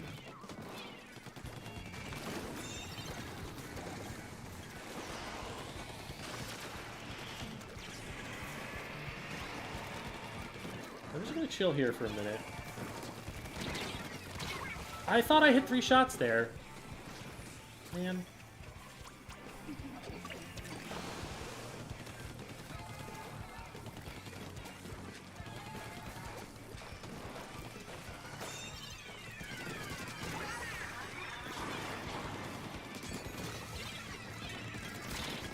I hit them twice. This should be easy shots. There we go. Just the Hydra. And we bombard the heck out of the Hydra because they have annoyed us before. 3 specials, all shot at the one player, and it was completely worth it.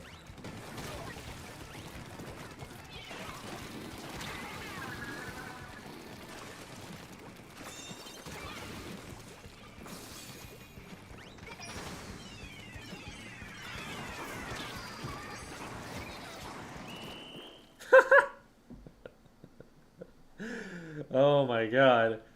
That was a screw that guy in particular moment. Average backline experience.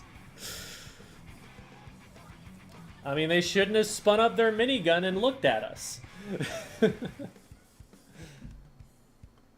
Ratioed Nintendo. So, during the events of the Squid House, Muty's mother went on Twitter commenting on a Nintendo post about a tournament or something, saying something to the effect of, "My daughter has had a wonderful experience meeting all of these people. You should be working with them more closely. There's no reason for you to be shutting this down." Which is absolute hero stuff, and we stand Muty's mom in these parts. That ratioed the original post. Splatoon moms are wonderful and must be protected at all costs.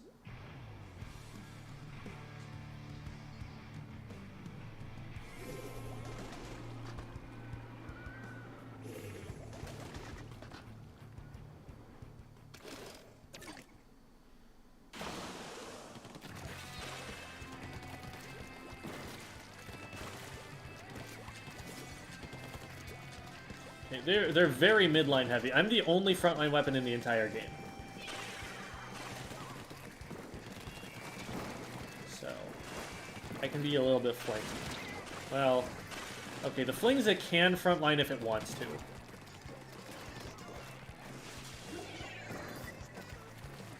Eh.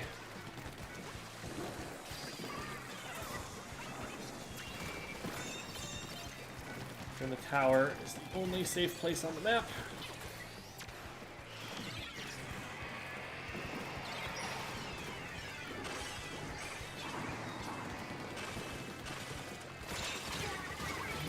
Okay.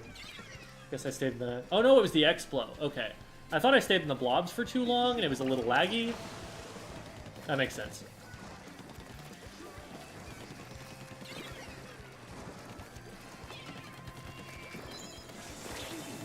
Well, oh dear, oh my, oh me.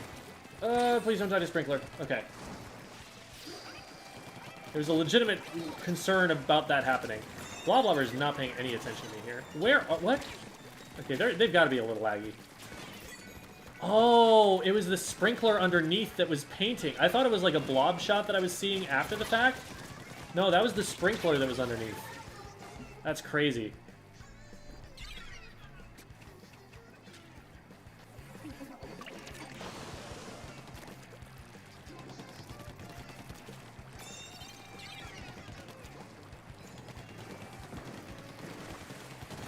This is gonna be a slow-paced game. It's a map mode where it's hard to push, and everything is a midline weapon.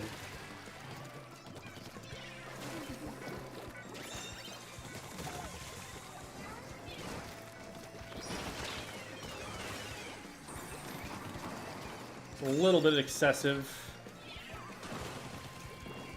Going after the flings of that hard. But I'd rather be excessive and get the pick than not put enough resources toward it to get it. I'm not sure I like this push. Towers alone. Yeah. They needed to back up a lot sooner, I think.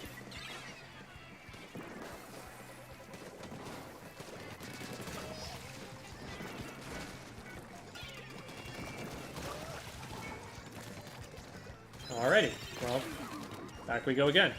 There's someone back here. And it's a forge, so they outrange me.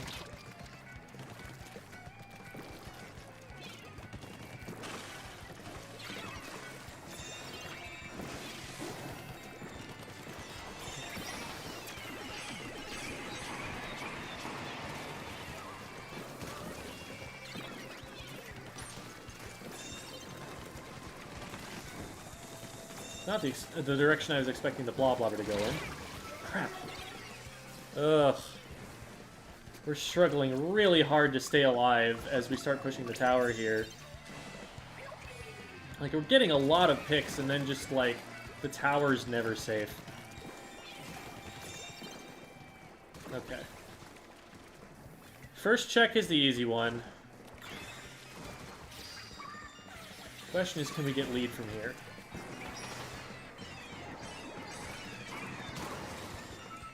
Yes, we can.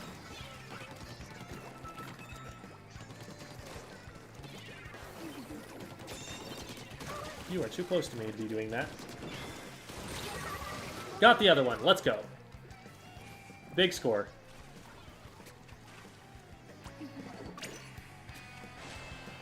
Oh, they have a disconnect. That's unfortunate. I don't know when that happened. Because I just splatted the X-Blow.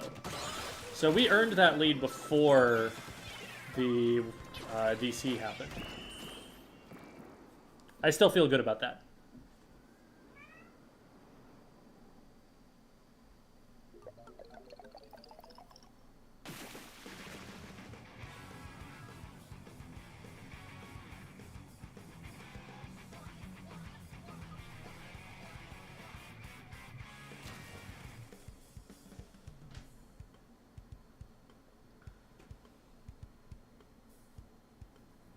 Rage quit? I could see it. That'd be unfortunate. You never like to have that happen, but people do be like that sometimes. That was a good game.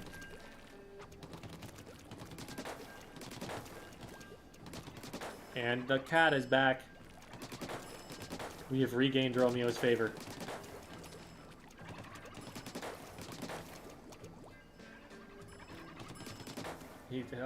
That's my arm. You're on my... Okay. He's figuring out... Oh, man. He's going to lay down on top of my arm, isn't he?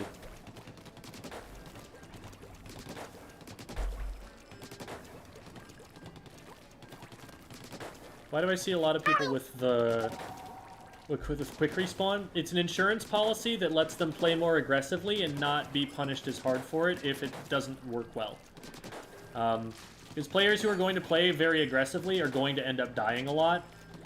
And if they don't get any value out of dying, then it's something that makes it so that them dying isn't the worst thing.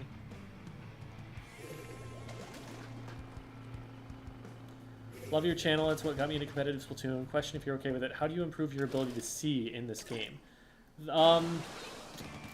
by...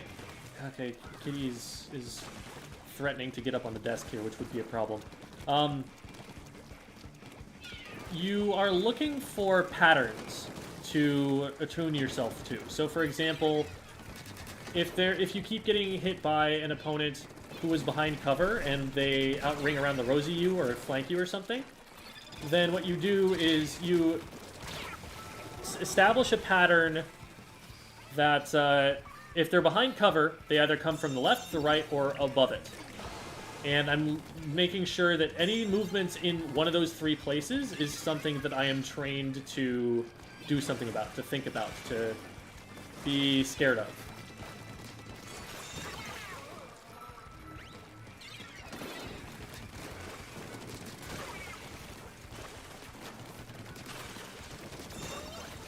Okay, that's a lot of picks. Let's get control of the top side here.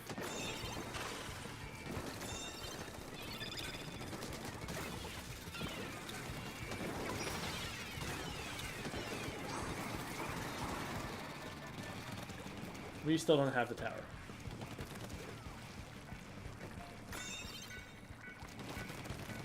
Oh my god, I missed everything. And we still win because that's Dapple Doolies. Whoa! Jump scare. Good job.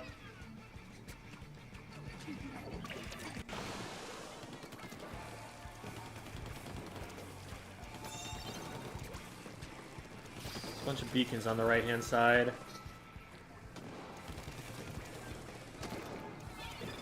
It's annoying that they have double backline, and yet they're still by far the more aggressive team right now. Like, we should be able to get up there and do things that they can't contest. But we end up just playing too passively and letting them push into us with tactical or something.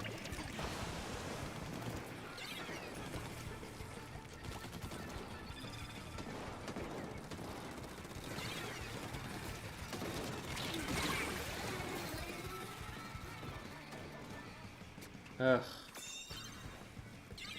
Seeing someone else get sniped does not feel good. That was not a good position to be in general. It was already a charger looking at them, but then they also stayed in there to get flanked by somebody else. Ugh. I am now marked. If I win this, I'm the greatest player of all time. Alright, well, I tried.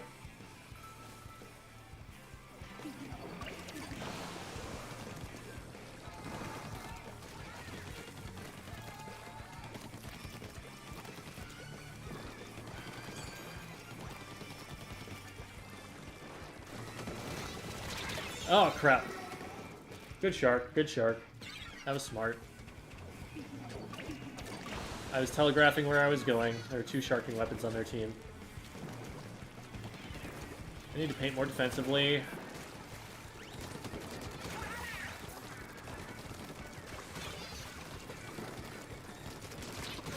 Take one, I got one. Let's move up with that.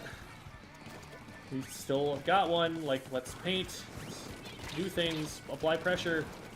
We're standing really far back.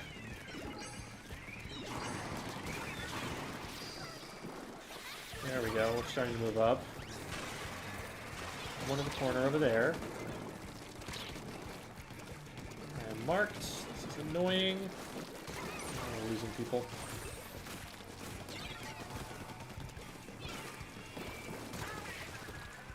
Got him around the corner. Nice. Okay, that's a lot of them down. We need to get forward. The beacon gonna be over there, so I'm expecting someone on the right. There's someone behind us, isn't there?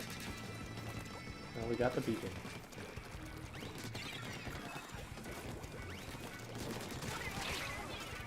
Oh, that was a really good adjustment to the jump target moving.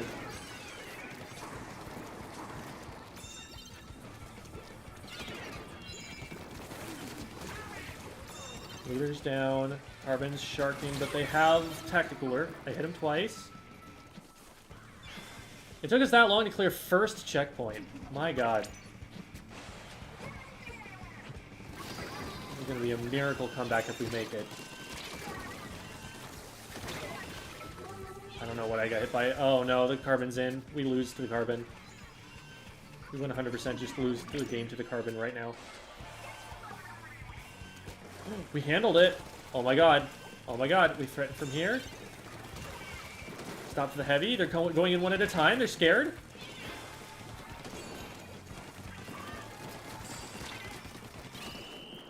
No way. No frickin' way. I cannot believe we just did that. I had no faith whatsoever.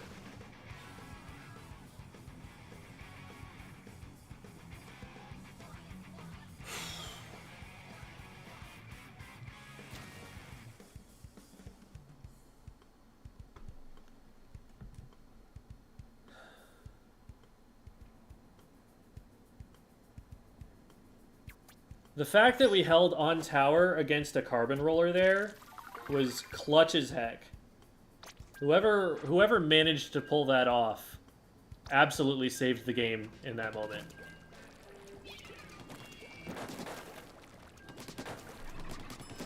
And here's the cat again. Hello, cat.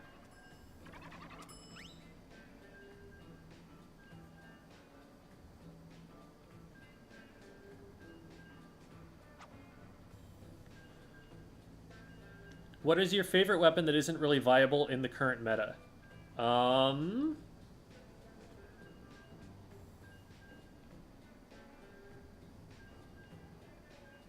Probably the Tri-Slosher. Okay, it's time to feed the cat. We run.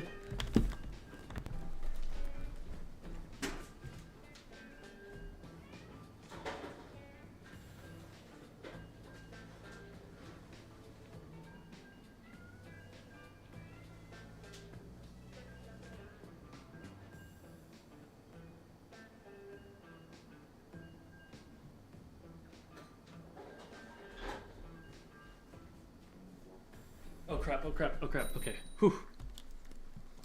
I thought for a second I was in game and I was scared. Tri-Slosher isn't, like, completely non-viable.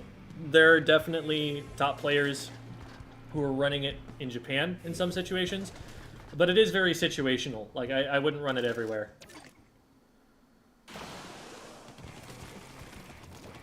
What's your opinion on Carbon and their players? I mean, I can tell you about the Carbon. I'm not gonna stereotype the entire group of people based on the weapon class they play.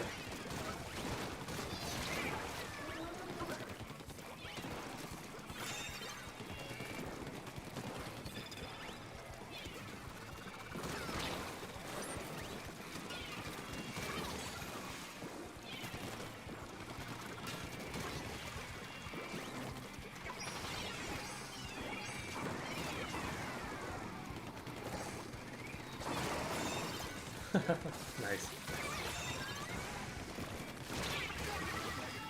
Oh, okay, roller. Makes sense, makes sense. I should have checked for that. That's something I'm bad at checking for.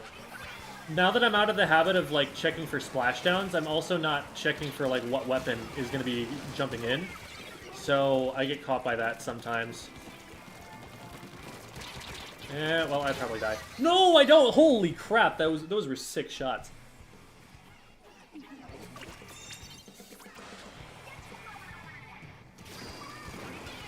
Oh my god. What a bomb.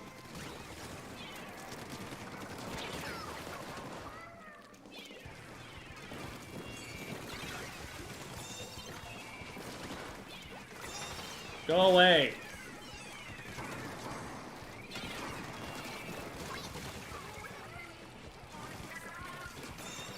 Hi.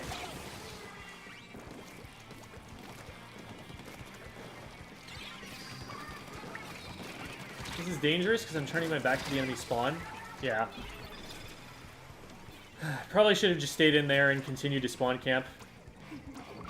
It is annoying that we still don't have the tower when we got that many picks.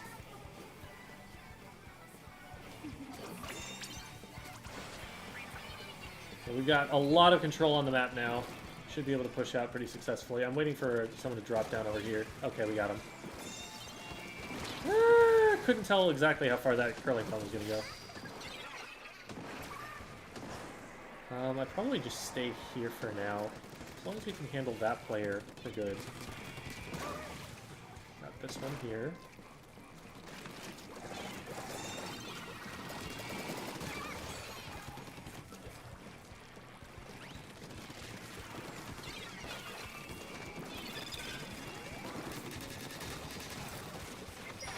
I'm playing some Carbon Roller right now. This is what carbons do.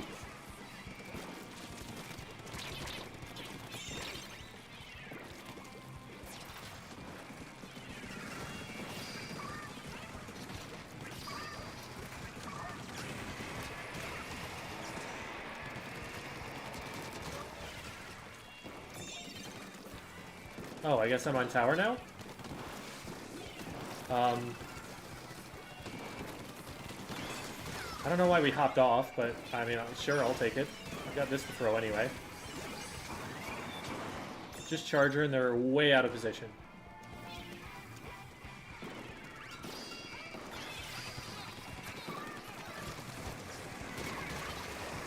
Oh, beautiful. This is game. Someone's standing still. They're not going for it. That, I think, is a bad idea on the splash. I think that is absolutely a winnable game, and that them giving up at that moment made it unwinnable. They just needed to group with their team and push in together. And unless they had only just spawned, they probably could have made it to the tower and stopped it. What do you feel about hairless cats? They are cats. They are still good. They are still cats.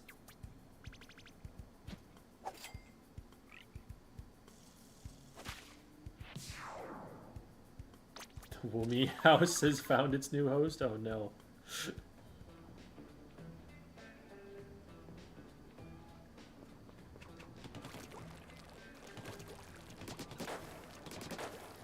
Yeah, it's incredible the frontline plays you can pull off when nobody knows where you are, right?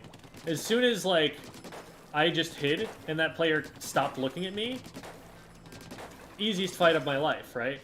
You just set things up so that they can't go in either direction, and you have all the time in the world to think about it. Alright. Let's get ourselves into X rank for the next season. And then stop playing series entirely. Unless it's the only place with a good rotation. Then it's valid.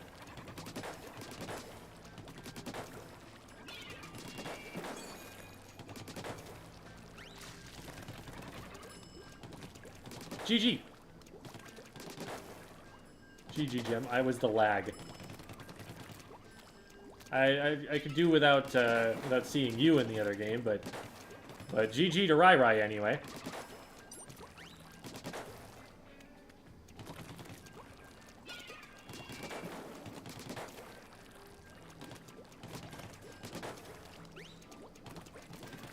Yeah, Prochera is what my armchair has been named here. This guy.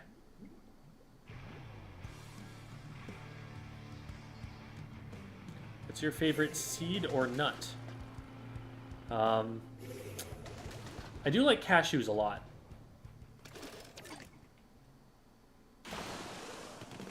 It's a good place to watch tournaments. There are a bunch of different production companies. IPL Splatoon and Dapple Productions are the two biggest ones. There's Little Squid League. There is... what are some other tournament organizing streams? I'm trying to think of, like, what the name of the stream is that runs them. Most of them are going to be Dapple Productions and IPL Splatoon, most of the big ones. Oh, Zone Cup JP. Zone Cup _JP is a stream that will show top-level Japanese play, and we'll have some American translators involved. Or actually, no, it's just American commentators who will take over for the English-speaking broadcast.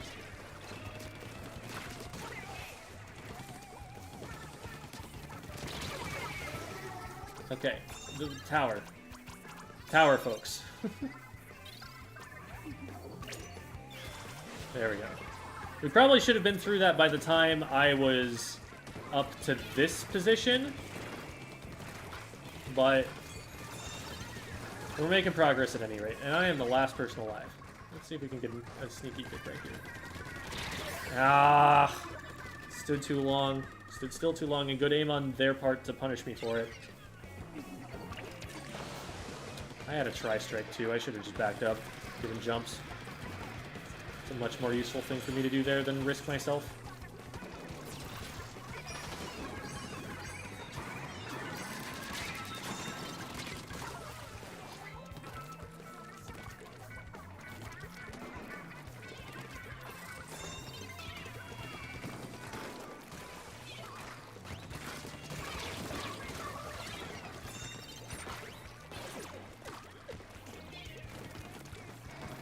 Now we actually are on the tower. This is very good. Beautiful.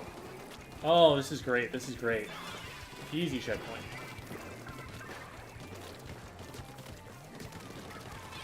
Oh no. I took too long. Oh well.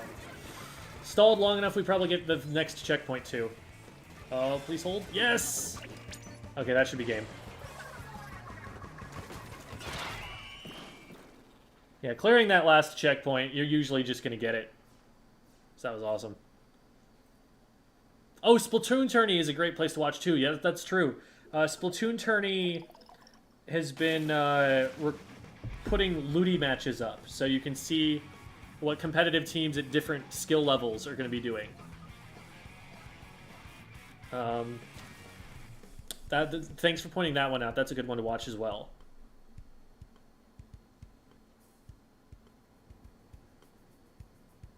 All right.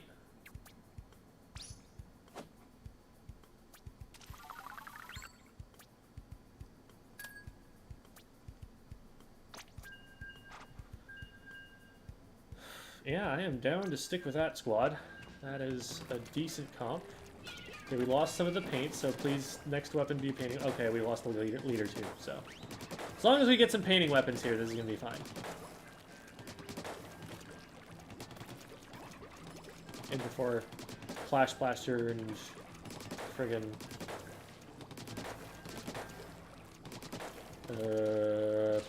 Forge Pro or something.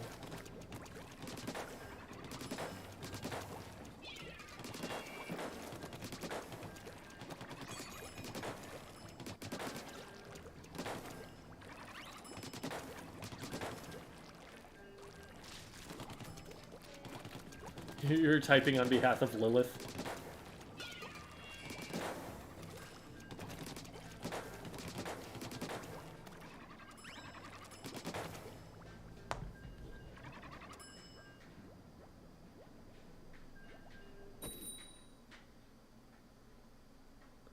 GG, Gem, I was the T-Tech that you are holding. Thank you, you've done good work for me so far.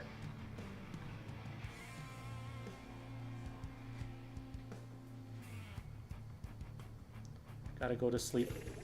Alright, good night, Jules! And thank you.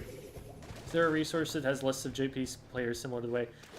There is a spreadsheet that, I don't know when the last time it was updated, but gives a list of a lot of different Japanese players to at least get started with.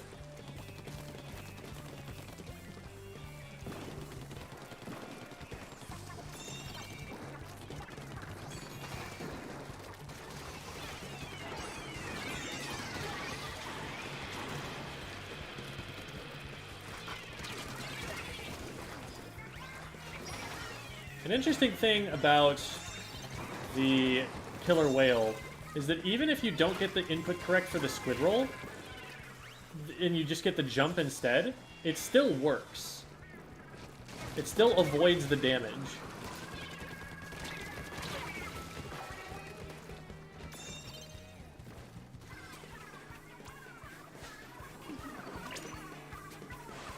Beautiful. Okay.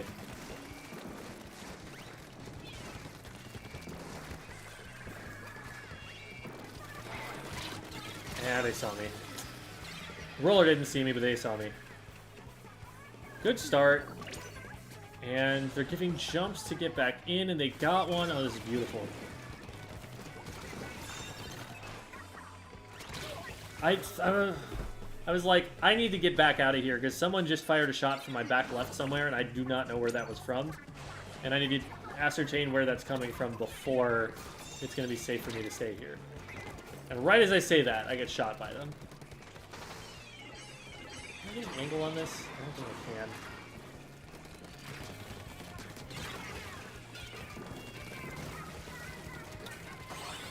Get the tower back. Thank you.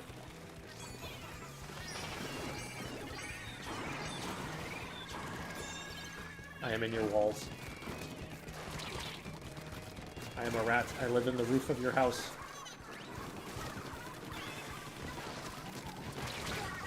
Ah, the blaster got me. Okay. Well, that gets us to 11. That's still a really good push.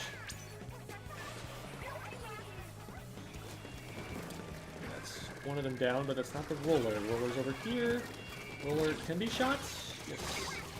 Unfortunately, I got traded back, but this Tri-Stringer has really been holding it down. I gotta give it to him. Ooh, that's scary. There's someone underneath? Yeah, there is. Okay, got him.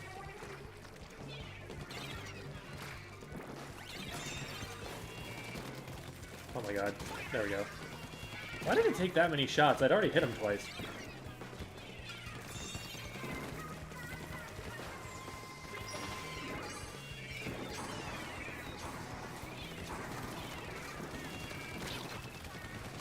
I always fail to account for that spot on the top right. I need to watch out for that more.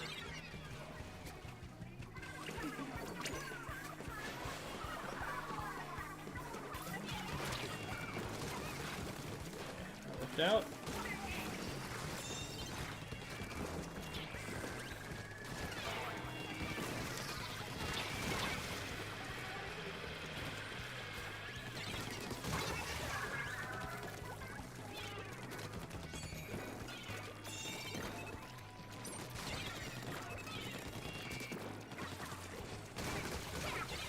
That was a really clever use of the squid roll, actually, to delay their way up.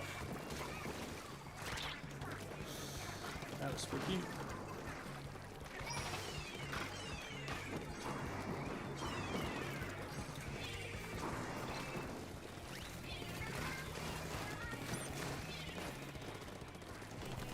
Cool, more points. Game over. Nicely done. This is a good squad.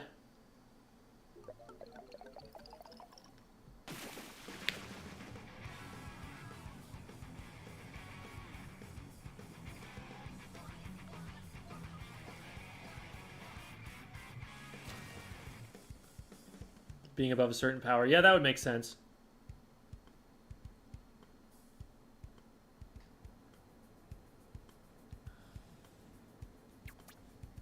Almost time for a new salmon run hat. I like that that's what we're most excited about. Okay, one more.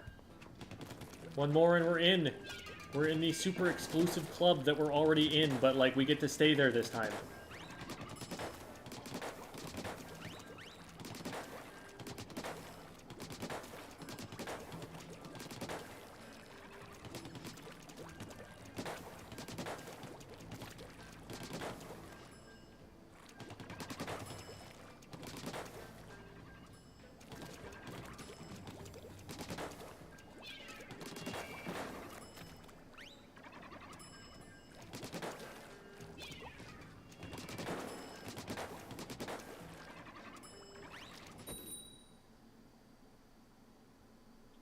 Hoping they won't all be hats.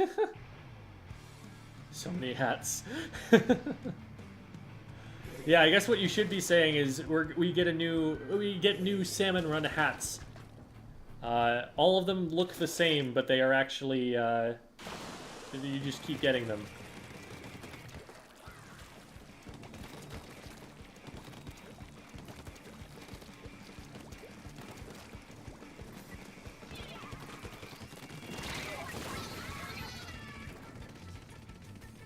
So, I guess maybe they expected I was going to move forward in front of them, but We both just stood on the same spot. We weren't covering any unique angles there.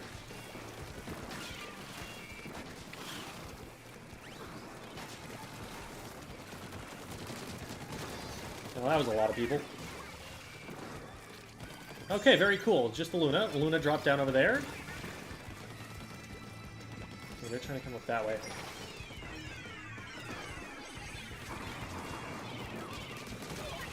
Oh crap, there's a second one. Dang it. Okay, we should at least be able to get check here, which is all we really needed. From here, we might want to back up a little bit and play it safe, unless we get other picks.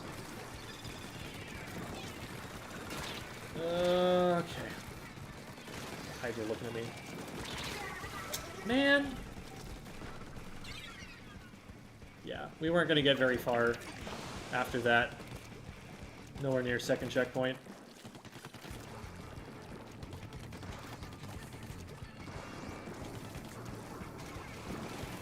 Okay, cool. 2 down. This is starting out pretty good.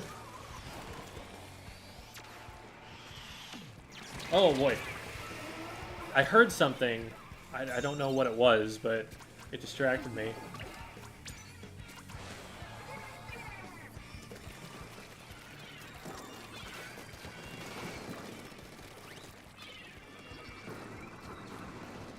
Maybe it was Kitty Cat. He's right here next to me.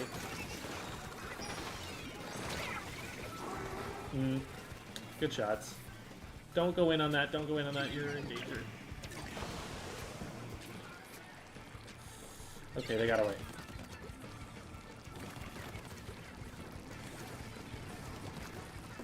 This wouldn't happen to be Taylor from Slaughterhouse, would it? I feel like they'd be popping off a little bit more. But it's possible.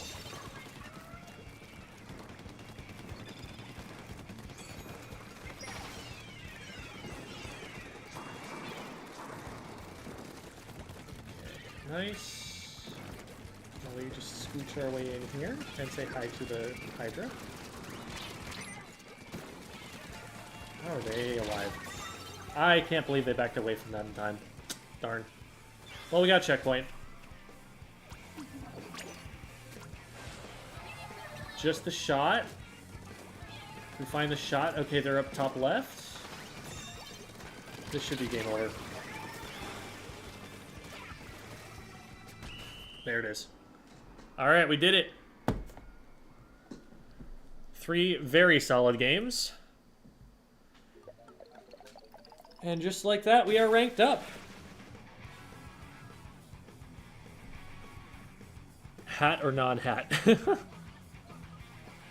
There you go.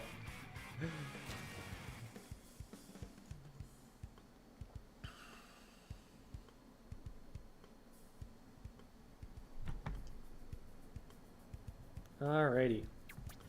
Hello, Romeo. Okay, you're lying on the cord now. This is fine. This is fine. Alright. We've done it. We're there. That is going to do it for the stream, everybody. Thank you so much for watching. Gonna really quickly drop my links in here. And we're going to be going off and rating, so I'll make sure to also link the place that we're rating in the YouTube chat if you want to follow us along to that too. For those who don't know, I do streaming and content creation full-time. And so I always appreciate the support on, Patreon, Medify, whatever else that there is. I've got a Twitter account. I've got a Discord server with a whole bunch of people in it, if you're looking for more Squid friends. Yeah, words and things and stuff. Oh, also there's a HelloFresh in the upper left. If you want to try HelloFresh, it's a meal subscription service. They give you a box with all of the ingredients that are already measured out to make meals. So it's kind of easy mode cooking because you don't have to do any of the measuring. You just have to put them in a bowl and cook it. And you, okay, cat, come on, chill out. Don't be eating the cord now. And they give you a whole bunch of different recipes to try out and stuff. And so if that's something that interests you, you can get it for much cheaper by using the code that I have there, cheaper to the point where it's cheaper than groceries for the first little bit. So if you've ever wanted to try it, that's a good way to do it. And it also makes me money, which I appreciate. So there's that. I'm going to be heading over to raid Barry. So in YouTube chat, here is how you get there. Hey, no, you don't get to eat that. Okay, you're getting out of my lap because you're just eating this thing. Okay, he decided to stay in my lap, but now the cord is out of his reach, so we're good. Okay, so there is where it is. So if you want to head over there, that's where we're all headed. Thanks for watching, everybody. Have a good night. I say when I realize there are 10 seconds left before I can initiate the raid. I always do that. Yeah. Such is life. And here we go.